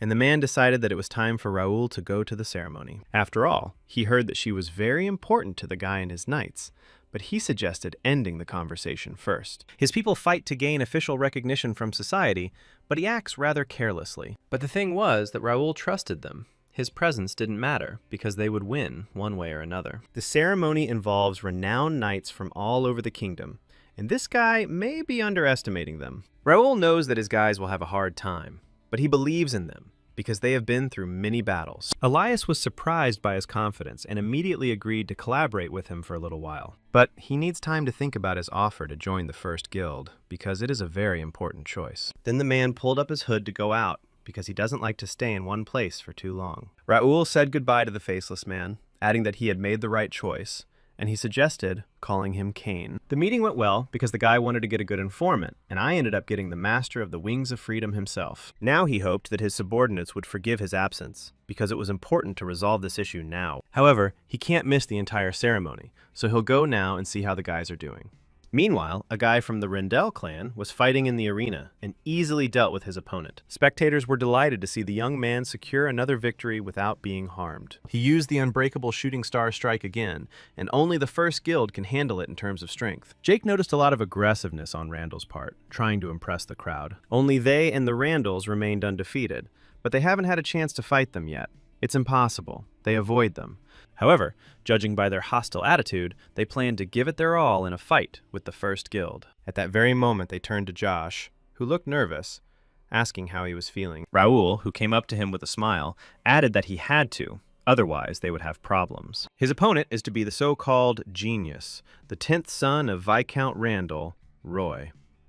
You'll have to sweat, but it's entirely possible to overcome him. The main thing is not to show weakness and not retreat. After all, he is probably glad that he got a newcomer of low origin, and therefore, he may relax at the wrong time. The guy asked him to demonstrate his skills and show what he was worth, and this immediately cheered up Josh. One of the knights asked if the master was sure, since Randall would probably try to kill him. However, Raoul asked him not to worry, because Josh would not lose, even if he wanted to. Meanwhile, the spectators could not believe that the Randalls and the First Guild would finally meet in a duel. Roy was dissatisfied, because he thought he was waiting for a fight with the First Guild, but they gave him some plebeian. It wasn't interesting, so he decided to finish him off with one blow so as not to waste precious time. Josh knew he was an aristocrat who was clearly stronger than any of the enemies he had ever fought. However, he cannot give up. He is no longer an ordinary boy, and not a mercenary, but a member of the First Guild. Now he had to win, for the sake of the master and his comrades, and so the boy took the sword in his hands and stood in a stance. Roy attacked first, but Josh managed to return and deflect the sword blow, remaining unharmed. He managed to track the movement of his opponent's sword, but he decided to increase the pressure and attacked again. And everyone was stunned that Josh blocked absolutely every punch and didn't even look tired. Roy became even more angry, but his opponent decided to catch him out, then tripped him up and knocked him to the ground. Josh himself was also surprised that this was all that this Randall could do, although he expected something more complicated. But in reality, every movement he makes is intense, and he feels no fear at all, which makes the battle much easier. If he is not capable of more, then his victory is guaranteed. which means there is no need to worry anymore. Viewers couldn't believe that the Randall offspring couldn't fight back and was now in a hopeless situation. Roy was angry, because right now, a pathetic plebeian dared to disgrace him in front of a huge crowd. However, Josh didn't know that he had to take care of his opponent's feelings, not wanting to adjust to his move. It didn't matter to him who stood in front of him, because all participants in the tournament fight on equal terms. Even though it's just a simulation of a real fight, Josh takes the fight seriously and has no time to mind his manners. There is no point in arguing about who is an aristocrat and who is a commoner. What matters is which of them is stronger. With these words, he infuriated Roy even more, causing him to return to the attack, ordering him to shut up. But now Josh took the blow with complete confidence, holding his sword in front of him, not seeing him as a serious opponent. Jake thought the guy was a genius, but there was nothing special about him, although he was considered a skilled fighter among the Randalls. But the thing was, Josh was much stronger than him and exceeded all their expectations.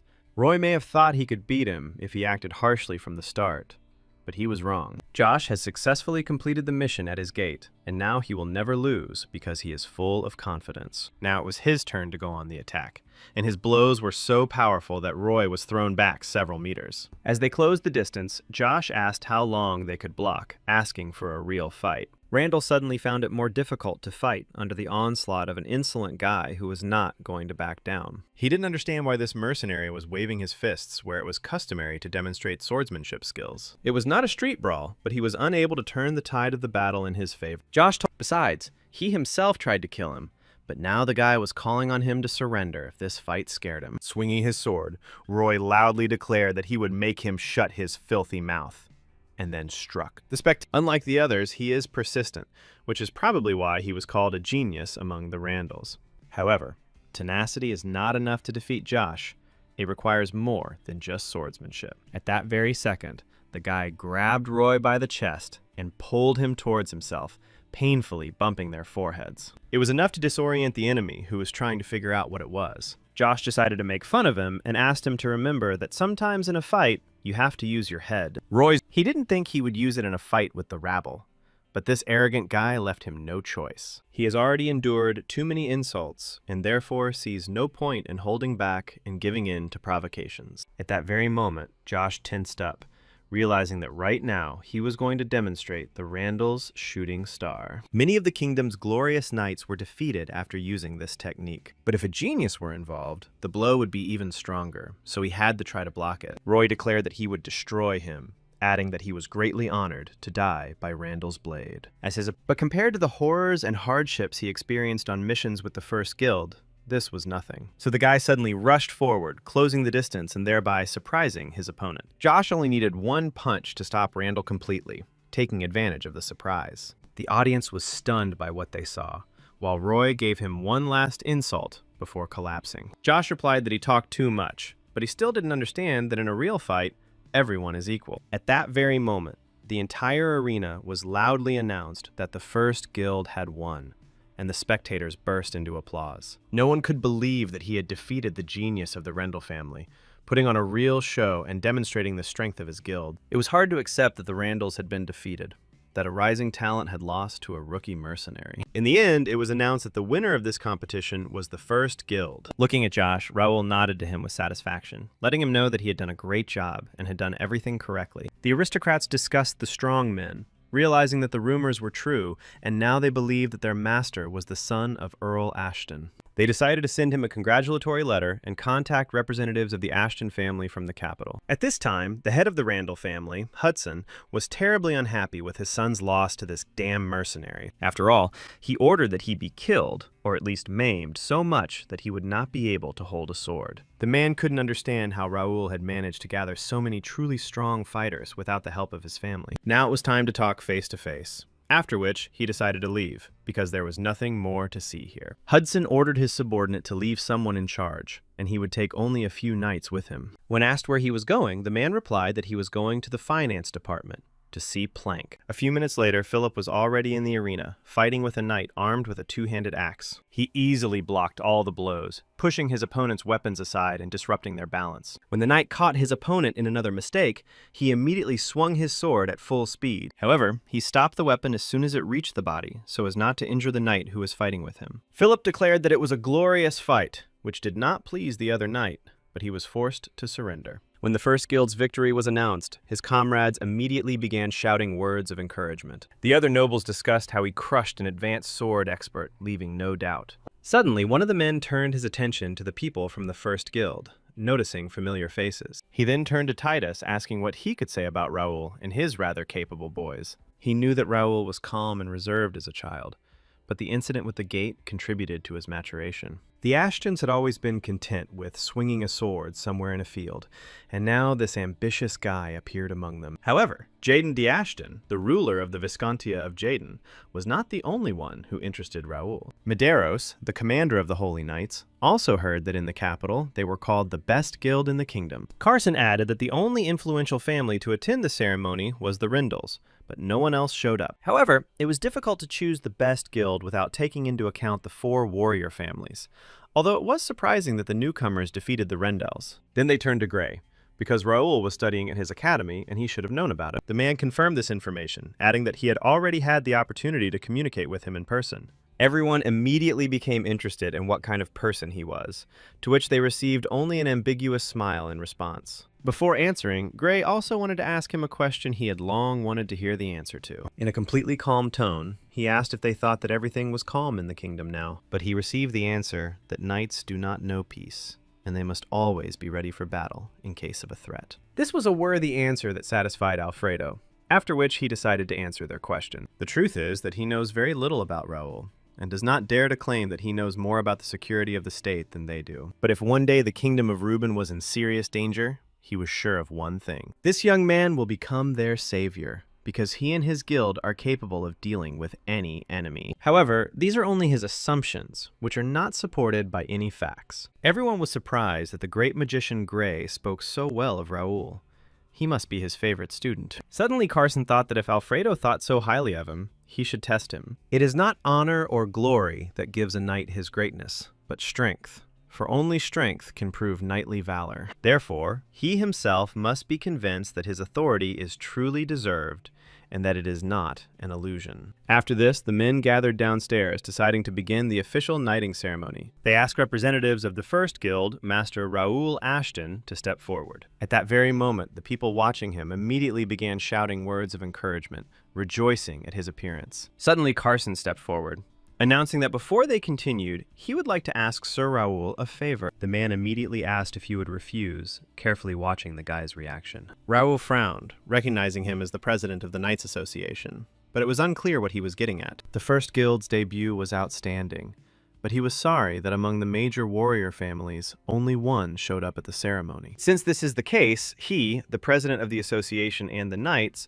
personally wants to verify the abilities of the master of the first guild. After this, he addressed the frowning Raoul directly, asking again whether he would accept his challenge. The boy looked closely at the president of the Reuben Knights Association, trying to understand his motives. When it comes to the strongest knights in the kingdom, it is impossible not to mention him. He is not only the captain of an elite squad, but also a sword master who was incredibly strong. And even though he occupies only the first level, the difference between an expert and a master is too great. However, if he accepts his challenge, he will become his strongest opponent after reincarnation. Carson was surprised that Raoul was hesitating to make a choice, because he expected him to agree immediately without thinking. Pierce didn't understand why he was so insistent on a duel, and Philip immediately realized that Carson wanted to test him personally. The master had never dealt with a sword master before, and it was obvious that he would not be able to defeat Carson. But if he doesn't take the fight to him here and now, the work they've done to build their reputation will go down the drain. With a challenge that could not be refused,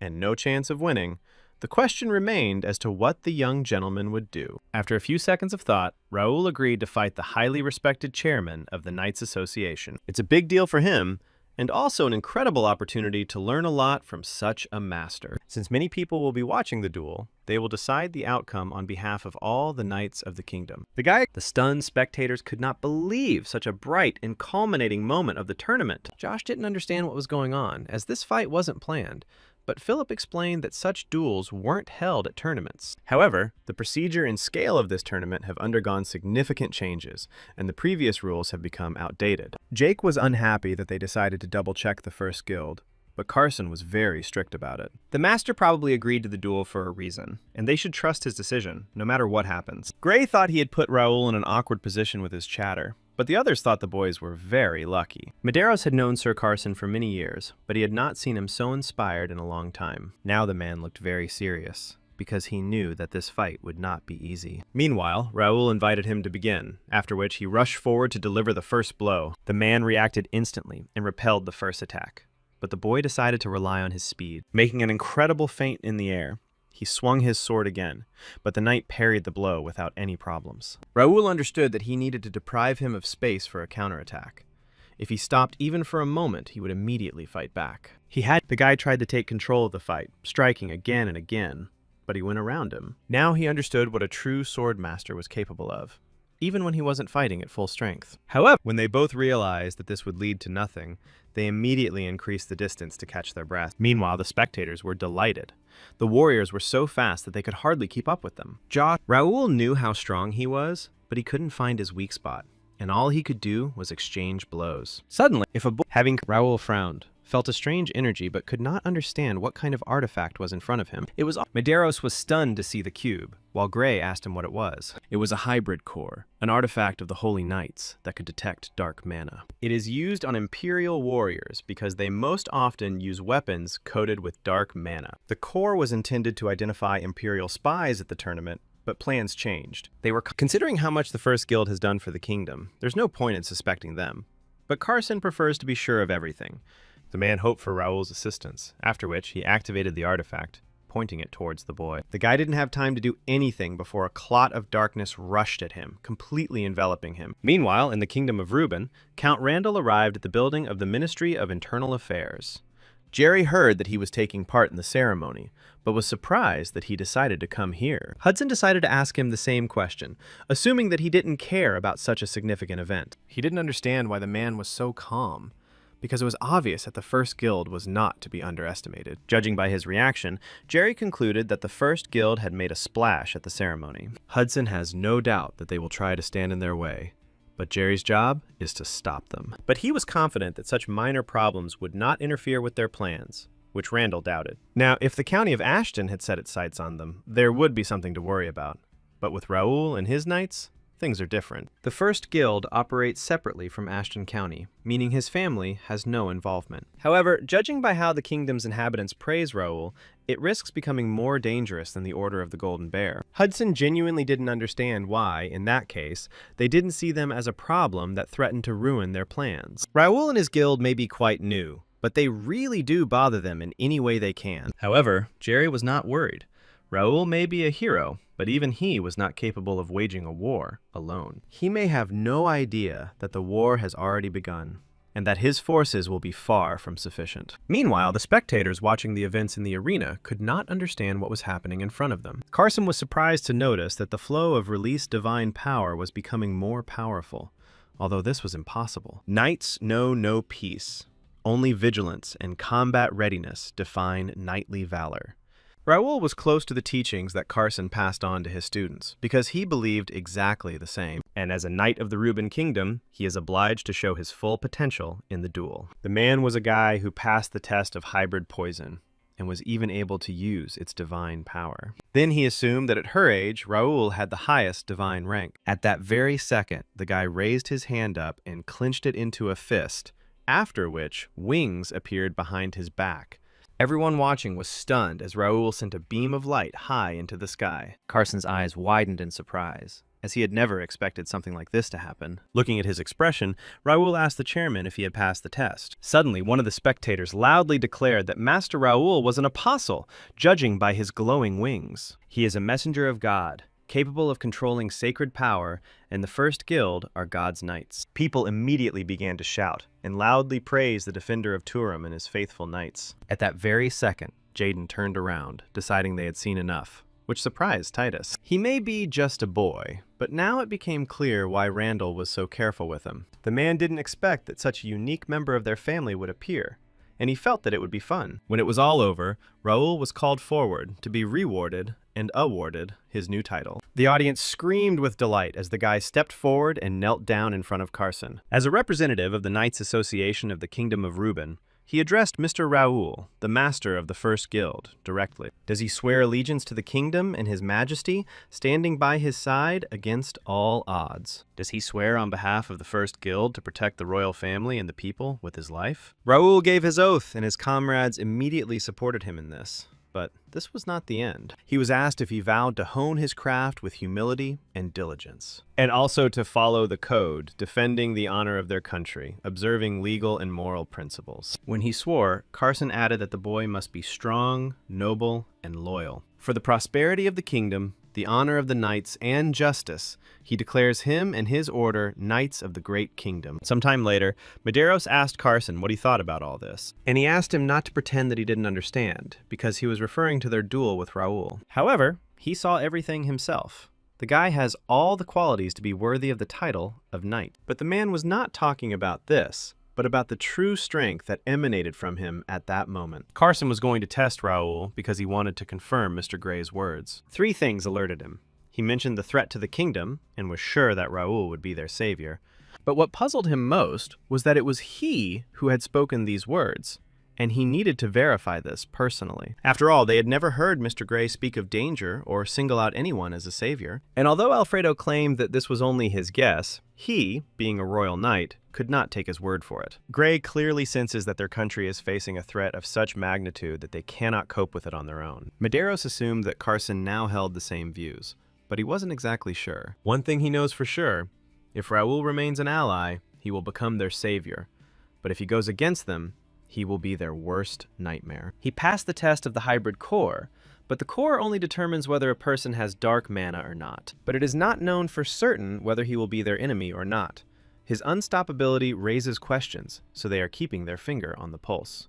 Medeiros was surprised by his seriousness, although he understood that he had not changed at all over the years. But then he thought about Raoul and the performance he had put on in front of so many people. Sometime later, the knights of the first guild were at the training ground, sparring. Josh went all out against Jake, who decided to test his abilities after the battle with Roy. However, the experienced knight immediately knocked the guy to the ground, leaving him no chance of winning. His attacks are strong and fast, but too predictable. They might work on Randalls, but not on those who have experienced real combat. His aggressive movement can be an advantage at times, but against experienced opponents, it will become a weakness. He must learn to change his fighting style to become more unpredictable and have multiple attack opportunities. After the ceremony, their ranks were replenished quite a bit, inspired by his fight, and they will have to answer for it. Josh was taken aback by these words, but Jake confirmed that he was now a role model. Of all the brave knights, he had been chosen. And now it seemed like they were in trouble. But Josh didn't understand why. Meanwhile, Raoul, who was watching them from the window, sighed with relief, smiling at the same time. At that very moment, Bernard approached him and informed him that everything was ready for the recruit's introductory test. The effort burned Raoul. Small problems do happen from time to time, but at the moment, the kingdom is truly free from troubles, as if it had always been that way. In 5 days, an event will occur that will put an end to the peace in the kingdom, and it is they who must prevent it. Meanwhile, the 6th prince of the kingdom of Gerald was sincerely grateful to Sir Carson and thanked him. After all, it was he who organized the ceremony on behalf of the royal family, although they are not currently in a position to organize something like that. Anything can happen, so they believe it is important to maintain the safety of the ruling family members now. Any knight would agree with this, so he had no complaints about the prince's decision. Harold heard that the newcomers performed the brightest in the tournament, and the first guild stood out in particular. Carson confirmed that one of the military families participated in the ceremony, but no one was able to crush the first guild. Princip recalled meeting Raoul Ashton at the academy, and immediately realizing he was no ordinary young man. And when the gates of the capital opened, his knights fought on the front lines, defending the city. They even defeated the scouts who had penetrated beyond the gates, thereby freeing them from danger. An order of this level undoubtedly became a highlight of the ceremony.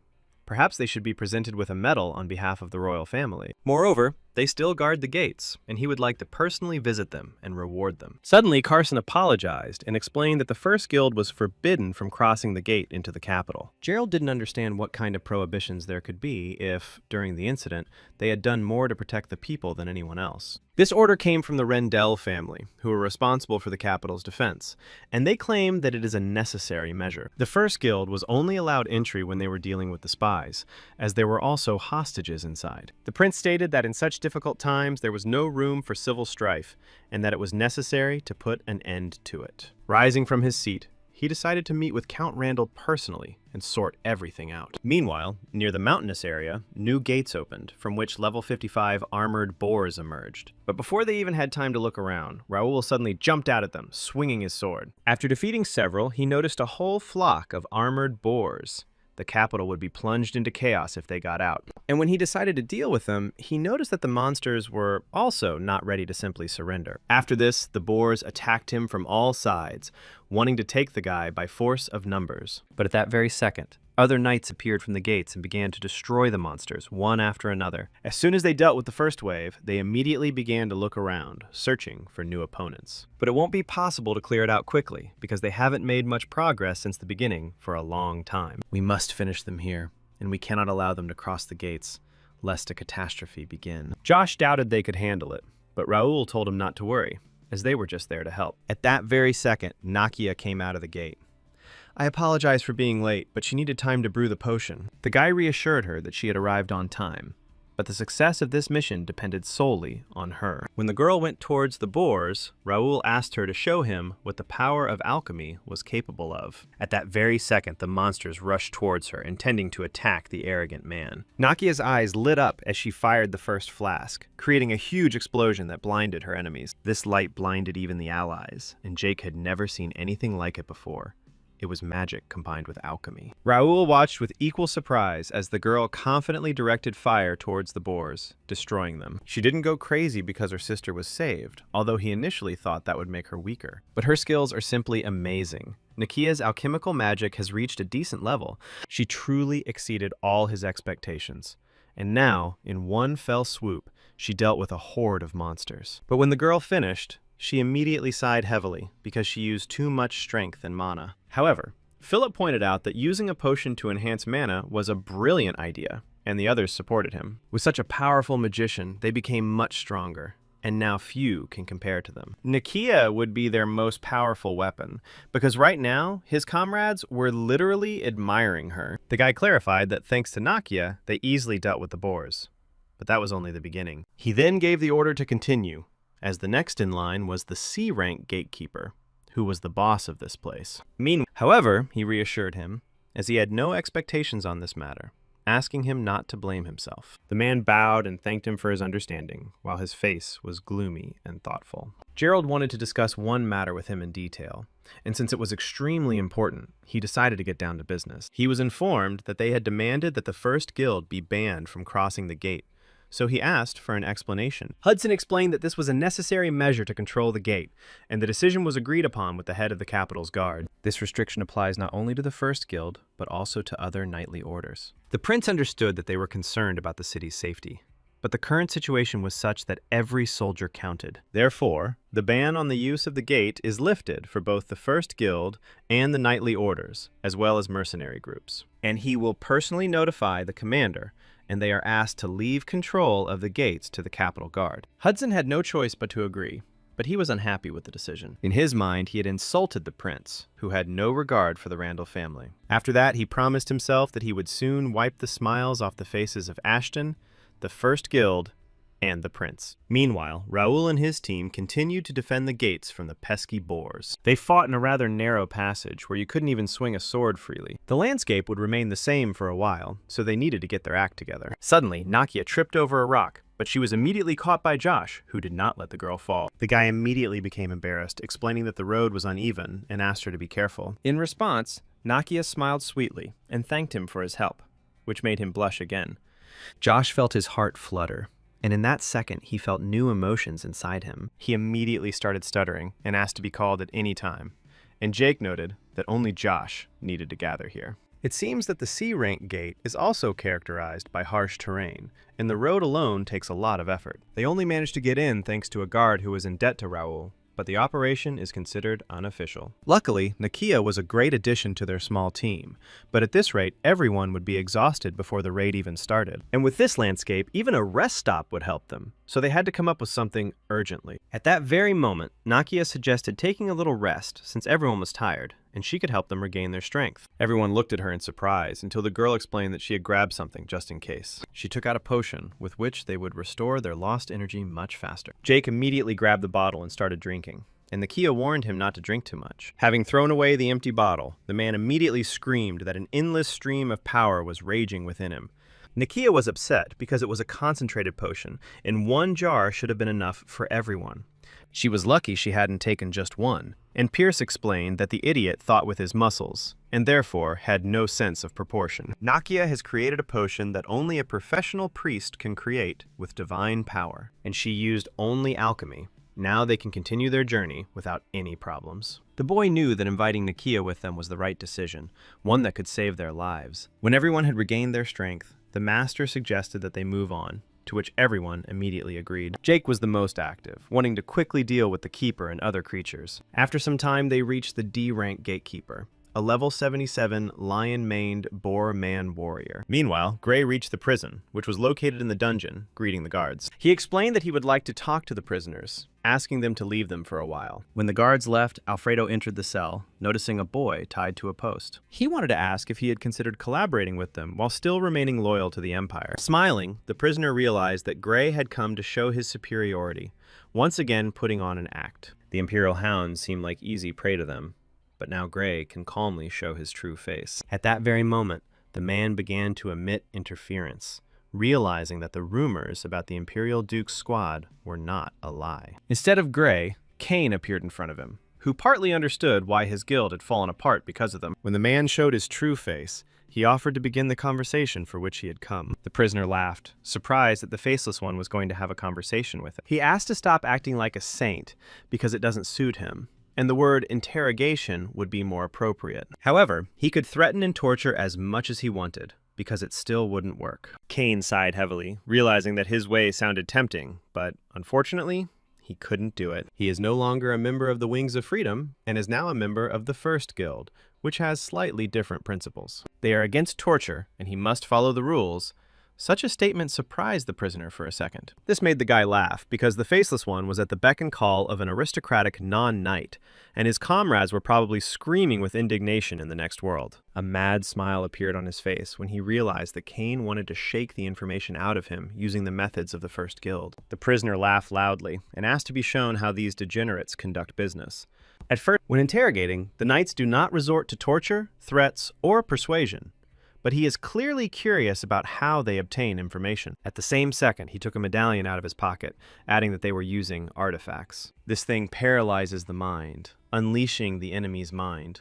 A couple of deft moves, and he will erase his memories. He will forget about their meeting and the fact that he revealed all their plans, and will not even suspect himself. Kane will get what he wants. He will remain loyal to the Empire, and this arrangement will suit both of them perfectly. When he saw the prisoner's dissatisfied face, Toe immediately asked what the main goal of the Imperial Hounds was. Meanwhile, Raoul's group stood in front of a huge entrance, which immediately confused all the team members. It is a structure created with mana that powers the gate, and it appears its formation is not yet complete. When the gate reaches rank C, the terrain changes, so they need to hurry. If the dungeon swallows up the entire territory of the gate, the capital will be more powerful than those with whom they managed to fight. Jake declared that there was not a minute to lose, then looked at Raoul's thoughtful face. The guy tried to soberly assess the situation, and for him, it was all too strange to be a coincidence. This place appeared shortly before that very event, and the C-rank gate cannot be cleared in 2 days. The guard captain received an urgent request for support from the D-rank gate,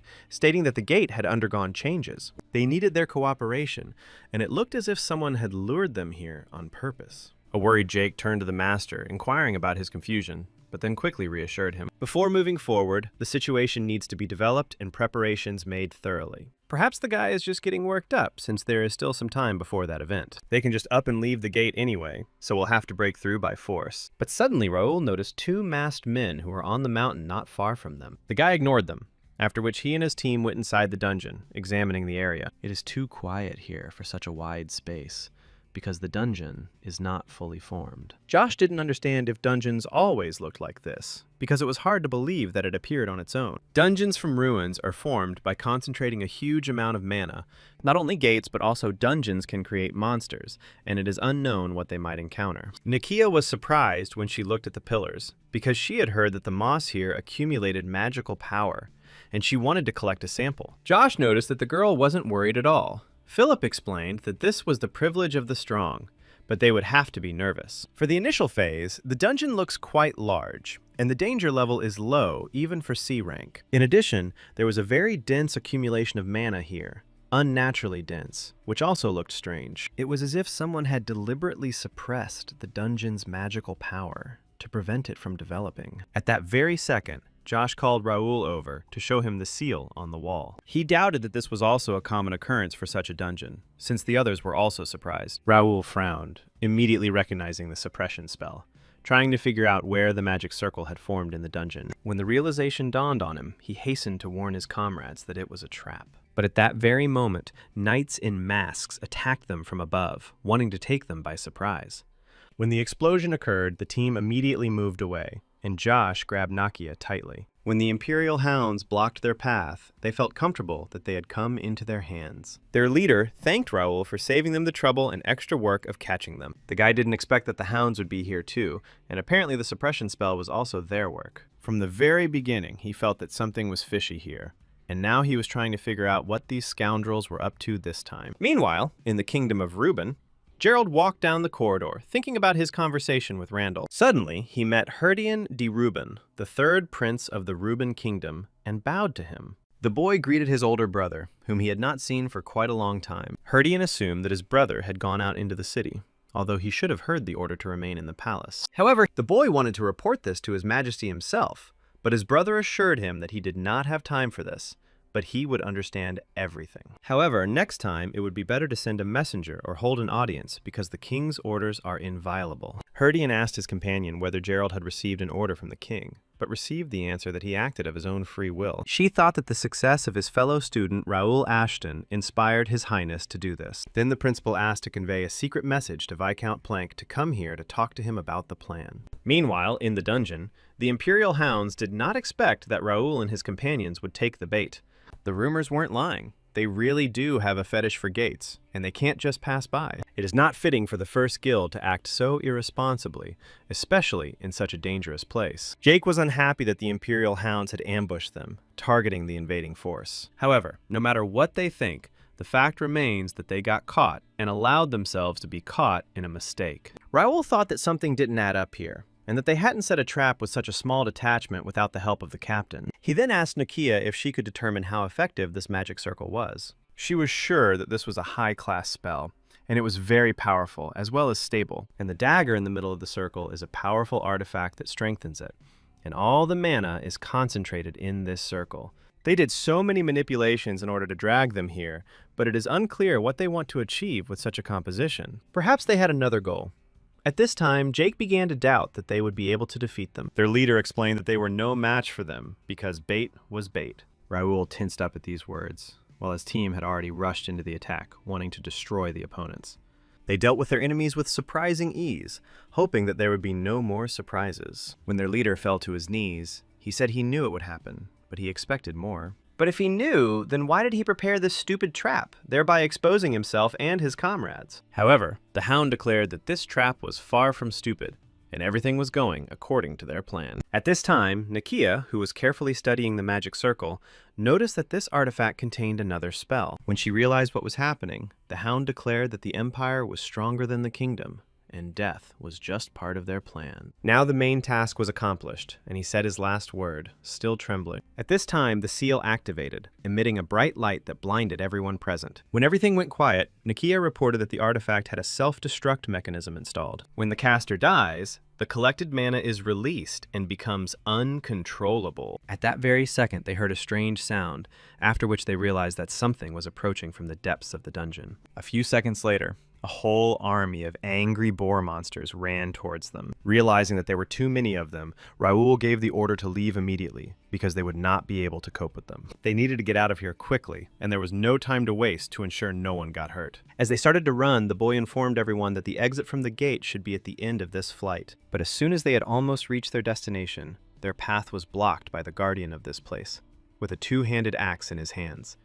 Meanwhile, at the palace, Herdian apologized to Jerry for such an urgent call. It must have been difficult for him to sneak into the palace, given the king's order not to let anyone in or out. He hoped for his understanding, and knew that inviting him here was risky, but it was necessary so that their plan would not fail. Plank bowed, as he understood everything himself, and also apologized for making him worry. However, the prince decided to end the formalities, asking if he knew why he had been summoned. When they didn't receive an answer, Herdian asked for an answer when they had completed their part of the job. At that very second, Jerry reminded him of the words he had told him at their first meeting. To realize your ambitions in life, you need patience, which will definitely help you. However, the prince risked everything not to listen to his moralizing, and now he must wait. Plank understood his anxiety, so he willingly entered the palace in order to brighten up the long wait with good news. Tonight, he will see what great results can be achieved through patience. Meanwhile, Raoul was already thinking about where they would go as soon as they got out of the dungeon. However, their path was blocked by a huge monster who was a guardian, and was not going to let them out so easily. Jake reacted violently when he saw the monster, but did not make any sudden movements. At that very second, the system gave Raoul an urgent task to destroy the B-rank gatekeeper. The guy was unhappy with this turn of events because the task came at the wrong time. If they had entered the gorge, they would have emerged along a narrow path. But now, things are different. At that very moment, a loud noise was heard behind them, and the company realized that they were about to be surrounded. The Guardian is a raid monster, so there's no way to deal with him quickly. Suddenly, Raoul remembered that he had Regnator.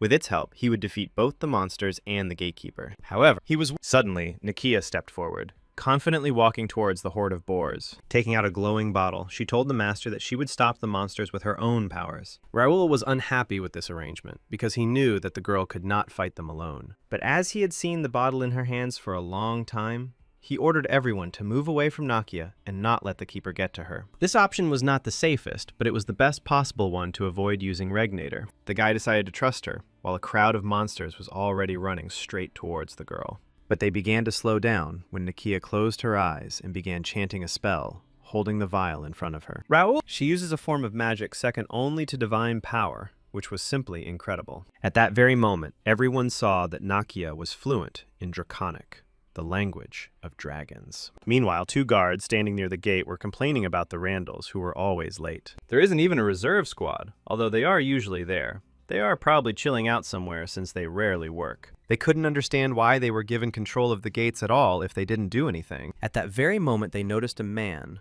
deciding that it was one of the Randalls, and decided to find out what had delayed them so long. But when they managed to realize what was happening, their chests were immediately cut by the sword of a mysterious man. The hounds decided that there were no more witnesses, and the territory near the gate was completely under their control. When the squad leader put on his mask, he declared that it was time for the gates to go out of control. Meanwhile, Kane, who was interrogating the prisoner, could not believe what he had just heard. The Imperial hounds had already penetrated every corner of the kingdom, and their plan was set in motion. The man realized that the capture and elimination of the guild was not just a provocation, but something more. The prisoner was surprised by this assumption because they were not doing all this for the sake of provocation. They were preparing for the war that was supposed to come soon. At that very second, he decided to lay out all the cards that it would start today in Reuben's heart. Without wasting any time, a worried Kane ran to the exit, finding no point in questioning the prisoner further. Meanwhile, the guards turned to the running vice-rector, but then realized that it was not him. The man running to the exit could not believe that he had missed the fact that all these actions were a prerequisite for war. If he told the truth, then today the kingdom of Reuben will fall, sowing chaos and destruction in every corner. Meanwhile, in the dungeon, a stunned Josh didn't know what was going on, but it was clearly something crazy. However,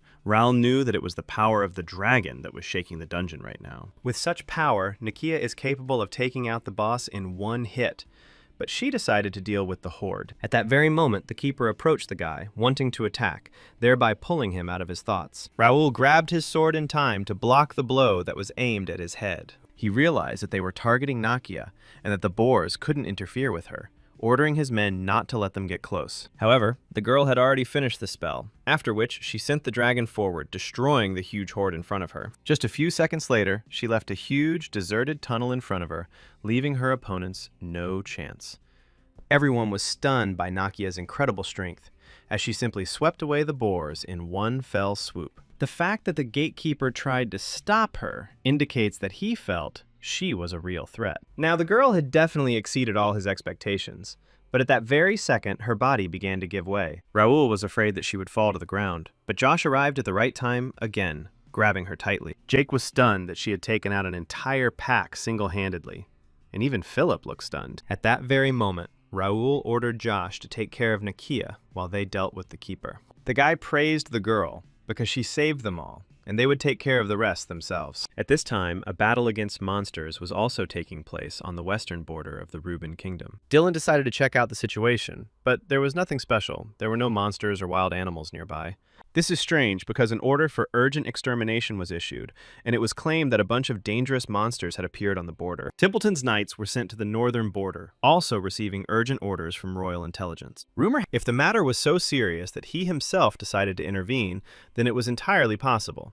But the man hoped that they had not come this far in vain. Suddenly the knight turned to the commander, asking if it seemed to him that something was wrong. Sending knights to exterminate monsters is common practice, but the fact that the capital selects only elite knights is unprecedented. Sending the main forces to the borders immediately is extremely unusual, as it makes the capital vulnerable. The Knights of McNeil and Rindle are still in the capital, so there shouldn't be any problems, but it's still a concern. Dylan decided to scout the area until dawn, then ordered the team to split into 2 squads. Some will go to his father's estate and report on the situation, while others will go to the capital. They would secretly observe the situation in the royal castle and report, because he had a bad feeling. Meanwhile, in the dungeon, the gatekeeper became seriously angry and directly attacked Raoul. While the guy was taking the blow, the others immediately rushed to attack, hoping to get him from both sides. However, the monster reacted instantly, holding an axe in front of itself.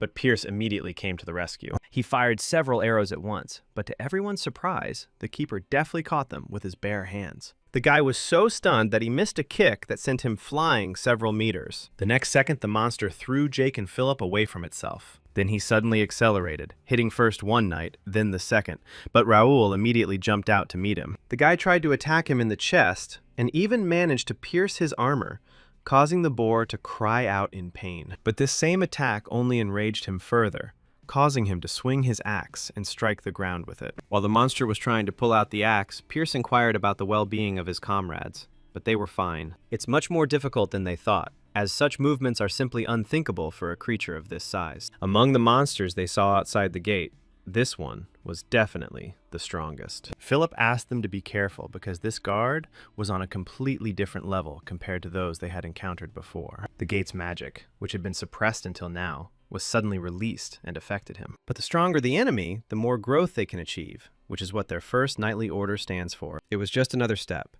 So the guy told Jake and Pierce that he would create a breach and then give the signal. They must attack by aiming at his blind spot and try to destroy him in one hit. Everyone immediately understood the order.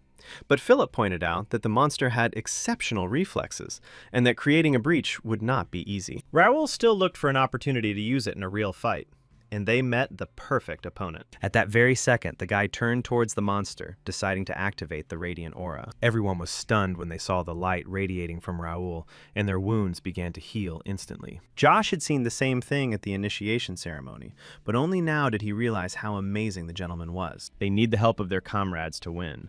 Although this is the first time he has used it in a real fight, so it was a little nervous. But they followed him here. They are ready to risk their lives for him, so he must behave like a master. They've been here a while, so now's the time to get it all over with. The guardian immediately shouted loudly, as if understanding his speech, and then raised the axe above his head. At that very second, he attacked, but the guy reacted instantly and soared into the air, swinging his sword. But when he lowered his blade, the monster blocked his commas again by activating a shield around itself. This power was not enough, and the monster was too fast. Now, it is definitely difficult to call him a gatekeeper. The guy understood that he couldn't handle him alone, but at least he could tie him up. Until they can land a decisive blow, he will try to tie him down or distract him. While Raoul was fighting, Josh turned to Nakia. but the girl was still weak even after being extracted. Meanwhile, Jake complained that the master was fighting alone and wanted to help him, but Pierce reminded him of the order. There was no signal yet, so they had to wait patiently before striking. At this time, the monster struck one after another, while Raoul successfully blocked each of them. He needed to hold on a little longer. Then his telekinesis would work on the keeper's weapon. When he found the right moment, he immediately used magic, and the axe in the monster's hands froze in place. The confused keeper did not understand what was happening, and at that very moment, his own weapon pinned him to the ground. The spell was very difficult for Raoul to cast, while the monster crawled out from under the axe, throwing it to the ground. At that very second, the guy gave the signal to his comrades to attack, and they immediately began to act. Pierce successfully hit the Guardian with his bow, while Jake and Philip were already approaching him, attacking simultaneously. The Guardian roared in pain as Raoul decided to deliver the finishing blow to the chest. It all happened in an instant, but they managed to defeat the dungeon boss and remain unharmed. Philip noticed that the gentleman had sat down on the ground, but he immediately explained that he needed to rest a little. Jake thought it was too much, because he used his healing skill for them, although he couldn't handle the monster alone. Raoul wanted to comment on Nakia's efforts, but at that very moment, he was contacted via voice communication. Raoul was stunned when he heard that everything was very bad, because the Empire had attacked the capital and the royal castle. Meanwhile, in the castle itself, almost all the guards were killed and lay lifeless throughout the corridor. The king turned to his son, who not only pointed the sword at his father, the king, but also took the lives of his own brothers. The man was very angry with Herdian's actions, and therefore literally incinerated him with his gaze. However, there was no sign of remorse or regret on the guy's face.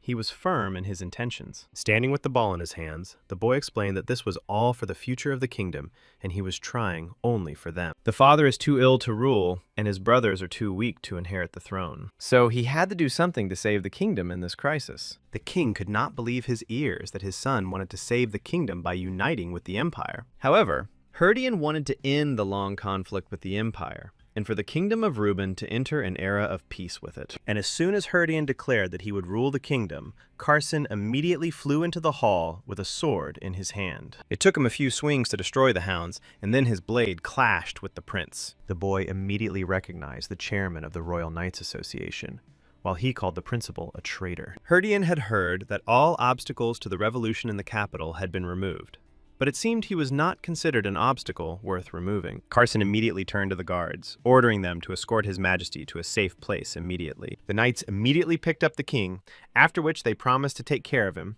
and headed for the exit. However, Herdian stated that there is no safe place in the capital, and now his father has nowhere to hide. Carson agreed, but if they held out any longer, the Empire wouldn't stand a chance. The prince guessed that he was talking about the Templetons or Ashtons, so he assumed that he knew nothing. However, the man replied that he knew nothing, and that they would now arrive here to save the kingdom of Reuben. Meanwhile, the Imperial Hounds did not understand why they were guarding this place.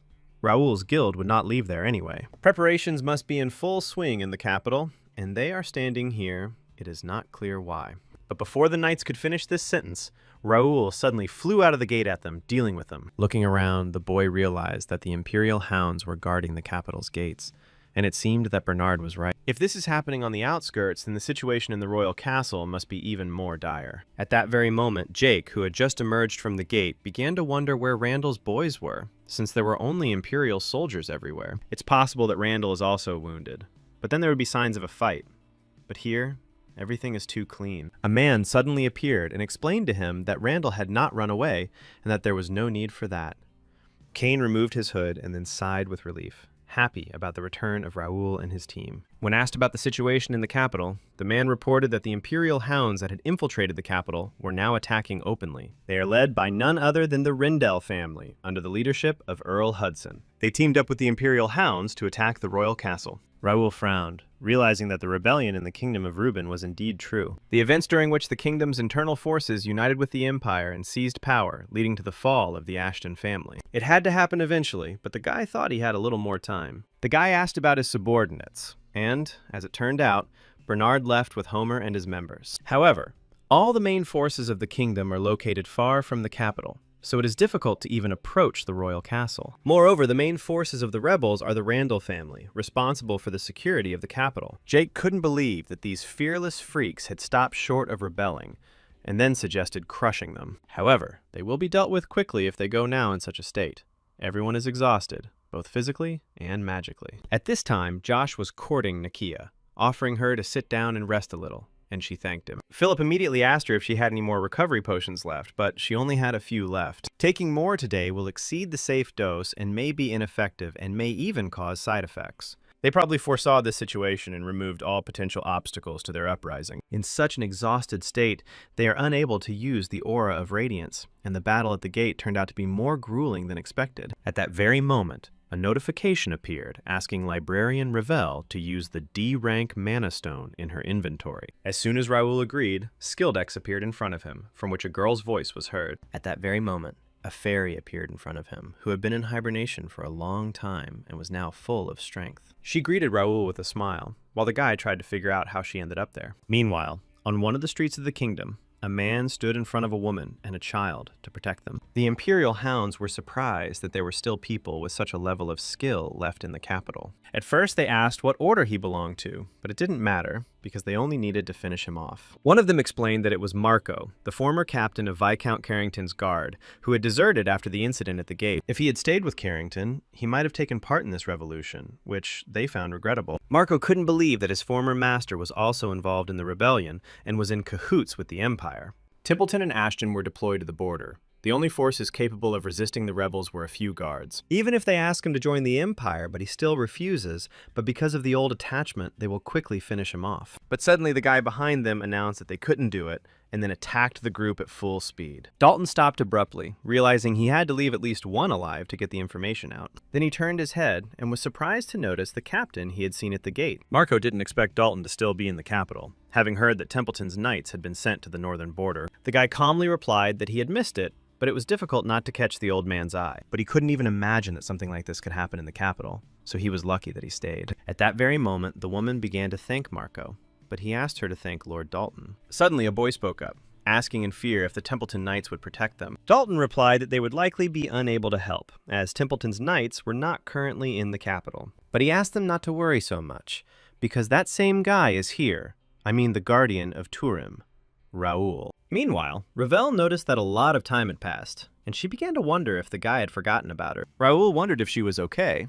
Well, the fairy felt great and was now filled with magic. This is all thanks to the fact that the guy accepted her, for which the girl is very grateful to him. Raoul was glad that he could help, but suddenly, Ravel noticed that he looked very tired and realized that he was in trouble. Since he is her benefactor, she will help him this time if he lends her this mana stone. Jake, who approached him, was surprised and asked if the gentleman was okay, since he was just talking to nothing. The boy immediately stopped short, remembering that others couldn't see her, but then asked the fairy if she really could help. Josh was curious as to why the gentleman was suddenly acting like this, as it definitely had nothing to do with the guild. However, Nakia was able to notice the weak form and magic, after which she guessed who Raoul could be talking to. Then the girl told Jake that the gentleman had some kind of plan, but they needed to wait a little. Thanks to the Mana Stone, Ravel will be able to temporarily heal them using spirit magic, but it will not work on Raoul. She says it's temporary because the healing magic she uses drains a lot of stamina. So they had to finish before dawn. At that very second, the guy immediately turned to his subordinates. They found themselves in a situation where they couldn't waste a minute. They were all tired, but Raoul found a way to restore his strength. He didn't have time to go into details, because this battle would be much more dangerous than capturing the gate. There was no guarantee that they would survive, so now they had to decide whether they were ready to go further into battle with him. The entire team looked at each other, shared a smile, and then unanimously voted in favor. Meanwhile, the Imperial hounds finished off the remaining knights left on the streets of the capital. However, the warriors had no intention of retreating, because if they fled, the inhabitants would be in danger. The Imperial soldiers declared that all the inhabitants of the kingdom were already dead.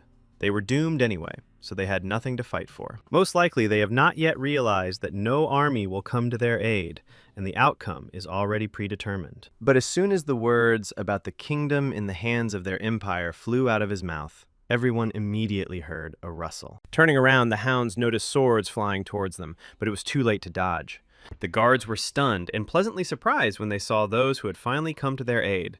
At that very moment, Raoul loudly called upon the warriors of the kingdom of Reuben to awaken their dormant courage. The first knightly order arrived to their aid, which would free the capital from the dirty clutches of the empire. As he rode forward on his horse, Raoul continued to call loudly to the soldiers. He then reared his horse, causing it to kick the imperial hounds with its hooves. Looking at this picture, the knight's spirits immediately perked up, and a wide smile appeared on their faces. Philip noticed that the rebels had already occupied the castle.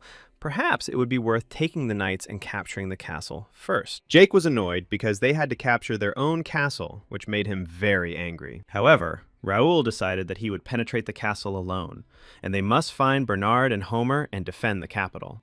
However, he doesn't need to fight them. The longer this goes on, the more nervous they will become. It would be more effective to infiltrate with a small group and sow chaos inside, while they focus on clearing out the capital. Jake asked them not to worry about what was going on outside, and to show everyone what they could do. At that very moment, Raoul asked Ravel if she was ready, after which they moved forward together. Meanwhile, a battle was raging inside the castle, with Jerry desperately fighting for his life. The captain of the royal guard, Jose, apparently did not know the prince very well, since he hid such skills. After all, he's capable of fighting multiple Imperial power armor users in a row, and his time at the academy has paid off. Gripping his sword tighter, the prince replied that he never thought his comrade would unite with the Empire, and he was not ashamed in front of his ancestors, who had served the royal family for many generations. Jose was not happy with the lecture from Gerald, who, it seemed to him, still did not understand what was going on. He is still alive only because the man respected him,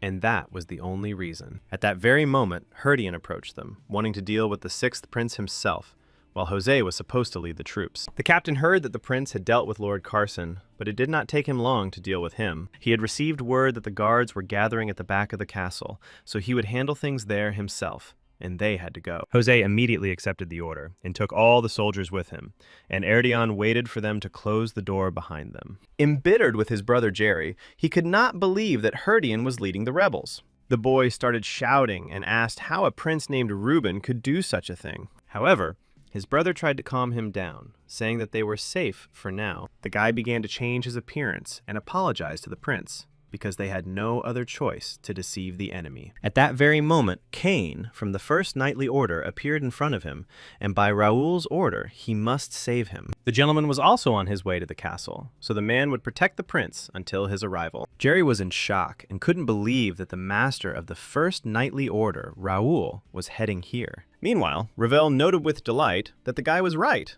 and there were almost no soldiers at the main gate. It seems Cain has done his job well, so they can move on. However, the girl did not understand how they would do this, because it was impossible to jump over such high walls.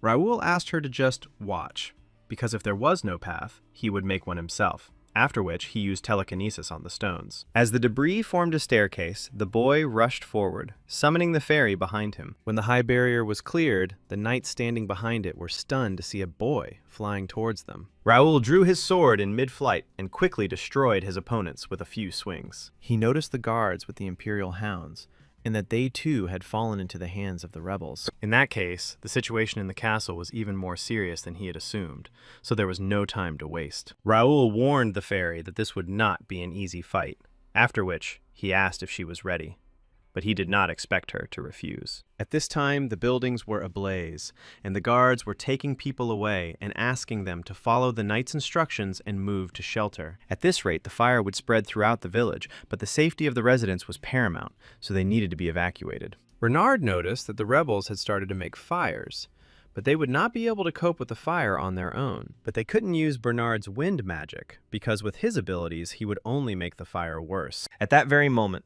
Nakia approached them, apologizing for being late, and then announced that she would take care of it now. The knight asked if the Liana was all right, as he had heard that a fierce battle was taking place at the gate. But if they can't control the rebels setting fires, they need to make sure they have nothing to set fire to. At that very second, the girl poured the contents out of the bottle, after which she pointed her hand upward, sending a beam of magic into the sky. Everyone watched in surprise as the magic circle created by the rain instantly extinguished the fire. The knights decided to take the chance to evacuate the residents, while Nakia was glad that the magic worked. Bernard was glad that there was no longer any need to worry about the rebels' arson plans. At that very moment, Jake and Philip arrived at their side, riding horses and soaking wet from head to toe. The knight was impressed by the girl's magic, but the most important thing was that now everyone was safe. Josh was surprised by the master's absence, but Pierce explained that he had entered the royal castle alone. Bernard decided that even with his experience it would be difficult, but Philip was sure he had to have a plan. Nakia confirmed his words,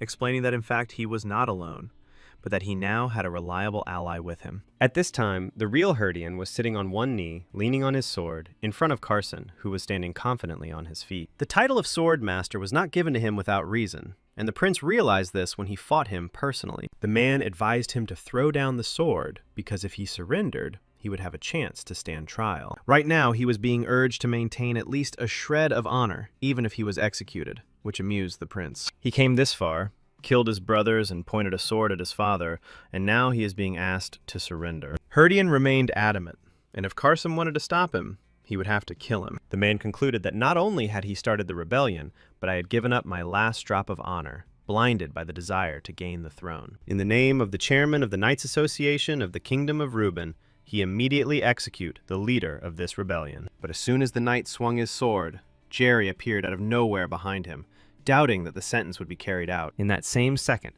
he swung his mana-infused sword, cutting through Carson's side, causing him to groan in pain. The man didn't expect such a vile attack from behind, but Plank also used magic, throwing him against the wall. Jerry apologized to the prince for being late, and was now very glad that he had endured this fight. In his defense, he explained that a couple of problems arose along the way that needed to be resolved. Herdian immediately asked why they hadn't taken Carson out of the capital, as there was a risk that he could ruin their plans. But it doesn't matter now, because in the end, Carson can't do anything on his own anymore. In that same second, the knight realized that it was the Ministry of Finance, in alliance with the Rendell family, that had planned the uprising. There was also a very strange magical force that hovered around Plank, and it was unclear whether he was even human. Jerry assumed that if the royal family fell and he was the only one left unscathed, there would be nasty rumors. As promised, he is almost reaping the fruits of his patience, so he must prepare for the next stage. It would be very unpleasant if he were labeled a traitor when he tried to claim the throne. However, it was unclear what to do with Carson, because he was not one to renounce his beliefs under threat of death. Besides, he had already seen too much to be left alive for the sake of nobility. The knight watched with an angry look as Plank swung at him, saying that he would definitely not tell anyone when he was dead. But just as he was about to strike, Raoul suddenly stood between him and Carson, holding his sword in front of him. Jerry never expected to see him there, while the guy said with a smile that they met again. Meanwhile, the king was in shock from the situation, because he was hiding to escape the rebellion started by his own son. Even if he survives, he is unlikely to be able to continue the royal line with dignity. One of the knights asked His Majesty to hold on, because the kingdom would fall as soon as he wavered. But the fact that he survives won't change anything.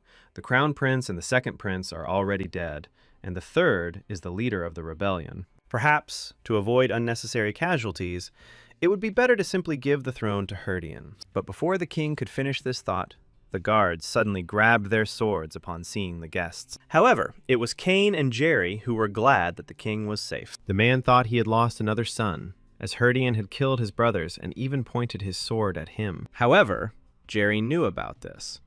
But now the most important thing was to save his life, so that the country would have a king. But the old man did not understand how, because the rebels had already captured the castle, and it was unlikely that anyone would be able to drive them out of there. Someone can save them. Moreover, he is able to save the entire kingdom if we are talking about Raoul. Meanwhile, the guy decided that during his absence, Plank had transformed from a treasurer into a rebel leader. He also developed a new hobby, playing with dark magic.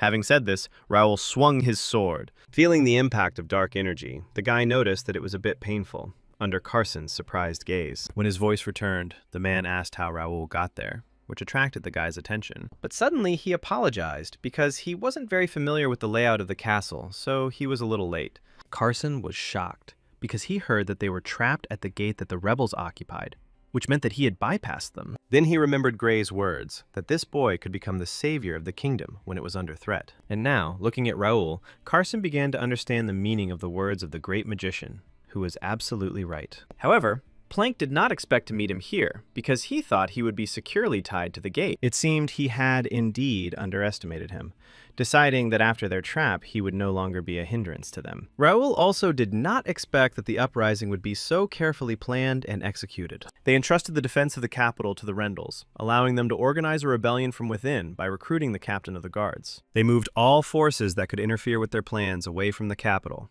which was not difficult. And by connecting the first guild with the gates, they ensured that there were no forces left in the capital capable of suppressing the uprising. It was a carefully thought out and bold plan, and the guy was not ashamed to admit it. Suddenly, Herdian spoke up and found the guy's words very witty, but he asked him to shut his mouth. The scum who killed his brothers has no right to speak. He is only a rebel, not a prince, so he must remain silent. Plank guessed that this was a weak provocation designed to detain Herdian, who was simply supposed to not give in. The man added that he would sort everything out himself, because if he delayed, everything would only get worse. At that very moment, Raoul waved his hand at Herdian, asking him to get lost because he was in the way. The prince became angry because he wished he could kill the boy himself. But when the rebellion ends and he ascends to the throne, he will ensure that the Ashton family is destroyed. But Raoul was ready to bet on who would destroy whom next, because the prince didn't even realize that the Empire was using him. It seems Plank went to great lengths to make the third prince his puppet, and they still believe that when the rebellion succeeds, he will become the new king of the Reuben kingdom. The man grinned, thus confirming his words, and the guy managed to surprise him again. However, Plank was not lying, and he really does intend to put Herdian on the throne, even if only as a formal king. Of course, this will only continue until the Empire extends its influence throughout the kingdom. Raoul expected something like this, because it was so typical for the Empire, so he wasn't even surprised. At that very second, Carson warned the guy that Plank was using some unknown force. It looks like dark magic, but it's something completely different from what he's seen before, and its exact nature is unclear. It's possible that no one has ever encountered anything like this before, so you need to be extremely careful. But suddenly Raoul smiled, which surprised the others, because the unknown force sounded interesting to him. But the thing was that he himself had considerable experience in communicating with unknown forces. At this time, Raoul's team was fighting with all its might against the Imperial Hounds, not giving them a chance. There were an insane number of them, but they had to stay on guard because there had to be even more of them. However, this time they had prisoners. Josh tied them up so they couldn't do any harm. The boy did not expect that they would meet again, addressing the respected Lord Roy de Rendell. The irritated prisoner declared that this time they were not on equal terms, as at the knighting ceremony. But he still doesn't seem to understand what's going on. And right now, he doesn't have any status to brag about. He shouldn't have joined the rebellion if status was so important to him. And the Knights of the Kingdom do not bow their heads to rebels. Roy found it funny to hear this from someone who had already lost the capital, and such a knight could not be left with honor. Then he suggested that he go and prepare for the funeral of that idiot Raoul, who dared to sneak into the capital alone. These conversations began to irritate Jake, and he suggested getting rid of Randall, but Philip stopped him. Suddenly, someone said that, as expected of Philip, one of the Knights of the Golden Bear, he quickly assessed the situation. Everyone immediately turned their heads in the direction of the voice and were stunned by the newcomer. It was Hudson who noticed that the knight had easily suppressed the elite Imperial squad and even rated his worthless son so highly. The man wanted to salute him with an angry look, but now the situation was completely different. Roy was glad that his father had come to his aid, while the others visibly tensed up. Even Jake would have liked to avoid this, but it was Philip who was most worried, as he understood the true danger. Before them stood the head of County Rindle, one of the 5 great martial houses, a master of the sword, one of the strongest in the kingdom. The knight understood that without their master, they were doomed, and now was not the time to thoughtlessly enter into battle. Hudson did not see Raoul among them, and decided that he had indeed made his way into the capital alone. If he is not here, there is no point in staying any longer, because the First Knightly Order is seriously interfering with their plans. Taking out his sword, the man declared that it would be quite pleasant to show him the bodies of the slain knights. At that very second, Roy moved and pushed Josh away from him so that he couldn't reach him. But before he could reach his father, he swung his sword, cutting through his own son's chest. The witnesses of this spectacle were deeply shocked, because they did not expect that the Count was capable of such a thing. Looking at his son lying there, Hudson declared that the shameless insects did not dare interfere. Jake decided that the man was crazy to dare to do this to his own son, being worse than the imperial degenerates. Looking at this picture, Bernard knew that he was ruthless, but he didn't think to this extent. At that very moment, Hudson began to imbue the sword with mana, deciding that the conversations had dragged on and he was getting bored. Then he began to walk slowly towards the knights, wanting to get straight to the point. Meanwhile, at the castle, Plank decided that it would be quite interesting to test the clash of unknown forces. When they simultaneously confirmed their readiness, Raoul immediately rushed into battle. The guy was genuinely surprised when he realized how easily he managed to wound Plank, who didn't even defend himself. However, the man remained unharmed, and an evil smile appeared on his face, and this battle was worth the wait. Even Ravel was stunned, She didn't understand what was wrong with him and why he didn't receive serious injuries. But suddenly, Plank decided that there was too little space to continue the fight, suggesting a change of location. The next second, he used magic to push Raoul out of the window, sending him flying outside. Carson and Ravel were taken aback by this, while Plank decided to have some real fun. Raoul broke through the window with his body and landed in the middle of the temple, managing to maintain his balance and remain standing. It wasn't easy, because just a little more and it would have been the end for him. But at that very second, a fairy flew up to him. She asked him to be careful because this guy seemed to be very skilled in using black magic. The guy knew this, and besides, normal attacks weren't working on him, so he had to do something else. At that very moment, Plank slowly flew into the temple, deciding that this should be enough. It's difficult to fully display his abilities in such a confined space, so he moved them to a more spacious location. Raoul doesn't want to swing his sword in the chapel, but it seems there is no other choice. When the man offered to fight him for real, the boy immediately rushed forward. However, this was exactly what Plank was after, and he quickly began to counterattack using dark magic. He was disappointed because the guy really thought he could handle him with just a sword in his hands. But at that very second, Raoul used telekinesis to direct 3 blades straight into the enemy's back. To everyone's surprise, the swords reached their target, and the boy watched the man closely. Suddenly, Plank laughed, explaining that no matter how hard he tried, his sword would never reach him. Ravel asked in fear who he was, because at this rate, she wouldn't be able to do anything. He's not just a skilled user of black magic. He uses it in a way the boy has never seen before. A high-circle mage who wielded black magic, level 88. And his potential ability was at rank A. If the physical ones still don't work, there's no point in releasing Regnator, especially since there's no way to try it now. It's too dangerous, so there's only one option left.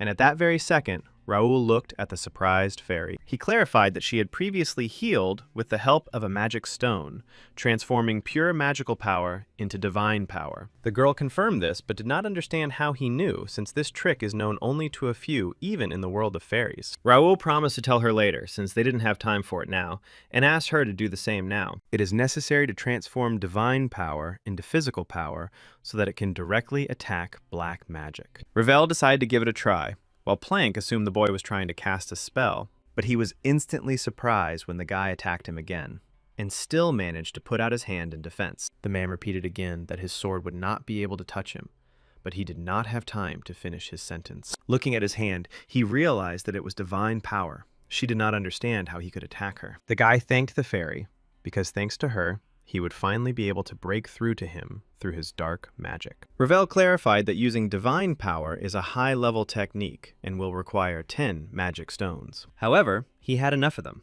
and Plank guessed with a smile that the guy would not give up so easily. Then he decided to move on to serious action, because it seemed the warm-up had dragged on, and now he would fight him in earnest. He parried Raoul's first blow, then attacked himself, but to no avail, and then they began to exchange attacks. The guy realized that this would lead to nothing, so he decided to use telekinesis again. This amused Plank, who moved back forward, closing the gap on Raoul. But when he got closer, the guy suddenly felt that he couldn't move, and a seal formed under him. Hands immediately began to appear from the magic circle and grabbed him tightly, not allowing him to escape. This was a very disadvantageous position, as the man immediately swung his magic sword. However, Raoul managed to defend himself, but for Plank, his immobilization was so simple that it was even disappointing. Even with his ability to move objects, he can't do anything with the magic circle. But suddenly, the guy used telekinesis again to rip out a piece of earth and lift himself into the air. In this way, he was able to destroy the seal, which brought a smile to the opponent's face. The power itself was strange enough, and he also found ways to use it in different ways. Thanks to Raoul, he can continue to enjoy it, so he suggested having even more fun. The guy barely managed to escape, but this time, it was really dangerous. And then he decided that he could not win this battle. Meanwhile, the Imperial hounds were surprised by the rain spell, but they didn't care, because the castle was already captured. At that very moment, they were surprised to notice someone walking towards the gate, discovering 2 people on horseback. One of them called the Imperials, announcing that they had brought the body of a nobleman of the kingdom, asking them to open the gates. The knights were surprised that there were still nobles left in the capital, but it was unclear for whom they were asking to open the gates. The man announced that he was carrying Dalton de Templeton, the grandson of the Marquis of the Sword, who who was too valuable to be left on the street. The Imperials didn't expect a member of the Templeton family to still be in the capital, so they decided to check it out for themselves. The newcomer introduced himself as the second in command of the Carrington Knights, who had managed to catch a large fish. But when Dalton heard these words, he immediately opened his eyes wide and smiled, looking at the Imperial. The knight didn't have time to react before he was immediately hit in the face, and the guy apologized for his elegant appearance. They hadn't really suspected anything when Marco mentioned Carrington's name, but now they could pretend to be rebels. If they are right and the royal castle has already been captured, it may not make any difference in the end. They were trying to decide what they would do once they got there, but they hadn't thought about it yet. Suddenly, the man breathed in towards them and was surprised that His Highness had misunderstood something. He said that the royal castle urgently needed help, but when they arrived, only 2 small bugs arrived. They immediately recognized Jose and could not believe that even the royal guard had gone over to the side of the Empire. Dalton is said to be the scum of the Templeton family, abandoned even by the Marquis to remain in the capital in defiance of orders. The boy was impressed that even the famous captain of the Royal Guard knew so much about him. But he heard that Jose was a dud who had not reached the level of a sword master, despite being the captain of the Royal Guard. And now he has to guard the walls, even after he joined the rebels. The man replied that he could surround him right now and cut his throat. But he would let him play a little. He was bored, so this was very opportune.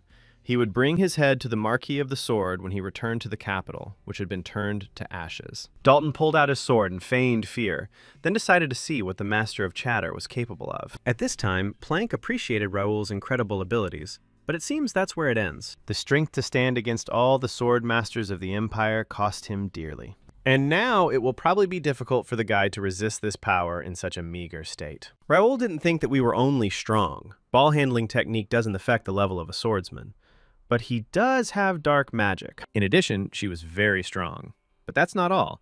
There was another powerful force besides that. Plank tensed slightly when the boy went silent, assuming he had finally decided to give up. But he suddenly spoke up, saying that he was apparently mistaken, which misled the man. The wizard did not understand what this meant, but decided that the guy had finally given up and wanted to capitulate. But before that, Raoul wanted to ask what kind of power was meant to counter the sword masters. Plank offered to tell him, but Raoul wouldn't understand anyway, because it was somewhat within the realm of awareness. If you think about it, the word awareness is more appropriate for gaining power. The guy must have felt as if the man's body, consciousness, and even his magical power were connecting with this world. Sword Master, the most powerful force protecting the Reuben Kingdom, the supreme swordsman. Such people are hard to find in the entire kingdom, so they only occupy high positions. In addition, there are other talents that are not inferior to sword masters, but have not received recognition. Plank didn't know how to take the Empire back from such monsters, but one thing was certain. He definitely wouldn't be able to surpass them with dark magic, but he wanted to gain more power and conducted countless experiments. Many sacrifices had to be made in the process, but he was grateful to all those who died for this cause. At that very moment, Raoul realized that he was talking about the very place where he and his comrades had found the laboratory. In his quest to gain this limitless power, Plank came to the realization that he was connected to this world. The man smiled and decided to show Raoul his skills, ordering him to simply watch. At that very second, several magical circles appeared under the guy, which bound him with dark energy. The fact is that Plank began to possess such dark magic that he could not have even imagined before. Raoul, and now, having become the world itself, he has no limits to perfection, and therefore, he is capable of everything. But it was very difficult for the fairy, but she tried her best to contain the dark magic. The man was surprised by the shield the fairy created, and at that very moment, Ravel detonated it, pushing the man away. He didn't understand where the guy got such strength from, and Raoul loudly addressed Ravel. She did not respond to his call, as she was completely exhausted, and then immediately disappeared into skill decks. Plank was sure it was definitely a power control spell, but she somehow managed to reflect it. Straight out of the book, Ravel stated that she was fine, but she didn't have enough magical power to be outside. She didn't know what she was doing, because she wouldn't be able to help him while she was recovering her strength. But the guy calmed her down. Plank couldn't believe that he was able to use a defense spell of that level in a situation like this. He definitely underestimated the guy, but this fight was starting to bore him, so he decided to end it. Meanwhile, the king and the 4 men heard some kind of rumble and tried to understand what was going on. Perhaps Raoul is fighting with enemies, and judging by the noise, a real massacre is unfolding there. Suddenly, Cain announced that he would also fight, which surprised everyone present. In a castle captured by rebels, the commander fights all alone, and he promised to help the first guild. If he was going to die, he would die in battle next to the commander. But at that very second, Jerry asked him to wait. But not to stop, but to announce that the prince will fight alongside them. Meanwhile, Hudson noticed that the rain had stopped, and now it would be easier to fight, although this was no longer important. The exhausted team could barely stand on their feet, realizing that their opponent was incredibly strong. The Count was surprised that they were still trying to resist him. They, the Ashtons, had always lived for the glory of chivalry. They still won't be able to change anything, although there is always a chance for some kind of miracle. By miracle, he meant the alchemist, towards whom he walked slowly and with a terrifying gaze. She will be a serious threat in the future and is unlikely to give up, so it is better to just get rid of her. Hudson swung his sword and promised it wouldn't hurt, but Nakia was still scared to death. But suddenly Josh came to her aid, trying to attack the Count from behind, but he blocked the blow. The man was surprised that the boy could still fight, admiring his strong spirit. However, Hudson only needed to raise his hand up to throw the guy away. Looking at him, the man suddenly remembered that it was he who had defeated Roy during the ceremony. This angered him, because Josh had disgraced the Randall name, and now he had to pay for it. But just as he was about to end the guy's life, Medeiros jumped out in front of him and blocked the blow. The knight arrived just in time, and Randall was stunned to see the great paladin in front of it. The knight greeted him, clarifying that they were meeting for the first time since the ceremony. He didn't think he'd ever see him in a situation like this again, with their swords pointed at each other. Hudson didn't understand what he was doing there, because he was supposed to return to the northern border with the knights. He was heading there, but then he received an ominous prophecy and turned his horse around. As they pulled away from each other, Randall realized that even Plank hadn't seen this coming. The massive wave of undead that had appeared near the northern border was strange enough, and Medeiros could have expected something similar. The Count was surprised that he returned to the capital only on assumptions.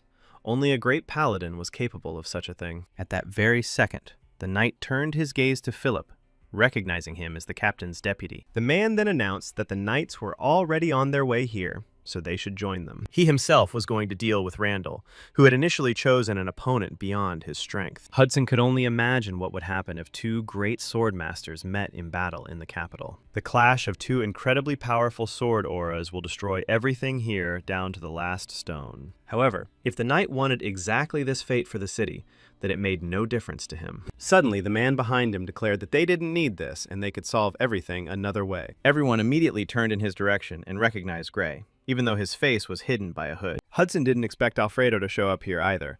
It looks like Plank's plan has completely failed. However, it is more likely that Gray's plan failed, as he was unable to prevent this tragedy. As he said, if two great ones collide, disaster will happen, and there will be even more victims. If he joins the fight, it will only make things worse, making this battle pointless. The man then began to cast a spell, suggesting that Randall come back and try later. To everyone's surprise, the Count calmed down, realizing that the other knights would soon return. He then hid the weapon, loudly declaring that he no longer needed to stay there. Before leaving, he added that he deeply respected him because he was able to ruin a perfect plan. But as soon as he thought about Raoul's loss, he decided that maybe he wasn't completely corrupted. Meanwhile, Ravel, who was still in the book, tried to shout to the guy and asked him to wake up. Plank hovered above him, thinking that this guy was the most annoying thing he had ever seen. If it weren't for him, everything would have gone smoothly, but he managed to delay the inevitable for a little while.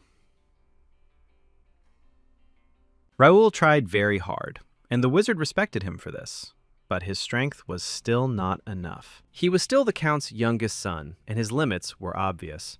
So his loss was obvious. Whatever Raoul does, Planck is one with this world, and any resistance is useless. A worried Ravel asked the guy to hold on, and tried to get out of the book, but she was unable to do so. I felt sorry for Planck, because the Empire would be glad to notice someone like him, if the guy weren't an enemy. And of course, he will make sure that no trace remains of him so that he can no longer interfere with them. At that very second, the man released 3 snakes created from dark magic and then directed them at Raoul. A roar echoed throughout the castle, and Kane and Jerry were the first to feel it as they stopped in the corridor. They immediately guessed that this was also the result of Sir Raoul's battle, and this time it was not without magic. Kane mentally turned to the master, trying to find out what kind of battle was going on there. At this time, Plank looked at the place where the boy was lying and smiled, because not a speck of dust was left of him. He wanted to say something else, but at that very second, he felt that someone was behind him. When he turned his head, a fist immediately hit him in the face, because he did not expect an attack from behind. Then the man noticed Raoul,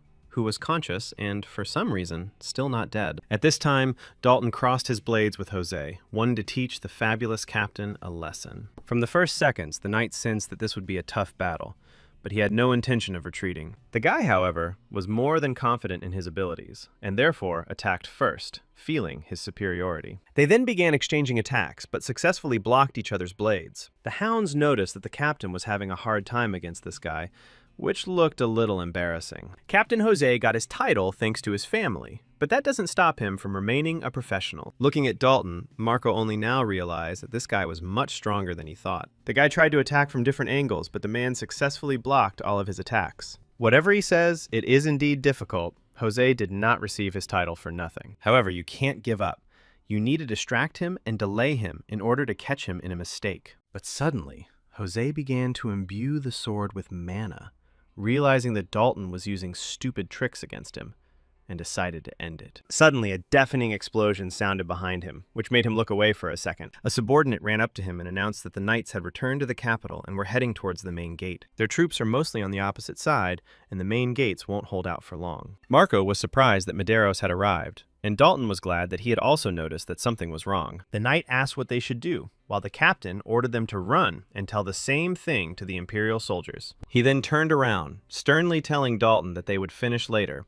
He was very lucky. In response to this, the guy only smiled sarcastically, not taking his chatter seriously, and asked him to walk and look around. Then the captain and his guards hastened to retreat in order to have time to defend the main gate. Taking the castle for yourself shouldn't be difficult since the knights are already here, so there's nothing to worry about. However, one question remained open.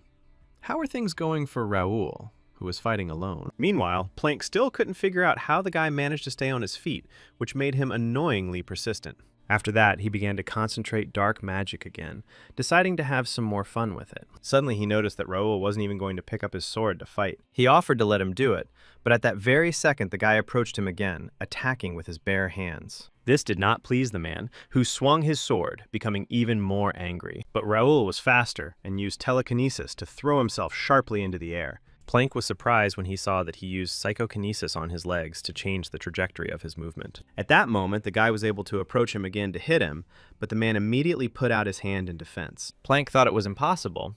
I tried to understand what kind of force it was and where he got it from. Raoul was barely alive, but now he looked as if he had a second wind. The man decided that things were getting out of control and decided to attack the guy himself. While Plank began to become noticeably nervous, Ravel still managed to escape from the book, having recovered a little. The fairy's first move was to find Raoul, when she suddenly noticed that the boy was fighting with all his might again. Looking at him, she couldn't believe that it was still Raoul, because he looked completely different. Now he was much more confident and could hold his own against dark magic. Plank still didn't understand how he had become stronger on the brink of death, and what kind of tricks these were. But suddenly he froze and smiled, because he could not even imagine that there was someone like him.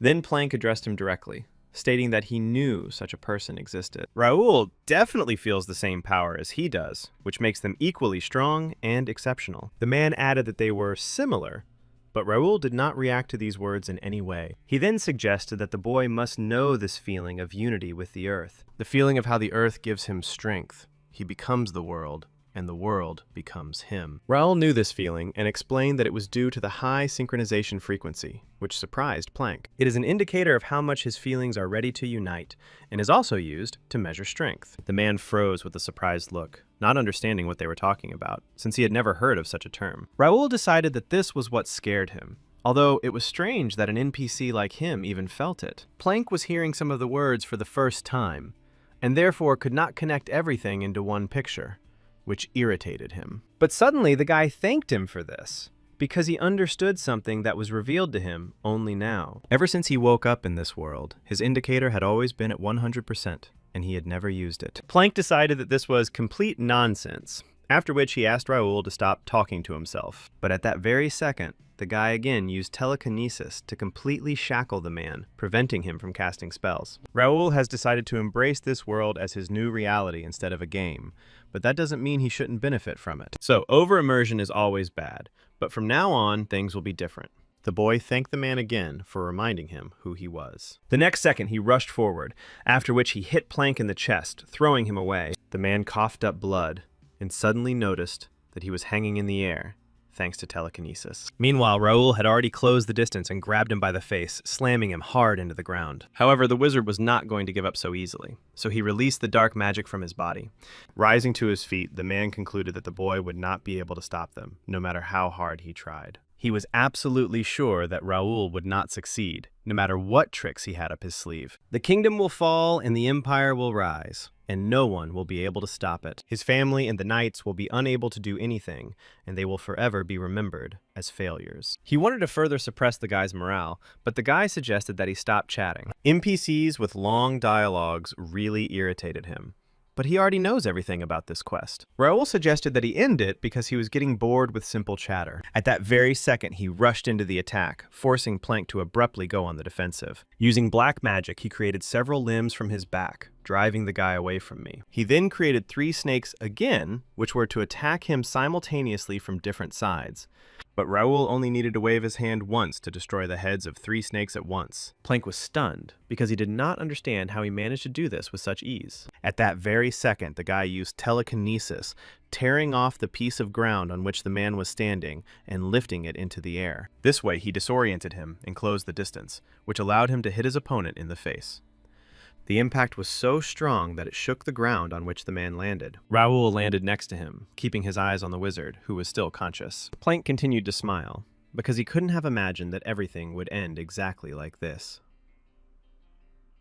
He planned and calculated everything perfectly, but it was only because of this guy that everything went wrong. He destroyed the kingdom and raised the flag of the empire, gaining unprecedented power. Suddenly, he was interrupted by Raoul's unexpected question about why he needed this, which made the man think. Looking at the discouraged Plank, the guy tried to understand what the meaning was and what prompted him to do this. The wizard suddenly became nervous, after which he wanted to answer, but to his surprise, he fell silent. He couldn't answer this, and Raoul explained that it was obvious, since there had never been any reason. This scenario was created for beta, the connection was set up perfectly, but they didn't program the emotions for random NPCs. The man must have felt empty now, but that didn't mean he would be forgiven for it. Because of it, too many innocents have died. People have lost loved ones and have hidden in fear after losing their homes. Plank was the only one to blame for all this, and it didn't matter at all that he did it without any reason. When Raoul woke up here, he decided that he would consider this world his new reality. And now he can't simply forgive the one who so brazenly tried to destroy this world. Seeing the guy swinging, Plank decided to ask him one last time who he was,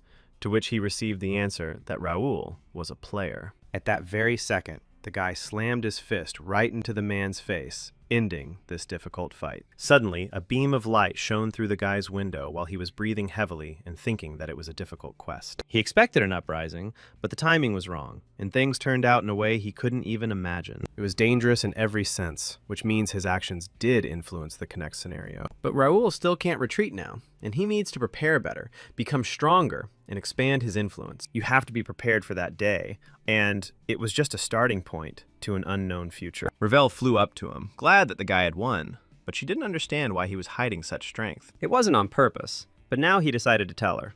He couldn't hide it forever anyway. But as soon as Raoul wanted to tell her the truth, he immediately lost consciousness, which worried the fairy. She suddenly froze when she noticed a ray of sunlight shining on the boy, realizing it was already morning. The girl gently touched his cheek. She had a lot of questions, but that could wait. The nightmares of that night, from the rebels who had allied themselves with the Empire, dissipated with the first rays of the sun. A long, intense day that included everything from suppressing D-rank gates to fighting Imperial hounds has ended. After the battle, Raoul immediately lost consciousness, as Ravel had warned, and was soon found by Kame and Jerry. The same thing happened to his company. They overexerted themselves and collapsed unconscious at dawn. After this, they slept for 3 days. The king survived, but soon fell ill again. He had long been weakened, and the shock was too great for him. First of all, the fact that the instigator of the rebellion was the third prince was incredibly hard to accept. Dylan had already arrived in the capital shortly after the Holy Knights, but most of the rebels had already left the city. The nobles, who came to their senses late, also panicked and had to urgently provide the people with supplies.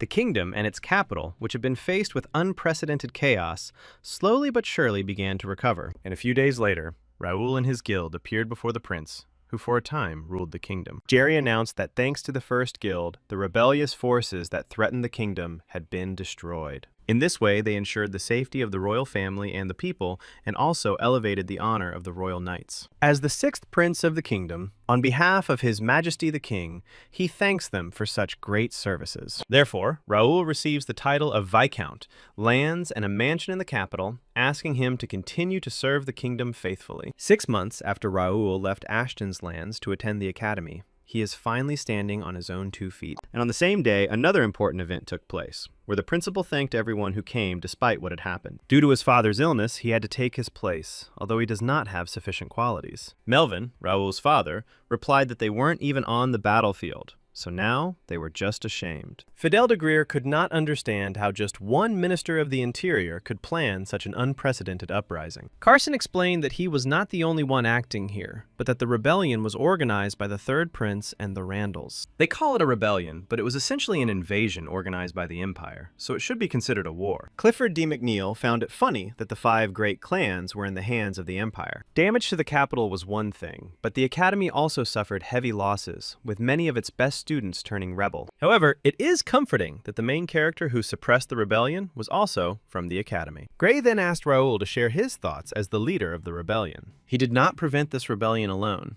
Everything became possible thanks to the First Guild and the Knights of the Kingdom. In light of what has happened, they must focus not on what they have lost, but on what they have left. They should join forces so they can be better prepared for future threats. Jerry agreed with him. The Empire was silent about what had happened, but the war had, in fact, already begun. The kingdom is now weakened and in great crisis, so the prince asks the 5 great clans to make every effort. The Empire certainly poses a threat, but there is an even bigger problem, which lies elsewhere. The real chaos is just beginning, and right now, a new character has appeared in the kingdom. The blue-haired boy was delighted, still not believing that he was right in the game. Looking around the surroundings and the people, the guy realized how amazing this game was, as if he had been transported to the real world. His name is Kim Il-woo. He turned 25 this year, and recently, in his unremarkable life, he experienced a stroke of luck. There was a new virtual reality game called Connect, and he was chosen to be a beta tester for it. The capsule was like in sci-fi movies, but many said it was a hoax, and they were being used as test subjects. However, Kim still decided to take the risk, and was not pleasantly surprised when the system invited him to enter the world. As it turns out, it wasn't a hoax or a conspiracy. It was virtual reality. And even more, he feels the wind, the smell, even the extras look realistic, which could be very confusing. Why did he decide that even the pain felt realistic, which made him feel a little creepy? At that very moment, all the strangers were greeted by Reynaldo, who was the mayor of Mira. He was genuinely happy about their visit, while Kim was surprised by the event right after leaving, which did not look like training. The man said at the top of his voice that they should have heard news of a large-scale riot in the capital. Listening attentively, the guy guessed that this was the beginning of a script. This unprecedented event caused concern among many of them, but their kingdom was not weakened. I owe it all to the pride of the city, to the hero of heroes who crushed the rebellion, Lord Raoul and his first guild. So he asked all the new arrivals to be calm and enjoy the freedom in his city. Ronaldo was glad, because his speech had not been met with such applause for a long time. And it was good that he decided to side with Raoul. Kim thought that the first guild played an important role in the game. Perhaps they were connected to the main storyline. Then he focused on Raoul, mentally wondering what kind of character he was. At this time, Melvin was pulling his son by the cheeks, praising him with all his might. Although, just recently, he had begged to send him to the academy. And now the guy has done something so outstanding that he was able to bring glory to their family. Dylan wondered what his father would do with the Randall family. They had arrested everyone who remained in the capital, including the side branches. However, given the entire situation, the decision will be up to His Majesty, but most of them face only a light punishment. All those who actively participated in the rebellion have already fled to the Empire, and the remaining members of their families are not connected with the rebellion. However, they require minimal supervision, so it would be better to leave them under house arrest. Suddenly, Raoul announced that they should also watch the Jadens, which surprised the men. Melvin was surprised that his son suspected his older brother's family of something. His uncle, albeit indirectly, was in contact with the Randalls through Baron Zender. It was also established that he maintained contact with the main organizer of the rebellion, the Minister of the Interior. Although he was not an overt participant, it is highly likely that Lord Jaden was involved in the rebellion. Dylan agreed with his younger brother. Even though his uncle had been silent for several years, it would be wise to be on guard. Melvin frowned and asked his son to stay here and concentrate on watching the rebels' relatives. Then she turned to Raoul, because she thought that he was still a child. But he had matured so much that now the man did not regret anything. From now on, the kingdom will need him even more, so the boy must do his duty properly. But before Raoul could agree, a servant called out to him, informing him that the prince was summoning him immediately. Then the boy decided to say goodbye to his father, wishing him a safe journey home. Melvin was very proud to see his son in such a position, and also said goodbye to him in return. From behind, Raoul already looks like an adult, but his face is still that of a youth, which Dylan agreed with a smile. He was the first to mention the need to be careful of his uncle. It's not hard to think that the fragile boy would change so much. Suddenly the Count became stern and hinted that they could not rely only on the younger one. If Dylan were to keep an eye on his brother, it would be noticeable, and it was still too early for the younger brother to take on such responsibility. Then, the only option left is for Dylan to find his second brother, Lawrence. Meanwhile, the prince said that it was not easy to resist the heads of the 4 great families. However, they are all loyal servants of the prince, so he should not be so afraid of their presence. Jerry invited Raoul as a friend and fellow academy member, so he asked him not to be so formal. Putting formalities aside, the guy said with a smile that Jerry had already been through a lot.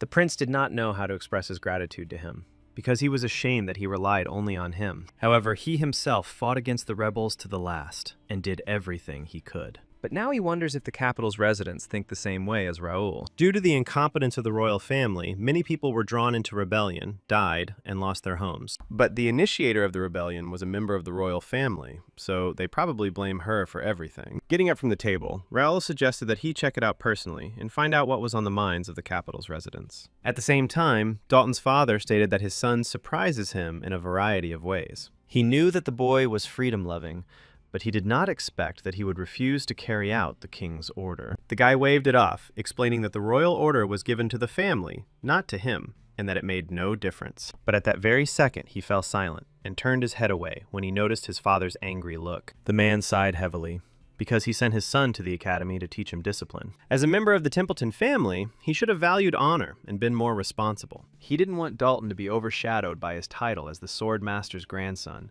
so he needed to prove himself. Then he looked at his son, concluding that his efforts had not been in vain, and Dalton had shown what he was capable of. He was surprised when he heard that the boy had joined the gate suppression operation, fighting the rebels. Dalton, a man who had never been involved in family affairs, was so active outside of it. It was because he was so self-willed that the Templetons were able to maintain their dignity. Now the father was thinking about allowing his son to be free. This was the best decision for him and the family. If the family shackles him, he will no longer force his son to play any particular role. Perhaps Raoul's first knightly order will be more suited to his spirit, and then the boy will find the meaning of his existence. If Dalton wanted to go with him, he wouldn't interfere, but he should think about it carefully. It might be useful in the future. After the failed uprising, the Empire will abandon its strategy of undermining the kingdom from within. They could start a full-scale war, and the rebel forces that have found refuge in the Empire will join them. If the day comes when they come face-to-face with the Empire, then Titus, the master of the sword, will not stand aside. Meanwhile, on the training ground, the knights trained young men who decided to join their ranks. One of the men asked to look carefully, explaining that the sword was an extension of his arm. But at that very second he froze when he noticed Prince Jerry and Raoul approaching. The prince asked not to pay attention to them. They just came to observe the students of the academy. The new recruits won't recognize the prince anyway, so the knights can pretend he's not there. Raoul heard that there were a lot of new recruits, and there was a lot of activity here. All the places were taken. So they enrolled some of them as cadets. Many of them are boys who suffered from the recent uprising, most of whom lost their families or homes. The prince felt sad from these words, but Raoul, on the contrary, smiled and decided that they needed to talk. He approached a boy with the same hair color, noticing how hard he was training, and asked how old he was. The boy suddenly stood at attention and immediately replied that he was 13 years old, addressing Raoul formally. He joined the knightly order quite early, and the boy became curious about why he decided to join. The young knight was silent for a few seconds, after which he answered in a confident tone that he wanted to become strong. He needs it to protect his family from the Empire and, one day, to protect the kingdom. He wants to be like the knights of the kingdom who defended the king at the cost of their lives, like Raoul who defeated the rebel leader. And just like Prince Jerry, who did not retreat, He wants to fight bravely against the Empire. Suddenly, Raoul put his hand on the prince's shoulder, making it clear that young men like him were gathering from all over the kingdom. This shows how the people who survived the rebellion feel about the royal family. Without answering, Jerry confidently walked towards the same boy, asking his name.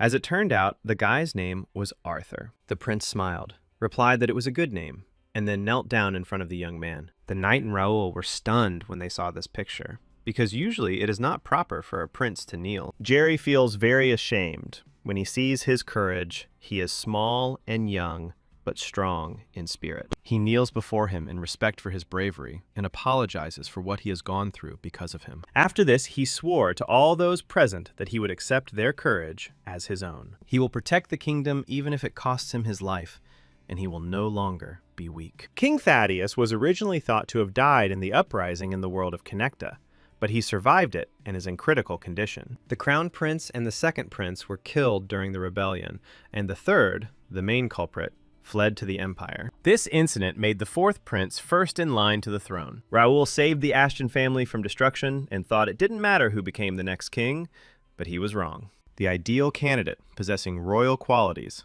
was now standing right in front of him. Jerry again asked the name of the guy who was too excited. The prince decided to remember his name, asking him to become a great knight of the kingdom, hoping that they would meet again. In the face of the trials of war and division, this is the ruler the people need most. One who is strong and brave enough to stand against the imperial hounds. A ruler who cares for the people and knows more about humility than anyone else. It was the boy who had recently become a man, the sixth prince, Jerry de Rubin. A little later, while sitting at tea, Raoul was surprised that the royal family was especially kneeling before the commoners. It's a good thing they didn't know he was a prince, otherwise there would have been a big commotion. However, Jerry wanted to thank them, even if he had to do it this way. And thanks to these children, he realized something. These children will undoubtedly grow stronger, but the kingdom needs someone to rely on right now. Suddenly, the prince revealed that such a man was right in front of him, the guardian of Turia, Raoul Ashton. But now he should be called the guardian of the kingdom of Reuben. The entire people of the kingdom already rely on him. But simply being a support is not enough. They need someone who can unite the forces of the kingdom, and also nobles, knightly orders, even mercenaries and wanderers, and lead them with strength and gentleness. His Majesty is gravely dismissed, and most of the heirs to the throne are dead or missing. That's why Raoul believes that Jerry is the only one who can take this place with dignity. He said it as a friend, so the guy should understand what he meant. From now on, the Empire will no longer act as openly as before, and we must be on our guard. It will first gain strength and then be ready for a full-scale war. The kingdom needs to be united more than ever, but when that time comes, absolutely everyone will be in disarray.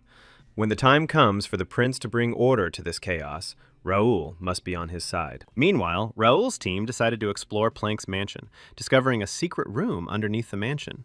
A mind possessed by dark magic would not be in good health. Yet here they might find clues to rebellion. At that very moment, Pierce turned to Nakia, hoping that the alchemist had managed to find something interesting. There is a powerful sealing spell here. There are no traps or dangerous elements, but the spell requires deciphering. It may be ancient magic, perhaps too old to be found in literature. The whole group was stunned, because they did not understand how Plank could even know about such a thing. Suddenly, a knight came running to them, reporting that the investigators had completed their inspection of the cave. It has been confirmed that it is a man-made structure, but it was built at least several thousand years ago. This information surprised the team even more, since the Viscount certainly could not have lived for so many years.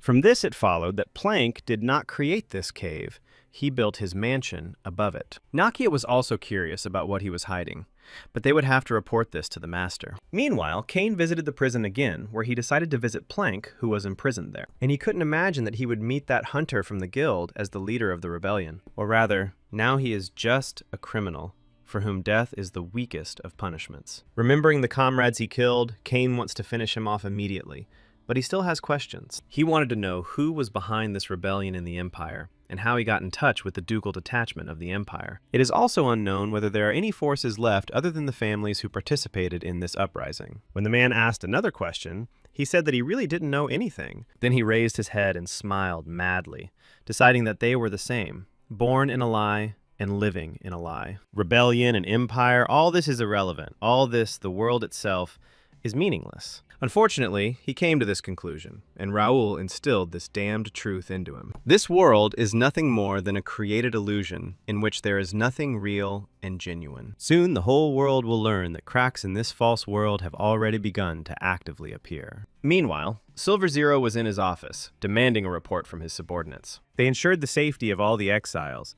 and at the moment, no one is particularly suspicious. The nobles in the chambers are somewhat agitated, but overall, everything quickly stabilizes. In addition, they quickly recover their strength by focusing on the 4 great families. In the end, the plan failed, and this only resulted in the enemy becoming stronger. Plank was captured in the royal palace, and his dark magic was suppressed, after which he was thrown into prison. His Majesty the Emperor is extremely disappointed with this failure, and they all must understand this. Jose felt responsible for not living up to expectations and would try to make things right. Silver angrily hinted that he would have to do it, otherwise he would not survive next time. However, another subordinate stated that he was, again, to blame for this defeat. The man immediately realized that he was referring to Raoul Ashton, who had been looking suspicious for a long time. He foiled their plan almost single-handedly. Plank's mistake was that he couldn't deal with Raoul. Due to his connection with the 6th prince, with whom he studied at the academy, there are rumors that he supports him as the next king. Now he is no longer just a rising star,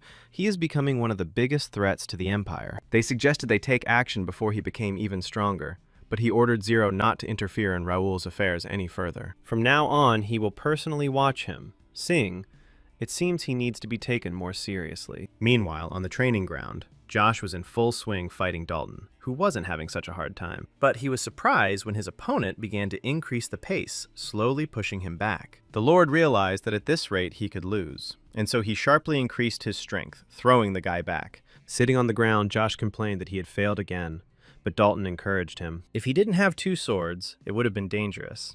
But this time, he was just lucky because of the difference in weapons. He thought Josh's style was based only on brute force, but his technique was also good. However, the boys were not happy about this, because it would not work against a sword master like Count Randall. The sword master is the ultimate goal for all knights, but the choice is unexpected, as his style is very different from Randall's. When asked why he chose Randall, Josh replied that it was not a goal and that he just wanted to beat him, who at night he could not even touch the Count with a finger, no matter how he fought. The difference was obvious. The pinnacle of knightly skill, Swordmaster, is so high and unattainable that it is practically impossible to achieve. But Dalton continued to encourage him, saying that the boy called the Count the one he wanted to defeat. Most people, when faced with such an overwhelming difference in strength, quickly give up due to the unattainable height. But he is not like that.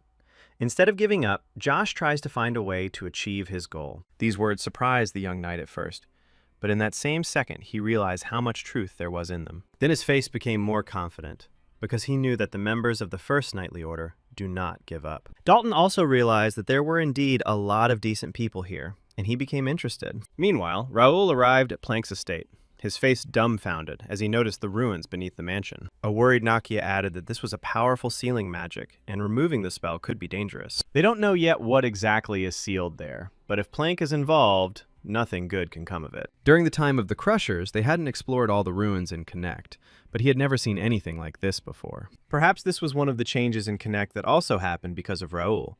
The guy asked to leave it to him and ordered everyone else to move away because he had to inspect everything himself. Philip offered to stay with him just in case, but the master said that everything was fine. If anything happens, he will run away faster than anyone else.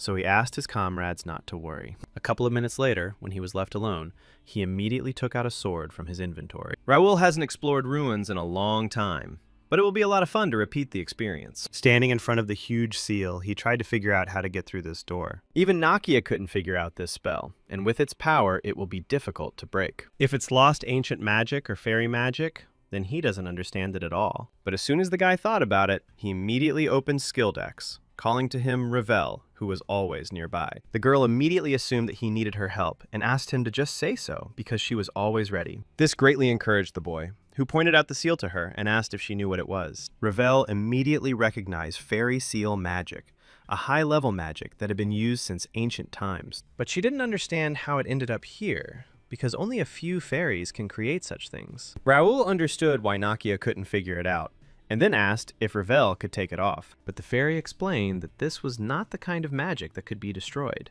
which genuinely surprised the guy. Seal magic is usually associated with a closed lock, but not all seal magic works like that. It looks more like a guard than a lock, making it difficult to open. The lock can be opened, but the guards cannot. This door allows only the worthy to pass. It was an immaterial guardian that Raoul initially found difficult, but suddenly he changed his mind. Ravel didn't understand what he meant, but the guy was already heading towards the seal. Raoul placed his hand on the seal, introduced himself politely, and then asked for an audience with the owner of the seal. At first, nothing happened. But suddenly, a voice appeared out of nowhere and asked the guy's name again. But then the voice announced that the guy was lying. He was hiding his true identity, so the door would not open for him. However, Ravel was the first to get angry, not understanding what he meant and where the lie was. She tried to convey to the press that this was fairy magic, and who else could have done something like this? At this time, the guy also did not understand what was going on. Perhaps it knew the real him and not Raoul. He doesn't know what's going on, but right now, he needs to focus on getting through that door. Maybe behind that door lies the answer to why he woke up as Raoul Ashton. Then he touched the door again, calling himself Do Hyun, and again asked for an audience with the owner of the seal. Ravel was surprised to hear another name, but at the same second, she shuddered when she heard a crash. The door in front of them immediately began to open, and the seal disappeared, which pleasantly surprised both Raoul and the fairy. The guy didn't expect that this was actually a way to break the seal, but they somehow knew about it. Ravel turned to him hesitantly, but the boy only replied that it was easier than he thought. She probably had a lot of questions, but he would explain everything, and now he suggested focusing on completing the research. Having waited for her consent, Raoul gripped his sword tighter and slowly moved forward towards the unknown. At the same time, Kim disconnected from the game and returned to the real world, slowly climbing out of the capsule. Taking off his virtual reality glasses, he looked at them with a smile, deciding that it was truly amazing. He immediately sat down at the computer and immediately began writing a review of Connect after the first test. The guy guaranteed that this game was indistinguishable from reality, from the feeling of the wind to the smell of the horses. And even after 10 hours of playing, you don't feel tired. Everything happens in real time, which is a little confusing. He started together under the name Mira. From the very beginning, something exciting happens. So he invited his friend to join. However, the answers that came to him were not as joyful as his assessment. They didn't believe him, but Kim just suggested that they continue chasing 3D models and pushing the mouse. Suddenly, one response appeared, who was interested in the game, asked Kim to tell him more. The guy realized that there was no time to waste and put his glasses back on, deciding to get everything before the open beta test began. At this time, Raoul and Ravel had already gone quite deep, and the fairy began to worry that this might be a trap. The seal was created using fairy magic, but if it was a trap created by the fairies, she might be in danger too. Looking around, the guy also felt some unfamiliar magic. It's like there's an unusual concentration, magic hovering around, so strong that it illuminates the space. The deeper they go, the stronger it becomes, so they need to be careful. With such a high concentration of magic, it must be some kind of ruins or a high-level dungeon. His presence and actions seem to have changed events, but places don't appear out of nowhere. Suddenly, Ravel pointed forward, and Raoul was surprised to notice a light coming from the end of the tunnel. When they went out there, they noticed a huge hall, in the middle of which stood a pyramid, with a gate at its top. The girl could not understand what this dark spot was. They could not create something that radiated such ominous magic. The guy couldn't believe that he was seeing an unidentified gate in front of him that defied classification. It was a passage to the demonic world, a dark gate he had seen before. He encountered them several times during Crash's time and attempted to pass them, but only when completing missions. They never appeared in such hidden places. If no one found the gate, the demons would break out and the entire continent would be in chaos. While Raoul was trying to figure out why they were there, a phantom silhouette of a man appeared behind him. Ravel was the first to sense his presence, causing her to become very frightened and shudder. When she screamed loudly, Raoul immediately turned around, gripping his sword tighter. Noticing the man in front of him, the guy felt nothing, although he was emitting such strong magic. He didn't understand what kind of creature it was. But at that very second, the man asked to remove the sword of the alien wearing Ashton's mask. His sword won't reach him anyway, and vice versa, so there's no point in them fighting. At first, I assumed that he had placed a seal, but then I realized that the man was the master of this dungeon. However, this was not entirely true, and it took the Phantom a few seconds to come up with a suitable answer. In fact, he was just a trace, just a ghost of the past that had attached itself to this place. His name is Cardenas. He is the guardian of the Dark Gate, the bridge between the world of demons and humans. The man suddenly turned his gaze to Ravel, indicating that he hadn't seen a fairy in a very long time. Ravel was stunned that he could see her,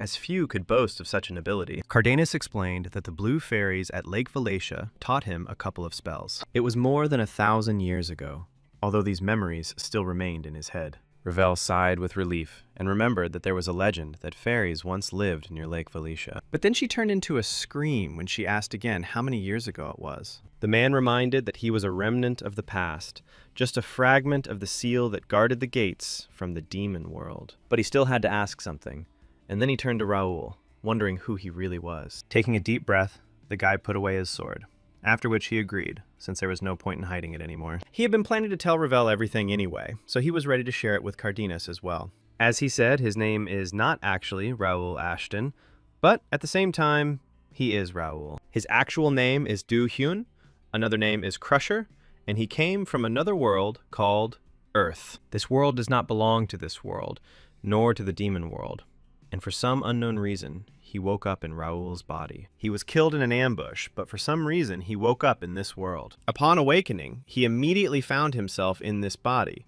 but he could not find an answer to the question of why this was so. However, the guy considered this a second chance, so he decided to accept this reality. Cardanus frowned and assumed that all this was for the sake of revenge that the boy had harbored against his killers. Perhaps the desire to be together still glimmers within him, but even if he takes revenge, it won't be enough. He got a second chance, so he wants to correct his past mistakes and achieve what he couldn't, reach the top. So he decided to live like Raoul Ashton, but suddenly, Cardanus felt something and shuddered. He stated that it was an interesting story and he would like to hear more, but suggested putting it off until later. Drawing his sword, the man announced that they had an uninvited guest. At that very moment, the gate behind Raoul flickered and an angry roar was heard from within. When he and Ravel turned around, they noticed a demon that could speak and was currently addressing Cardanus. According to the demon, they had not seen the ghost of the past for a long time, which brought a smile to the monster's face. Now Cardanus looked quite weakened. It seemed that even he could not escape his mortal nature. This was said by the 98th ranked demon Fumus, who still hasn't given up,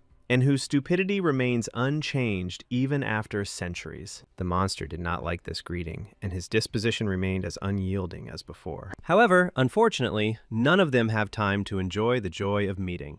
Taking out his sword, Fumus suggested to his old friend that they get straight to the point. At that very moment, Cardanus asked Raoul to step aside so that he would not interfere with his battle with the demon. This is his battle. The person from this world has no reason to interfere, and he will make sure that the demon can no longer cross the border into this world. However, Fumus also had a goal, but he could not afford to leave until he repaid the debt. At that very moment, they rushed at each other and clashed their blades in a fierce battle. Meanwhile, Raoul's comrades, who were standing outside the door, noticed that the master was late and decided that something had happened. Probably for now, they had to trust the master and wait.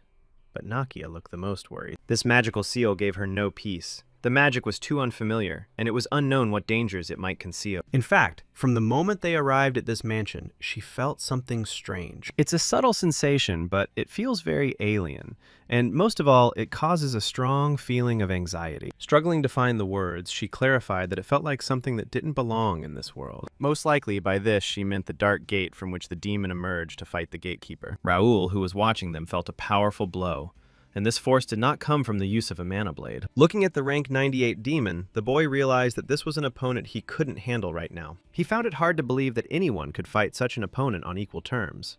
But Cardanus held his own against him. When they stopped exchanging blows, the demon decided to break the distance and soared into the air. But suddenly he also dropped sharply, thrusting his sword into the ground, thereby interfering with the man's projection. When Fumus saw this, he realized that he was right, and the altar supported his immortality and strength. When the altar was left unattended for many years, it gradually lost its power. Then he suggested that Cardanus should thank the stupid people for this, because now he could repay his debt. Most demons are just power-hungry beasts. They would just crawl out and try to overwhelm him with brute force. But he is different.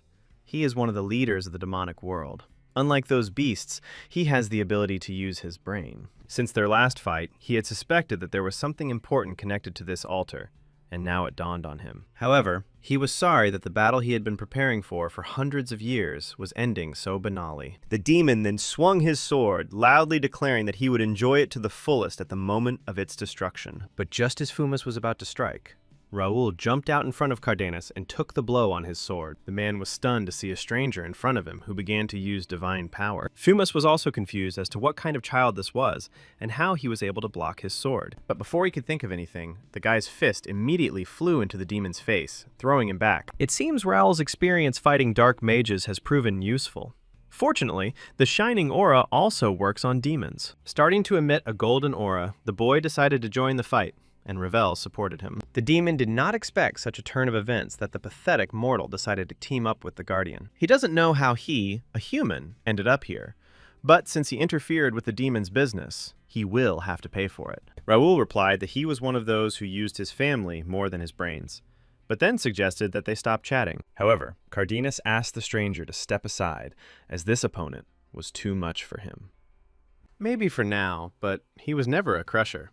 Even with 100% synchronization, there are limits to physical capabilities. The man didn't understand what was going on, but the guy decided to explain it to him later. First, he suggested dealing with this demon that had interfered with their dialogue. Fumas didn't understand how the guy dared to behave like that, because he was just a bug that would be swallowed up by the demonic kingdom. However, becoming the first person killed by a demon was also not bad, which noticeably pleased the monster. He considered this to be the highest honor for mortals. But Raoul did not like this statement. After all, humans are nothing more than toys for demons, so now he's ready to have some fun. The guy noticed that all his opponents were too talkative and dragged out the game time so much. Then he again suggested that he stop chatting and get down to business, because it was ruining his mood. But the first to rush at the demon was Cardenas, who had a personal score to settle with him. At that very moment, Raoul joined them, simultaneously attacking Fumus. With a deft movement, the demon pushed the man away from himself, after which he directed his magical paw towards the boy. He didn't expect such a quick counterattack,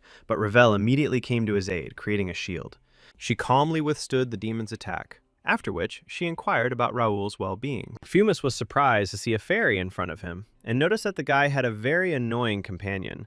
He didn't expect that a fairy would serve mortals, proud fairies who had once fought with them in the past. But the girl declared that she was not a servant, but a friend. Not that a demon could understand such a relationship. Raoul thanked her, but Ravel couldn't just stand by when it came to the demon. Famusu found it both funny and disgusting that a human, a fairy, and a ghost were uniting against a demonic commander. But then he decided that thanks to them, he could no longer hold back and not think about the consequences. Out of mercy, he will allow him to watch the gate's seal break and then kill them. Fumus asked them to watch with their own eyes as demons poured into the human world. However, Cardenas did not want to just stand and watch, so he smiled at him again with his sword. The demon doubted that the weakening ghost would be able to protect the seal even with such helpers, but the man hinted that he wouldn't do it, and then pointed to the guy who used telekinesis. Cardenas clarified that this would be done by the mortal he had so underestimated. Fumus thought it was a joke and a ridiculous trick,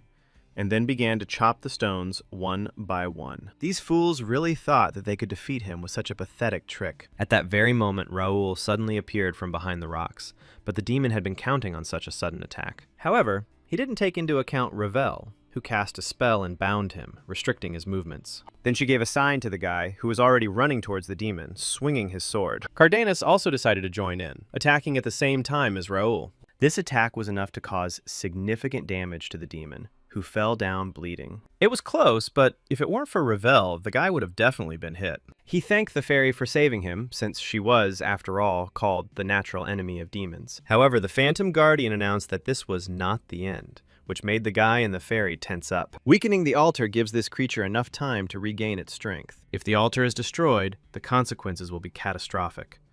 In order to preserve the seal, a powerful suppressive force will be needed instead of the altar. Raoul immediately began to think about what kind of power could be suitable for maintaining such a strong seal. Suddenly it dawned on him that if that was all it took, then he had the power to suppress magic. This may be possible if he uses the Regnator, which he just happens to have. The Regnator is a kind of ego item. It usually contains a soul, but now it is empty. This equipment could replace the destroyed seal stone, but Ravel became noticeably worried. Replacing the seal literally means transferring the previous seal to this item, they will have to bind Cardenas to the seal again. But whether he ends his long life with the seal or chooses a new path is up to him. For over 1,000 years, he protected the seal, unable to leave the tomb, and spent them doing various things.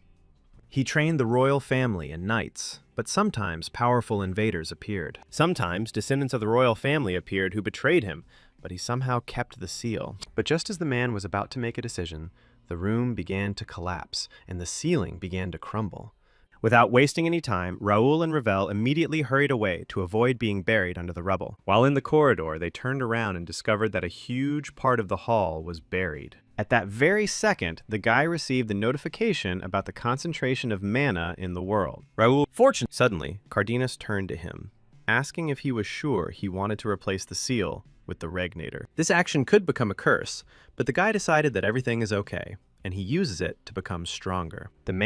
Once their friendship was cemented, Raoul looked forward to a fruitful collaboration. A little later, at Raoul's estate, the guy thought that, according to the time in Connect, it should be visible by now. At that very moment, he noticed a notification about the successful beta testing update, which had been successful. New players began to enter the world, and almost nothing had changed since Do-hyun first entered. But then he noticed a scenario of chaos blossoming, in which his brother's outbreaks engulfed the continent of Connecta, and many lands and territories were destroyed by monsters due to ineffective defense. Additionally, an unknown conspiracy has destabilized the 4 ancient seals that hold back the dimensional gates. In the process, all the guards who protected the kingdoms died, and the royal families were left powerless. The balance of power collapsed and hidden forces began to act, and only the baronies and their inhabitants suffered from this catastrophe. Powerful noble families with strong knights and soldiers minimized their losses and quickly restored their strength. But that's the problem.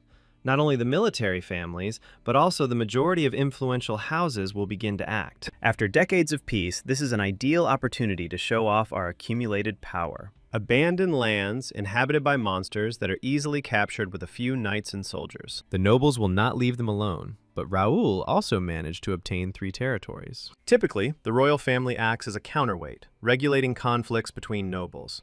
But recent events have left it in disarray, and the loss of their secret guardian was a mortal blow. The nobles don't know yet, but everything will be revealed soon. But will the royal family be able to control the military families without Cardenas? If there is no way to resist, and all that remains is to go with the flow and get the most out of it. The guy doesn't have some great sense of duty to change the world, but there is something equally important. He just wants peace and happiness for his people, and he simply chooses the best way to achieve this goal. At least he minimized the losses among the inhabitants who might have died in the war. He even intervened in the affairs of the capital, saving a significant number of knights. But the royal family will not become completely useless. According to his investigation, evil plots against House Ashton had been in the works for a long time, and were linked to powerful factions. The next plan needed to be finalized, but while the guy was thinking about it, Ravel suddenly appeared next to him. The girl looked thoughtful, but in fact she was now observing something out of this world. But when Raoul called her loudly, she immediately responded, although she had not answered before. The fairy's eyes immediately sparkled as she began to ask the guy about how this world was connected to another. Having opened the system, she was stunned by the internet. It is like a sea of information connecting the whole world. Raoul smiled awkwardly, because last time he was in a hurry and didn't explain anything properly. Activating Regnator, he decided to explain everything so that Ravel would understand who he was and where he came from. But suddenly, he suggested that she explain everything later, as a projection of Cardenas immediately appeared in front of him. The guy called him to explain again what he had mentioned earlier when they were in the tomb.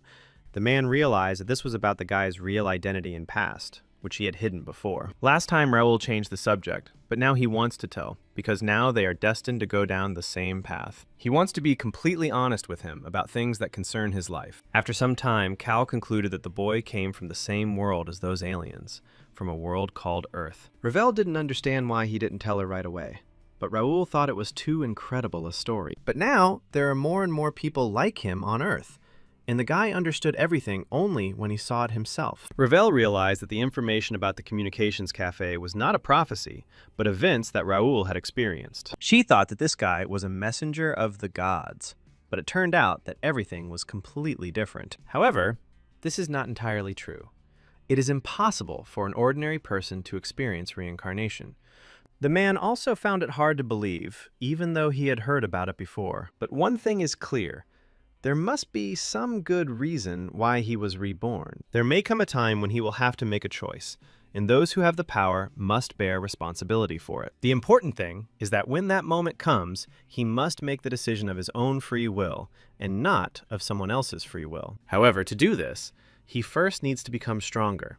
Otherwise, he will be carried away by the flow of circumstances. Cal thought that the guy was young, full of will and potential. It was like looking at himself in the past. However, he hopes that Raul will not repeat his mistake, which cost him many years in prison. So he wants the boy to walk his path with pride, not giving in to the evil and injustice that will consume the world. Some time has passed since Cal settled in the core of Regnator. Although Cal's soul cannot affect the real world, when Raul activates the Regnator, he appears in a semi-entity form. Moreover, since Cal settled in, the Regnator's rank has risen and his effectiveness has increased.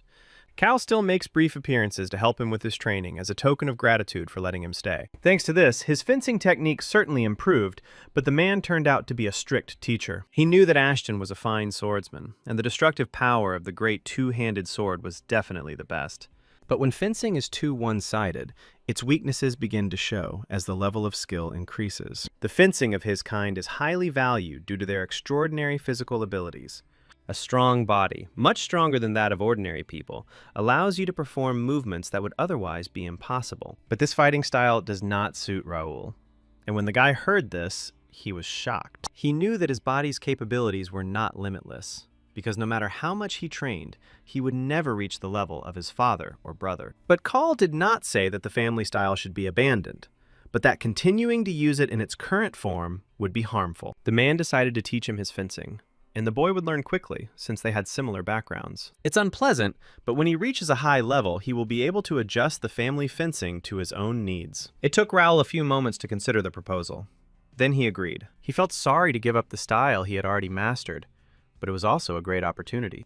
Cardenas' style of fencing, also known as the endless sword, is characterized by endless connections and variations of techniques. It's very similar to his usual style, so that's what Cal recommended.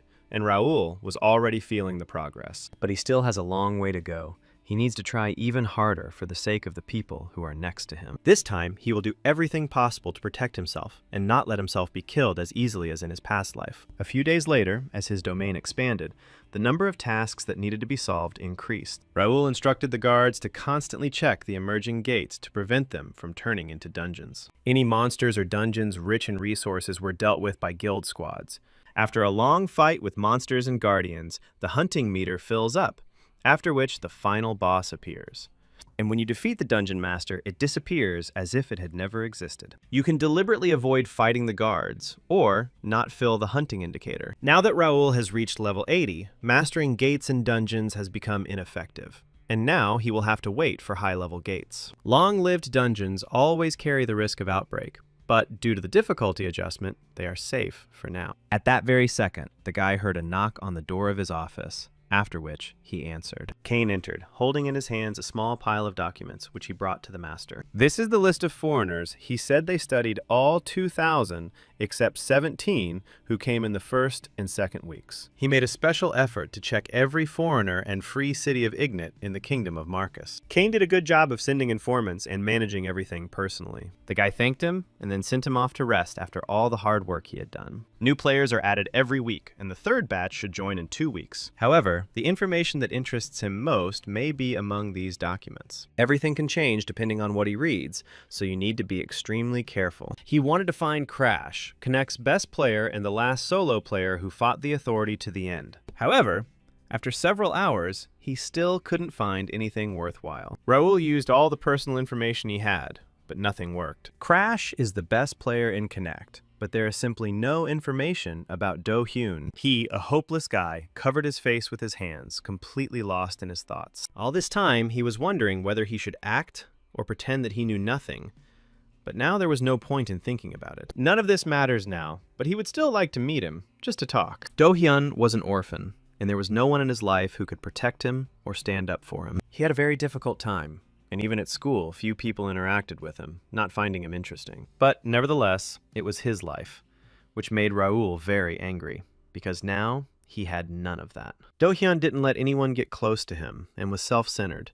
If he hadn't started playing Connect, he would have remained a loser. But, on the other hand, he could not stand the injustice that surrounded him. The guy always stood his ground, and didn't always try to convey his opinion to the masses. Raul thought it was possible because there were very few people like him left. He wanted to find his biological parents, so that they would smile at him, at least once. He wanted to show the world that even a poor orphan can succeed in something. Not in the game, but in reality. He wanted to see Do-hyun achieve his goals and live happily. Perhaps it was just useless and affectionate, because he left no trace after his departure. The past Do-hyun and the current Raul are definitely the same person. But now they have changed so much that they can be considered completely different people. There is no longer that causticity in his speech. He has completely changed and did not notice how he got used to being with people. Now it's not even comfortable to be alone.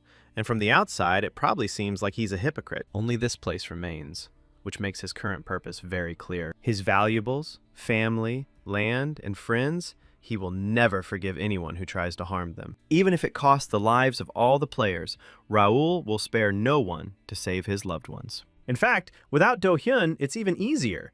If someone finds out about his skills, fierce competition will begin. Do-hyun surpassed all the ordinary players, but now that he's gone, things might be different. For a while, Raul will be able to act freely, and players will begin to stand out by exploring their unique abilities. But if everyone suddenly forgets Do-hyun, the guy will definitely remind them that such a player existed. Therefore, Raul was determined to bring Do-hyun back into the game, even under a new guise. About 2 weeks after the launch of the Connect server, one piece of news shocked the community. The Free Cities of the Kingdom of Ruben has attracted attention for its generous support of players. The first guild, at the center of this policy, established an academy exclusively for players. All players are eligible for admission. A total of 600 students will be enrolled, and the training is a 3-month course. Graduates will receive honorary guild member status, and will have priority for quests or missions related to the first guild.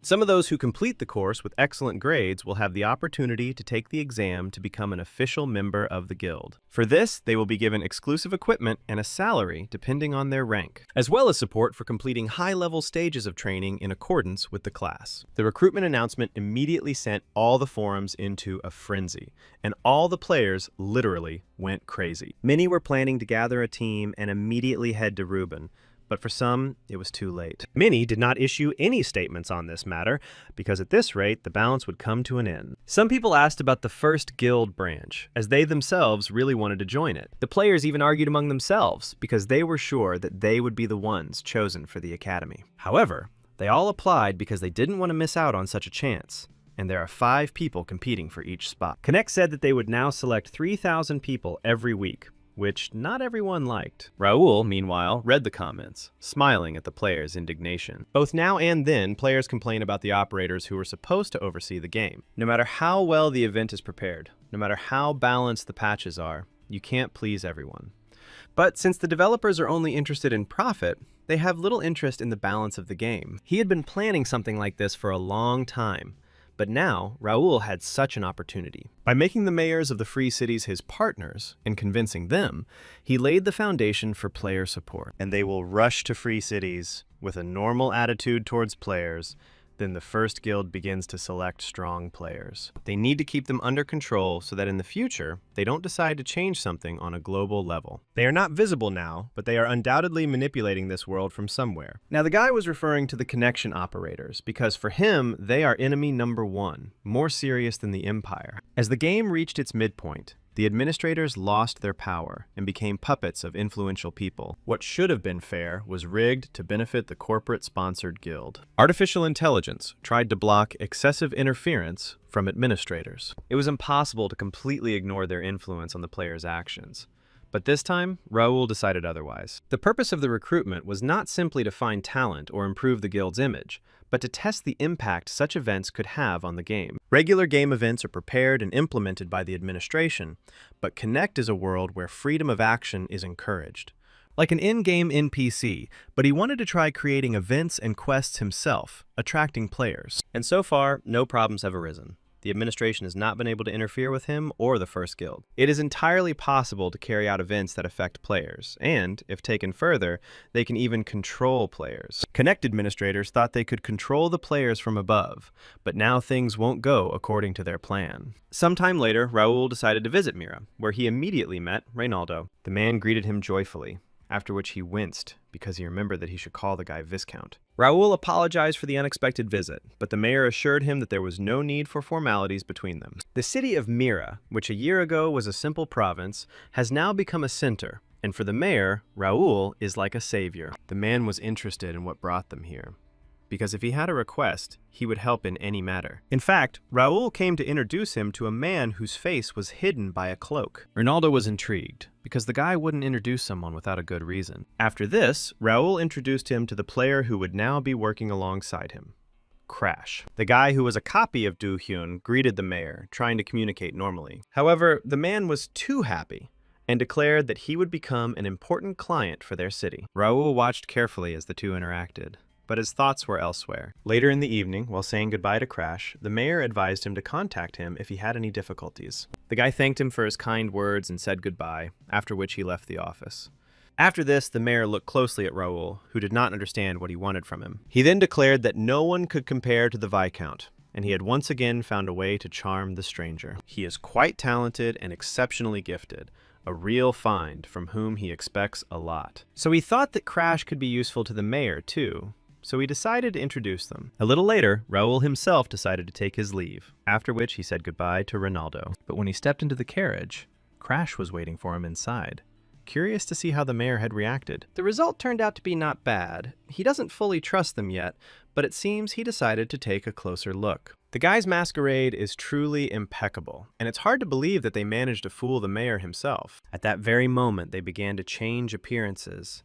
Raul became Cain, and Crash became Raul. All this happened thanks to the very ring that he received from Vice President Gray at the Academy. He also received a second identifier, which gave the user a second ID that could be changed. This consumable item was recently unlocked in an update, and he purchased it from the in-game store. This item made camouflage perfect, although the price was too high, but it was worth it. Regardless, thanks to these two items, Raul gained a new personality and can now act as a player. With newfound confidence, the boy decided it was time to get back to business. Meanwhile, at Connect headquarters, 12 people had gathered in a conference room. They couldn't understand why they had been called. No one explained anything, and the meeting turned out to be urgent. Some speculated that this was related to the First Guild, which was living its own life. A minute later, CEO Li Huan entered and immediately announced that this was an extremely important matter. The screen switched to a topic about a special exam for admission to the First Guild, and a discussion of live broadcasts and advertising partnerships. They all heard about the upcoming entrance exam. One of the tests, a fight, will be broadcast live. The author of this idea was the head of the First Guild, Raul Ashton, and his representative, Crash, with the final approval given by the president himself. Those present could not believe that such an idea was proposed by the NPS, and that the president personally approved it. One of the employees couldn't stand it and loudly asked if this made any sense. How did a proposal developed not by their employees, but by an ordinary character, manage to get approved? And how could the president arbitrarily approve such an absurd initiative without even consulting anyone? Even the CEO had a hard time understanding what was going on in his mind. Meanwhile, in the central square of Mira, a crowd of players were advertising their services. This concerned both team recruitment and team search, as well as the sale of various equipment. Crash sat nearby, silently watching them in the company of Ravel. Being among ordinary players in this guise gave me a strange feeling, as if I had returned to a past life. However, for some reason he felt calm at this time.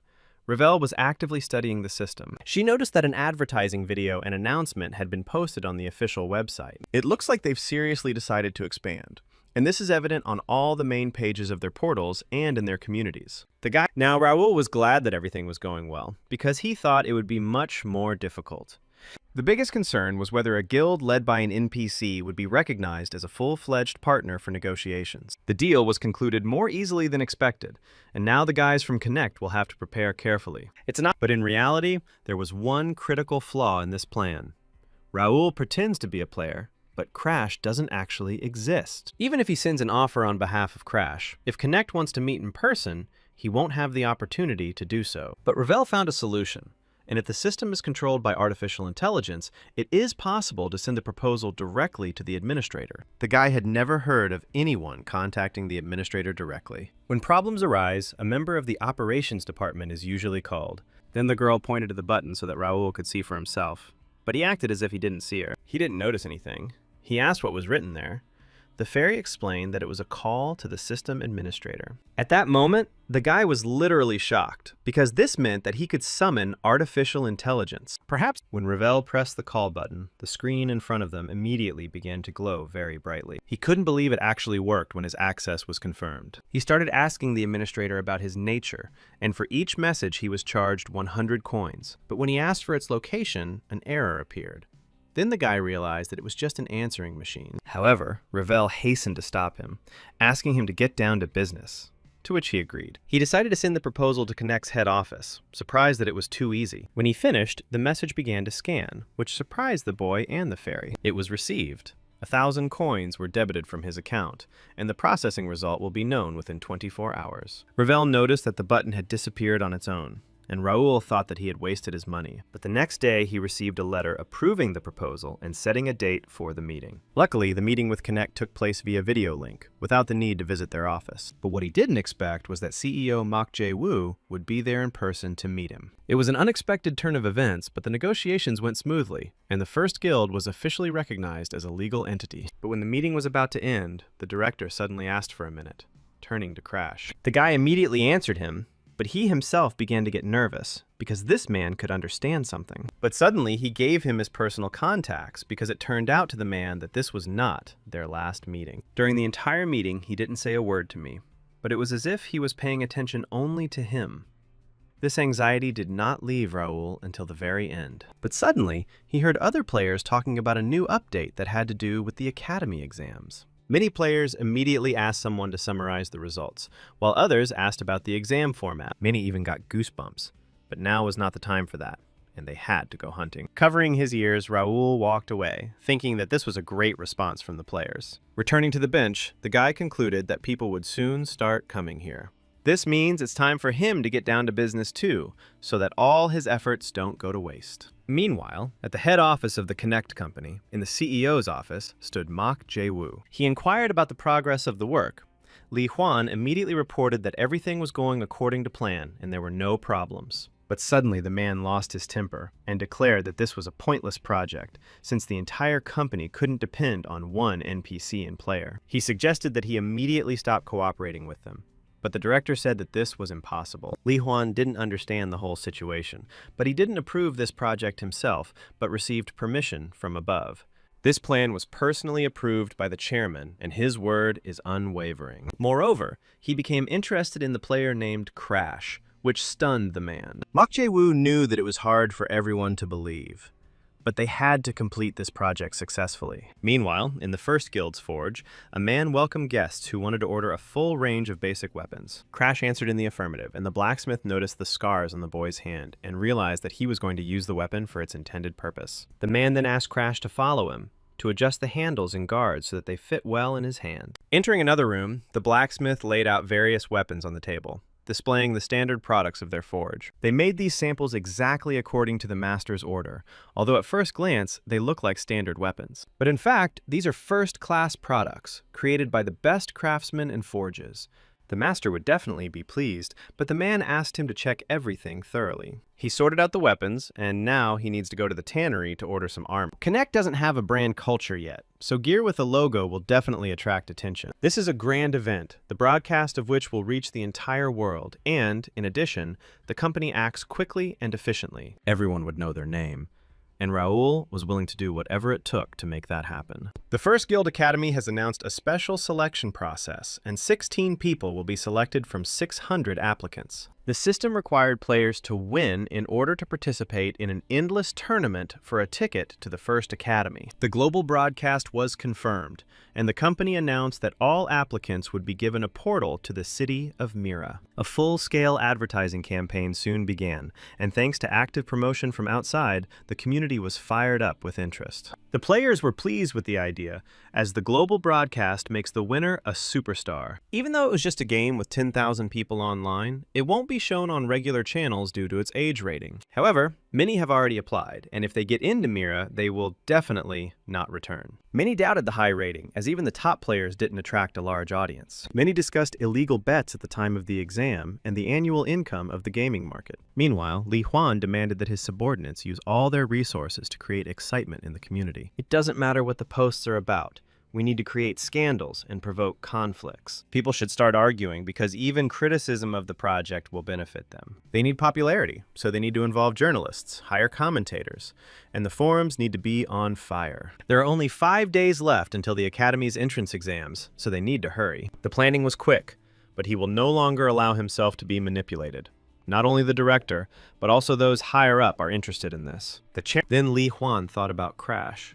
If he just happened to be in the center of events, he would destroy him. Suddenly, one of the employees announced that the integrated bulletin board was ready, and that they had also expanded the server. The planning and marketing department collected and systematized all the data. Everything was going great, so they can move on to the next stage. They need to attract as much attention as possible. Having set the employees up for work, they immediately began actively clicking on the keyboard and communicating with colleagues. After some time, Ravel appeared before Raoul and happily announced that they had posted an ad. Connect has released the second official promotional video for the battle tournament. Sometime later, the first guild, led by Jake and Dalton, went hunting. From behind the bushes, satisfied goblins were already watching them, ready to destroy the invaders. However, the warriors decided to attack first, instantly cutting down the hordes of monsters. Nakia was also with them and began casting a spell, directing the sphere towards the enemies. The rest of the guild members also fought successfully, improving their skills. When they had cleared everything, Raoul rode up to them on horseback, and the knights greeted him joyfully. At that very second, he took out the ball and headed forward, calling on his comrades to follow him. The first event in Connect Wrestling began. Kim expected this, but it was even cooler than he thought. After some time, Raoul was looking through 1,000 comments from players who were generally happy. Obviously, the development team isn't that bad to be able to achieve such a result. If the reviews are so positive, then filming the promo video was worth it. In fact, filming took a lot of effort, but everyone did their best. Now on the forums, all the news was only about the fight. The quality was decent, but what surprised me most was the reward. 64 participants who advanced to the main stage will receive free access to Connect for 1 month. The 16 finalists will receive a share of the profits from the fight broadcast, and the winner will receive 10 million won and a 6-month contract with Connect. Additional rewards were also announced that players would receive as they completed the challenge. Distributing the awards among all the players in the country was a great idea, which Raoul also liked. By creating an international competition format, they will attract the attention of not only players, but also ordinary people. The integrated bulletin board is currently in chaos, but it's actually quite fun, and the atmosphere is tense. Looking at the actual player rankings, the guy noticed Do Hyun from Korea, level 21, in first place. He is already looking forward to this day, and the closer it gets to it, the harder it is to contain his emotions. Looking out the window, Ravel noticed that even after the selection, there were still too many people. More than 6,500 players applied, which is to say everyone with a level above 10. Of these, only 2,000 people were selected at the review stage, of which 1,600 remained after excluding non-combat professions. The selection criteria were simple, but many complained that they were not accepted even though they met the requirements. The selection was based on the level of online time. Those with higher scores moved on.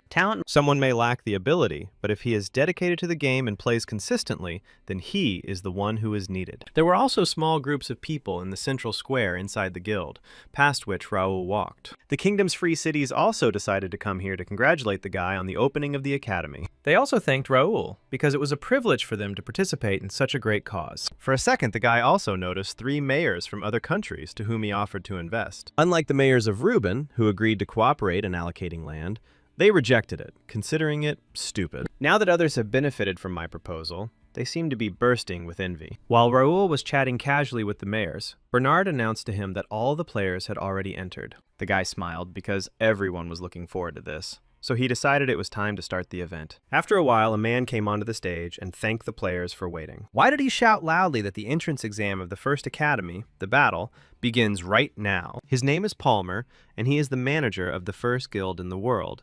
And now he wanted to introduce some rules. 1,600 players will be divided into 8 groups for qualification. 200 players will be sent to one group for the battlefield. They will fight until only one remains.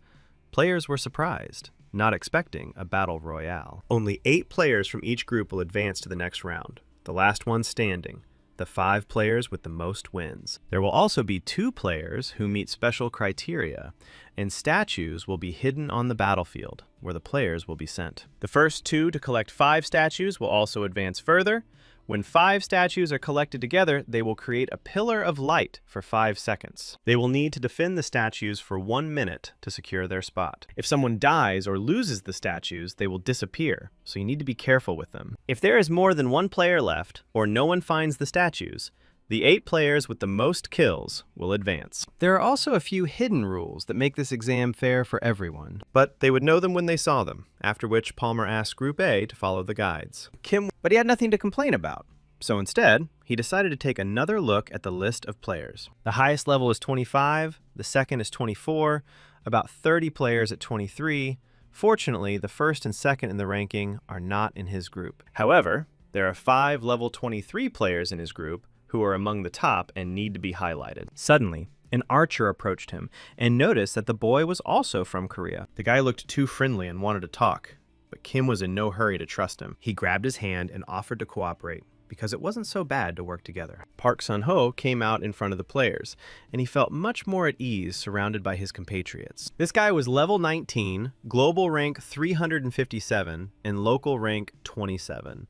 This qualifier will most likely turn into a team battle. Let them call it a battle royale. He wants them to work together because the others will do the same, and the number of kills won't matter. One player cannot defeat a group of players, and in team battles, kills will be distributed among everyone. It would be better to survive and constantly gain points, but Kim noticed that one girl still had doubts. In any case, they had no choice, and nothing can be done here alone. Suddenly, Park Sun-ho called out Kim's name, calling him, which surprised the boy who thought he had done something wrong. However, he only smiled when he learned that the guy had a global rank of 16, and it was an honor for him to meet him. Everyone around was stunned, not understanding how he had improved so much, and Kim did not understand why he was being praised so much. Park explained that this test is important for their nation, and it will be better if more Koreans advance to the next round. Kim hesitantly agreed, and was then asked if he could share his kills with other players. If one player gets too many kills, the number of successful candidates may decrease. Kim was shocked by this proposal, but Park was also willing to share his kills. The rest, inspired by his words, also decided to share everything equally and show their unity. However, this angered Kim, because in reality, all the kills should be given to the one with the highest rank. Sharing kills is nonsense, and Park just wants to hold him back because he's not sure he'll win. Sunho was upset because he thought Kim would join him, but they can't be with someone who wants to play alone. Suddenly, the guy felt the other player's gazes literally burning into him. Realizing that refusal could lead to conflict, Kim reluctantly agreed. He said he would join, but he doesn't take it seriously. It's a competition, so he'll ditch them as soon as he uses them. Now, Park felt much more confident, and then suggested that everyone show their Korean spirit. The matches haven't even started yet, and Kim already doesn't like it, because he's already gotten into a situation. Meanwhile, the spectators began to take their seats, and Reynaldo noticed Raul, who was exactly what he was looking for. The man heard that the guy had developed the exam himself, which sounded absolutely amazing. However, players started complaining, not understanding whether it was a battlefield because the room was too small. They doubted that such a cramped space was the right place for a battle royale. However, Raul asked not to worry because special instruments had been installed for this exam. Ronaldo immediately laughed, realizing that the Count himself had designed this, so there was definitely something else going on. Looking around the arena, Raul noticed that people were forming groups, which was very disappointing to him. At that very moment, the mayor loudly suggested placing bets, to which the other guests readily agreed. The man suggested that Raul place a bet, but he couldn't say for sure who would win. But at that, he was the only one Raul truly trusted in his past life. They grew up in the same orphanage and were like brothers, but Ilya lived a much better life. Kim worked for a small company and married the right person. Unlike him, who spent most of his time in Connect, Ilya led a normal life. However, he was the only one Do-hyun could talk to, and Ilya had never played Connect. He shouldn't be here, which means his life has changed dramatically because of Raul. The guy thought until the very end that he had no impact on the earth, but he didn't expect to meet him here. At first, Raoul thought about a way to force Ilya to leave Connect, or to help him since he was already here. Now, he sincerely did not know what to do in this ambiguous situation. After some time, Palmer announced that the test would begin when the counter on the screen reached 0. After that, everyone started counting down, and when it was over, the man loudly announced that the test was beginning. At that very moment, to everyone's surprise, a magic circle appeared under the players, blinding them. All players were teleported to a random location, and Kim found himself in some house. The guy immediately began to examine the hut, wondering where all the players were and why they were separated. It turned out that all the talk about teamwork was meaningless, and he could only imagine Pak's face. At that very moment, Kim noticed a strange light in the wall, after which he discovered a golden hawk. He was very lucky, and he already felt that the test would go well. Suddenly, some kind of icon appeared above him, similar to a scroll, which he had never seen before. Clicking on it revealed a mini-map that showed 11 zones, and he was in 4. Looking at the window, he realized that it was too quiet outside and didn't know whether he should go out. Meanwhile, viewers were amazed at the screens, asking Raoul how he did it. However, the guy only designed it. Without Sage Grey, it would have been completely impossible. Everyone immediately realized that a powerful wizard had had a hand in this, and now they could see everything that was happening to the players. This was exactly the kind of enthusiastic reaction that Raoul was expecting, and he was very happy about it. It was very expensive. He plans to use this place after the test, so he put everything into it. Everyone was very impressed by this, and the idea of separating the players was truly well thought out. But they don't leave their seats. And will the match be interesting if they continue to sit like that? It was a perfectly logical question, which is why Raoul and his assistants installed a special tool. Looking at the mini-map, where each player was marked, the guy decided that something was about to happen. Meanwhile, Kim was already fighting one of the players, shooting at him with a crossbow. Having finished him off with his shield, he emerged victorious, but he did not relax for a second. Suddenly, an arrow flew past his ear, forcing the guy to quickly retreat. Kim hid behind a nearby tree, spotting one person at 3 o'clock and the guy shooting at him at 12 o'clock.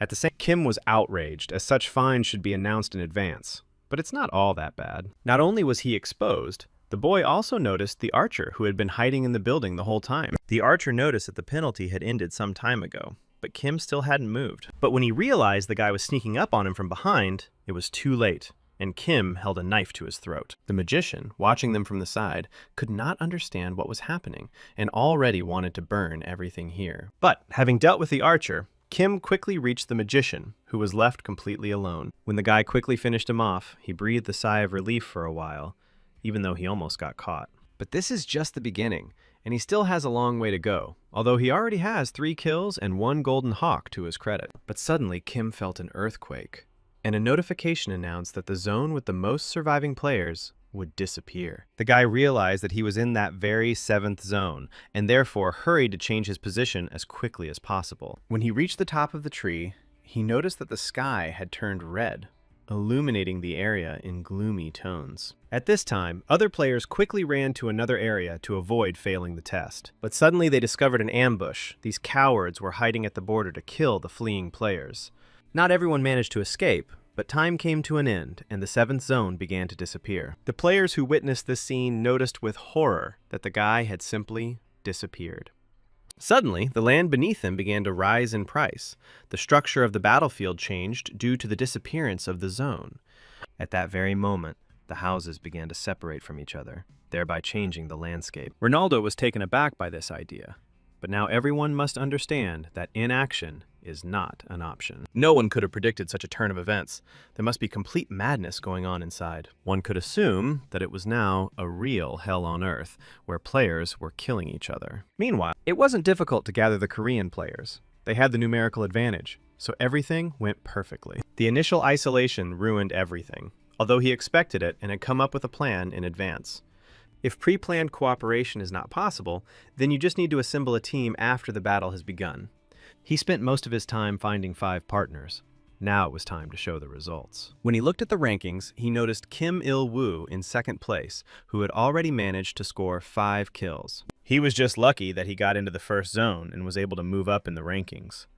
If Pak had been chosen, he would have been in his place. Now he has 5 human shields, and given his abilities, it won't be difficult to catch up with Kim in terms of kills. With a displeased expression, the guy advised Kim to enjoy it while he could, because soon he would destroy them all. But suddenly, at his command, a magic circle formed under him, which was during teleportation. Opening his eyes, the boy discovered that he had been transported to another place, and his team was not next to him. The system has detected unfair play, and as punishment, players will be randomly moved to different locations. Pac didn't know who came up with it, but they were crazy. They were probably sitting there laughing at him right now. At that very second, Raoul sneezed loudly, deciding that someone was clearly saying nasty things about him. It's now impossible to assemble a new team, but it will still be difficult to catch up with Kim in terms of kills. Suddenly, a player standing behind a tree nearby addressed him. Turning his head, Park immediately recognized Kim Il-woo, who, surprisingly, did not attack him from behind. The guy immediately put on a well-wisher mask and began asking Kim about his health. However, his interlocutor suddenly pulled out a knife and ordered him not to come closer,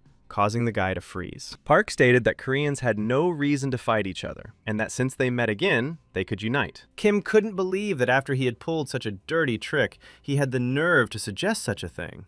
He immediately refused and decided to go their separate ways. But he asked him to think about it again. Suddenly, Pak, with horror in his eyes, asked him to turn around, and Kim instinctively turned his head, noticing the light behind him. The boy was horrified when he saw a fire dragon flying right above him. A level 20 player definitely couldn't handle him, and it was hard to believe that this was real. But suddenly, Pak attacked him, stabbing him in the back, taking him by surprise. Park's Yeonho's trait is known as a trickster, and he has a rare A-grade talent. He manipulates rhetoric and illusions, thereby deceiving people's feelings. Naturally, the fire dragon was created by Pak to distract Kim. However, the real attack was right in front of him, but he was too easily taken in by the illusion. He thought that he would not be noticed, but Pak saw everything, and he definitely hid a golden statue in his chest, and there were several of them. Since he already has 3 of them, if he just collects the statues from this guy, he is guaranteed success. But his mood quickly vanished when he noticed that there was a shield sticking out from behind Kim's back, blocking his knife. Pak thought that only he could deceive people, but in fact, he turned out to be more stupid than expected. Taking the boy by surprise, Kim swung his dagger to attack his stunned opponent. His hand did not waver, and he delivered the finishing blow, adding that he should have been kinder. After searching Pak's pockets, the boy collected all the golden statues, which gave him an advantage. The preliminary rounds scheduled for the first day concluded with Group A and B matches, and the community was buzzing. Many were impressed by the real-life graphics and the way the developer approached creating the exam. Some talked about the idiot who made a smooth living, but no one expected him to die such a stupid death. While the outside world was seething with unrest, the players inside Connect were also busy with work. In particular, Chinese players were the most numerous, and they focused on analyzing the problematic forced portal. They had just finished analyzing the video and noticed that there was a pattern. The last survivor of Group B from China, Li Jin, was happy because he knew it. The sample size is small, so it's not certain, but if there are more than 5 people and it takes 3 minutes, a forced portal will open. Based on this information, the guy suggested creating a strategy for their brother. After all, tomorrow they will have an excellent opportunity to widely show the spirit of China to the whole world. On the expected second day, during the first test, everything was decided thanks to Li Jin's efforts. The morning group test resulted in an overwhelming victory for the Chinese players, with 5 of the 8 who advanced being Chinese. The Chinese players combined the 2 zones and predetermined approximate meeting points for their strategy. If he was able to combine forces, rather than strictly act as a team of 4. As a result, the choice turned out to be correct, and the Chinese players demonstrated overwhelming performance. Players watching the matches could only be surprised and worried about such dangerous opponents. Luckily, since the morning's preliminary tests only ended with Group C, there was a break before the Group D match. Other players were worried that the Chinese would be the only ones to get through, which greatly overshadowed them. They too could form teams and move together, but they lacked numbers. The desire to succeed allowed players to quickly unite and create their own groups. This allowed most players to move as a team of 4 during the pre-tests. Eventually, solo survival evolved into team battles, which dramatically changed tactics. However, Raoul expected this. China acted faster than expected. But there was one thing. Its goal is to make players stars through battle, one-on-one confrontation, and no impact. 4 people is just what is needed. in a team format of 4 capable players can show their worth. Barring the overwhelming performance of Chinese players, there were no instances where the country had an overwhelming advantage. The top performers from each country were able to somehow demonstrate their skills and advance. Many expected this, but it was worse than expected. Out of almost 200 Koreans among 1,600 participants, only 5 remained. These 200 would have had a higher average standard of living than America, but they couldn't even cover their food costs. Some said that the boy from Group C made the game less interesting, as they expected more intense competition. Reading these comments, Raul concluded that protagonists always appear last. The atmosphere on the forums is also perfect, so he can make a strong impression in the end. Previously, he would not have wanted to stand out as much as possible, but now everything was different. The guy plans to take a slightly different path, and it's not the path of a solo player, but rather the path of an influencer. To do this, he must imprint in everyone's minds that Do-hyun is on a completely different level. So everything came together perfectly, and his magnificent exit was just around the corner. The preliminary rounds turned into team battles, with the Korean players underperforming. If he shows something impressive now, people will inevitably pay attention to him. Of course, then some problems will arise, because Do-hyun is a fictional character who does not exist in reality. Without an actual identity, such attention will certainly lead to quick exposure. However, the plan is moving forward, which means Raul is as prepared as possible. Accepting this label was the best decision of my life. No one could have imagined that everything would turn out this way. Looking at his ID again, the guy announced to himself that he would now start playing seriously. Raul forgot for a moment, but Ravel was a sage who spent 1,000 years accumulating vast knowledge in the library. But now she has just begun to explore the world concerning the Earth through a magical thing for her, the Internet. For her, it was simple. The Internet looks like magic circles and barriers that hide flows of information. At some point, she felt like she had reached a level that went beyond that of an Internet expert. She found out that Raul was having problems because he didn't have a real identity. So she decided to help him with that. However, this cannot be resolved with simple methods, and Korean law is incredibly strict regarding this. However, after some time, the fairy solemnly declared that she was finished, inviting the guy to check the inventory. Raul couldn't believe his eyes when he found a residence card in Do-hyun's name. It was a gift from Ravel, and she sent him all the other details by mail. There was no need to make a physical copy. But even if it's the past, it's nice to have at least one thing with memories. The fairy lost her hometown and friends. Just like him, the guy can find out the news through the internet. But for Ravel, it doesn't work that way. Inside Connect, this thing has no meaning, but it is a precious gift into which the fairy put her soul. The girl thanking her for her kind words, Raul bowed politely to her, after which he agreed to her proposal. Meanwhile, a new guide regarding duets appeared on the board, and everyone immediately started looking for teammates. Crap! At that very moment, a female voice addressed him, asking if he was a player from Korea. The girl sighed with relief, after which she invited him to follow her, since everyone else had already gathered. They were met by a silver-haired boy who immediately recognized Do-hyun and greeted him. Crash introduced himself anyway, but he didn't see any friendliness in the other people's faces. When everyone had gathered, the leader proposed to start the meeting, offering to be the main voice. Raul didn't mind, but before that, he would like to say a few things. He plans to play alone in this preliminary match, so he would be grateful if they excluded him from the strategy. One of the players asked if this meant he would be hostile towards them during battles. However, Crash had no intention of contacting them until he had gathered all the players from other countries. He also had 2 requests for them all. Firstly, to commit as many kills as possible, and secondly, to quickly head to Zone 1. When the guy finished, he immediately turned around and added that they would see each other in the game. After some time, Raul carefully studied the polymorphic ring given to him by Gray. He bought an upgrade scroll that was available in the store and upgraded the ring to +5. Right now, the guy was looking for an opportunity to check this, after which he checked his status window again. The ring is well adjusted to his level, and now he can continue to be Do-hyun. Now no one can suspect him, but some players know how to check status windows. However, this time Raul will be able to come up with a strategy against them so as not to be caught again. Although if he tightens the ring a little more, the adjustment range may turn into a positive value. Enhancement scrolls have different prices depending on the item's class. For unique items, one costs 10,000 coins. But from this point on, the number of failures increases sharply, so it's better not to take risks. In the past, he could earn a lot of coins as a reward for first place in scenario missions, but now things are completely different. At that very moment, the players were told that everyone should get ready for the match, and the game would begin after the timer ran out. A couple of minutes later, Raul reached the stage, with just a few seconds left before the game began. When the countdown sounded, the guy was transported to some settlement, but he couldn't understand where he was.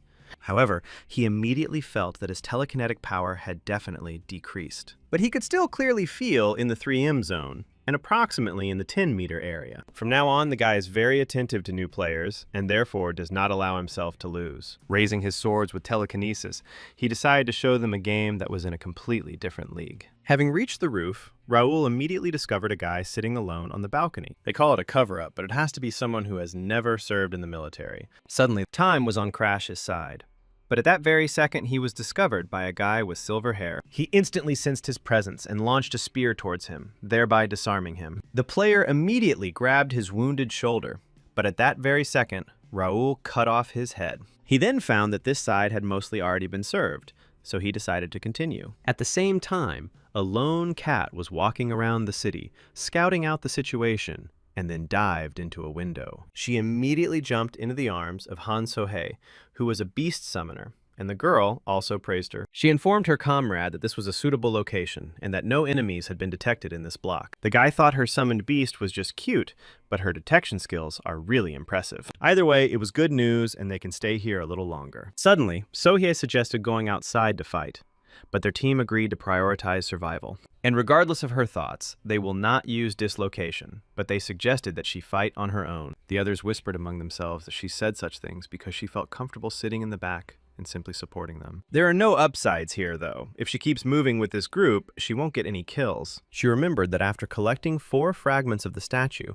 she needed to go to Zone 1, which opens in the middle of the game. The only hope she has is the 2 statues that Umbyo brought. The next selection zone will be determined soon, so the team had to stick to the formation. The real number of murders should be known by now, but when they saw it, they were genuinely surprised. Han So-hye was no exception, and her eyes were fixed on the table. While second and third place had only 3 kills each, Do-hyun managed to get 21 and climbed to first place. Meanwhile, other players from other countries began to become noticeably worried and decided that this Korean was using cheats. But the guy suggested moving even faster, because of Do-hyun, everything became even more urgent. One of the comrades decided that it was too early to rush, but Shoichiro made it clear to him that this was not the case. They need to collect everything they can while there are still some that haven't been grouped together, and also go on reconnaissance missions. Now was the time to hold back and not move on, but he still felt uneasy. If this guy keeps going crazy and the number of survivors dwindles, it'll be hard to find loot later. Now he, like the other players, had a question about where this monster came from. At this time, Crash fought against several players with utmost calm. They tried to attack him from a distance, while the tank, on the contrary, wanted to push him back with its shield. However, the guy disappeared at such high speed that the tank lost sight of him and crashed into a wall. This created a cloud of dust that obscured the other players' vision, while Crash decided to attack them from behind. The spearmen, who watched this scene in amazement, could not even move out of fear. Raul muttered that if they were on defense, their job was to hold the center and protect the team, not to go on the attack. However, the remaining player ignored his words, after which he gathered his last strength and tried to attack. He then explained that this was precious advice from an elder, and they would not hear anything like it anywhere else. But soon he dealt with him, after which he began to examine the bodies of his defeated enemies. Suddenly, memories of adventures from his past life came flooding back to him. Come to think of it, he was completely pathetic, so now he is in no position to criticize others. The players have potential. Their current level is only due to the fact that most of them have not yet had any real experience. But if they want to use the players properly, things can't stay as they are now. If anyone wants to work with him, he must stop being a loser who relies solely on his skills. This is exactly why the Academy was created, of course. The players didn't come here because they wanted to learn something. They were simply tempted by the rewards and benefits, so they agreed without hesitation. That's why Raul needs to show them correctly. But suddenly, he felt 2 people behind him. Right now, he was ready to show others that there was something that transcended skills and levels. A few minutes later, he dealt with 2 pursuers who were stunned by his strength. At this time, Shoichiro couldn't believe that Do-hyun had made 33 kills in just 10 minutes. because it was impossible. It's only been 20 minutes, and more than half of the players have already been killed, and there are now almost 20 people following him. At that, he was in the middle of a fight with another group outside a building 2 blocks away. Shochiro immediately began asking how many people were in his group, because he was sure that he was not acting alone. But when his comrade announced that he was alone, Shochiro couldn't believe his ears. The guy didn't believe these words, but they examined the surroundings, but didn't find anyone. Shochiro decided to check it out himself, after which he ordered everyone to be ready to attack Do-hyun from behind. He doesn't care what the secret of these numbers is, but if he really is alone, then it's a jackpot. Shochiro thanked Do-hyun for getting 33 kills for him, but in the end, he would be the one who reached the top. Meanwhile, Crash fought against the wizard, who was stunned that his firebomb was not working. Tank noticed that this ability didn't work on Do-hyun, so he asked to cast something more powerful. The wizard no longer had any aces up his sleeve, so the tank decided to act on his own. Crash attacked him with a spear, but if the tank closed the distance against his spear, he would have the advantage. When his plan succeeded, the player decided that he had enough space to charge the shield. At that very moment, he filled his shield with mana, wanting to use his strongest attack. But at that very second, he noticed Do-hyun smiling, and then the guy suddenly disappeared. This speed caused the tank to fall to the ground, and Raoul explained to him that this was a bad position for the loading ability. Next time, he better pay attention to the movement of his opponent's hands when he adjusts his weapon. However, seeing his defeated comrade, the wizard immediately began to run away. But Crash caught up with him with flying blades, plunging them into his back. He then noticed that the shaft of his spear was noticeably bent due to him blocking a full charge. But suddenly the guy froze when he felt the multiple presence of other players above him. But at that very second, he felt a familiar presence and immediately recognized Shochiro. Shochiro was an attacker who was deeply interested in ninja long before Connect appeared. Backed by a powerful force in Japan, he created the Rai Guild and then created a ninja squad in the game. The problem was that the squad leader was on the front lines of hunting for solo players. Ambushes, poisoning attempts, and interference in their hunts were just the beginning. He often resorted to kidnapping to lure players into traps. Yi Do-hyun has always been one of his main targets, but his search has been thwarted several times by the ninja squad's plans. But they never exposed themselves openly, no matter how much he chased after them. Only small things remained. This guy was a cockroach who got in his way at every turn, even in his past life. But now, he even missed him.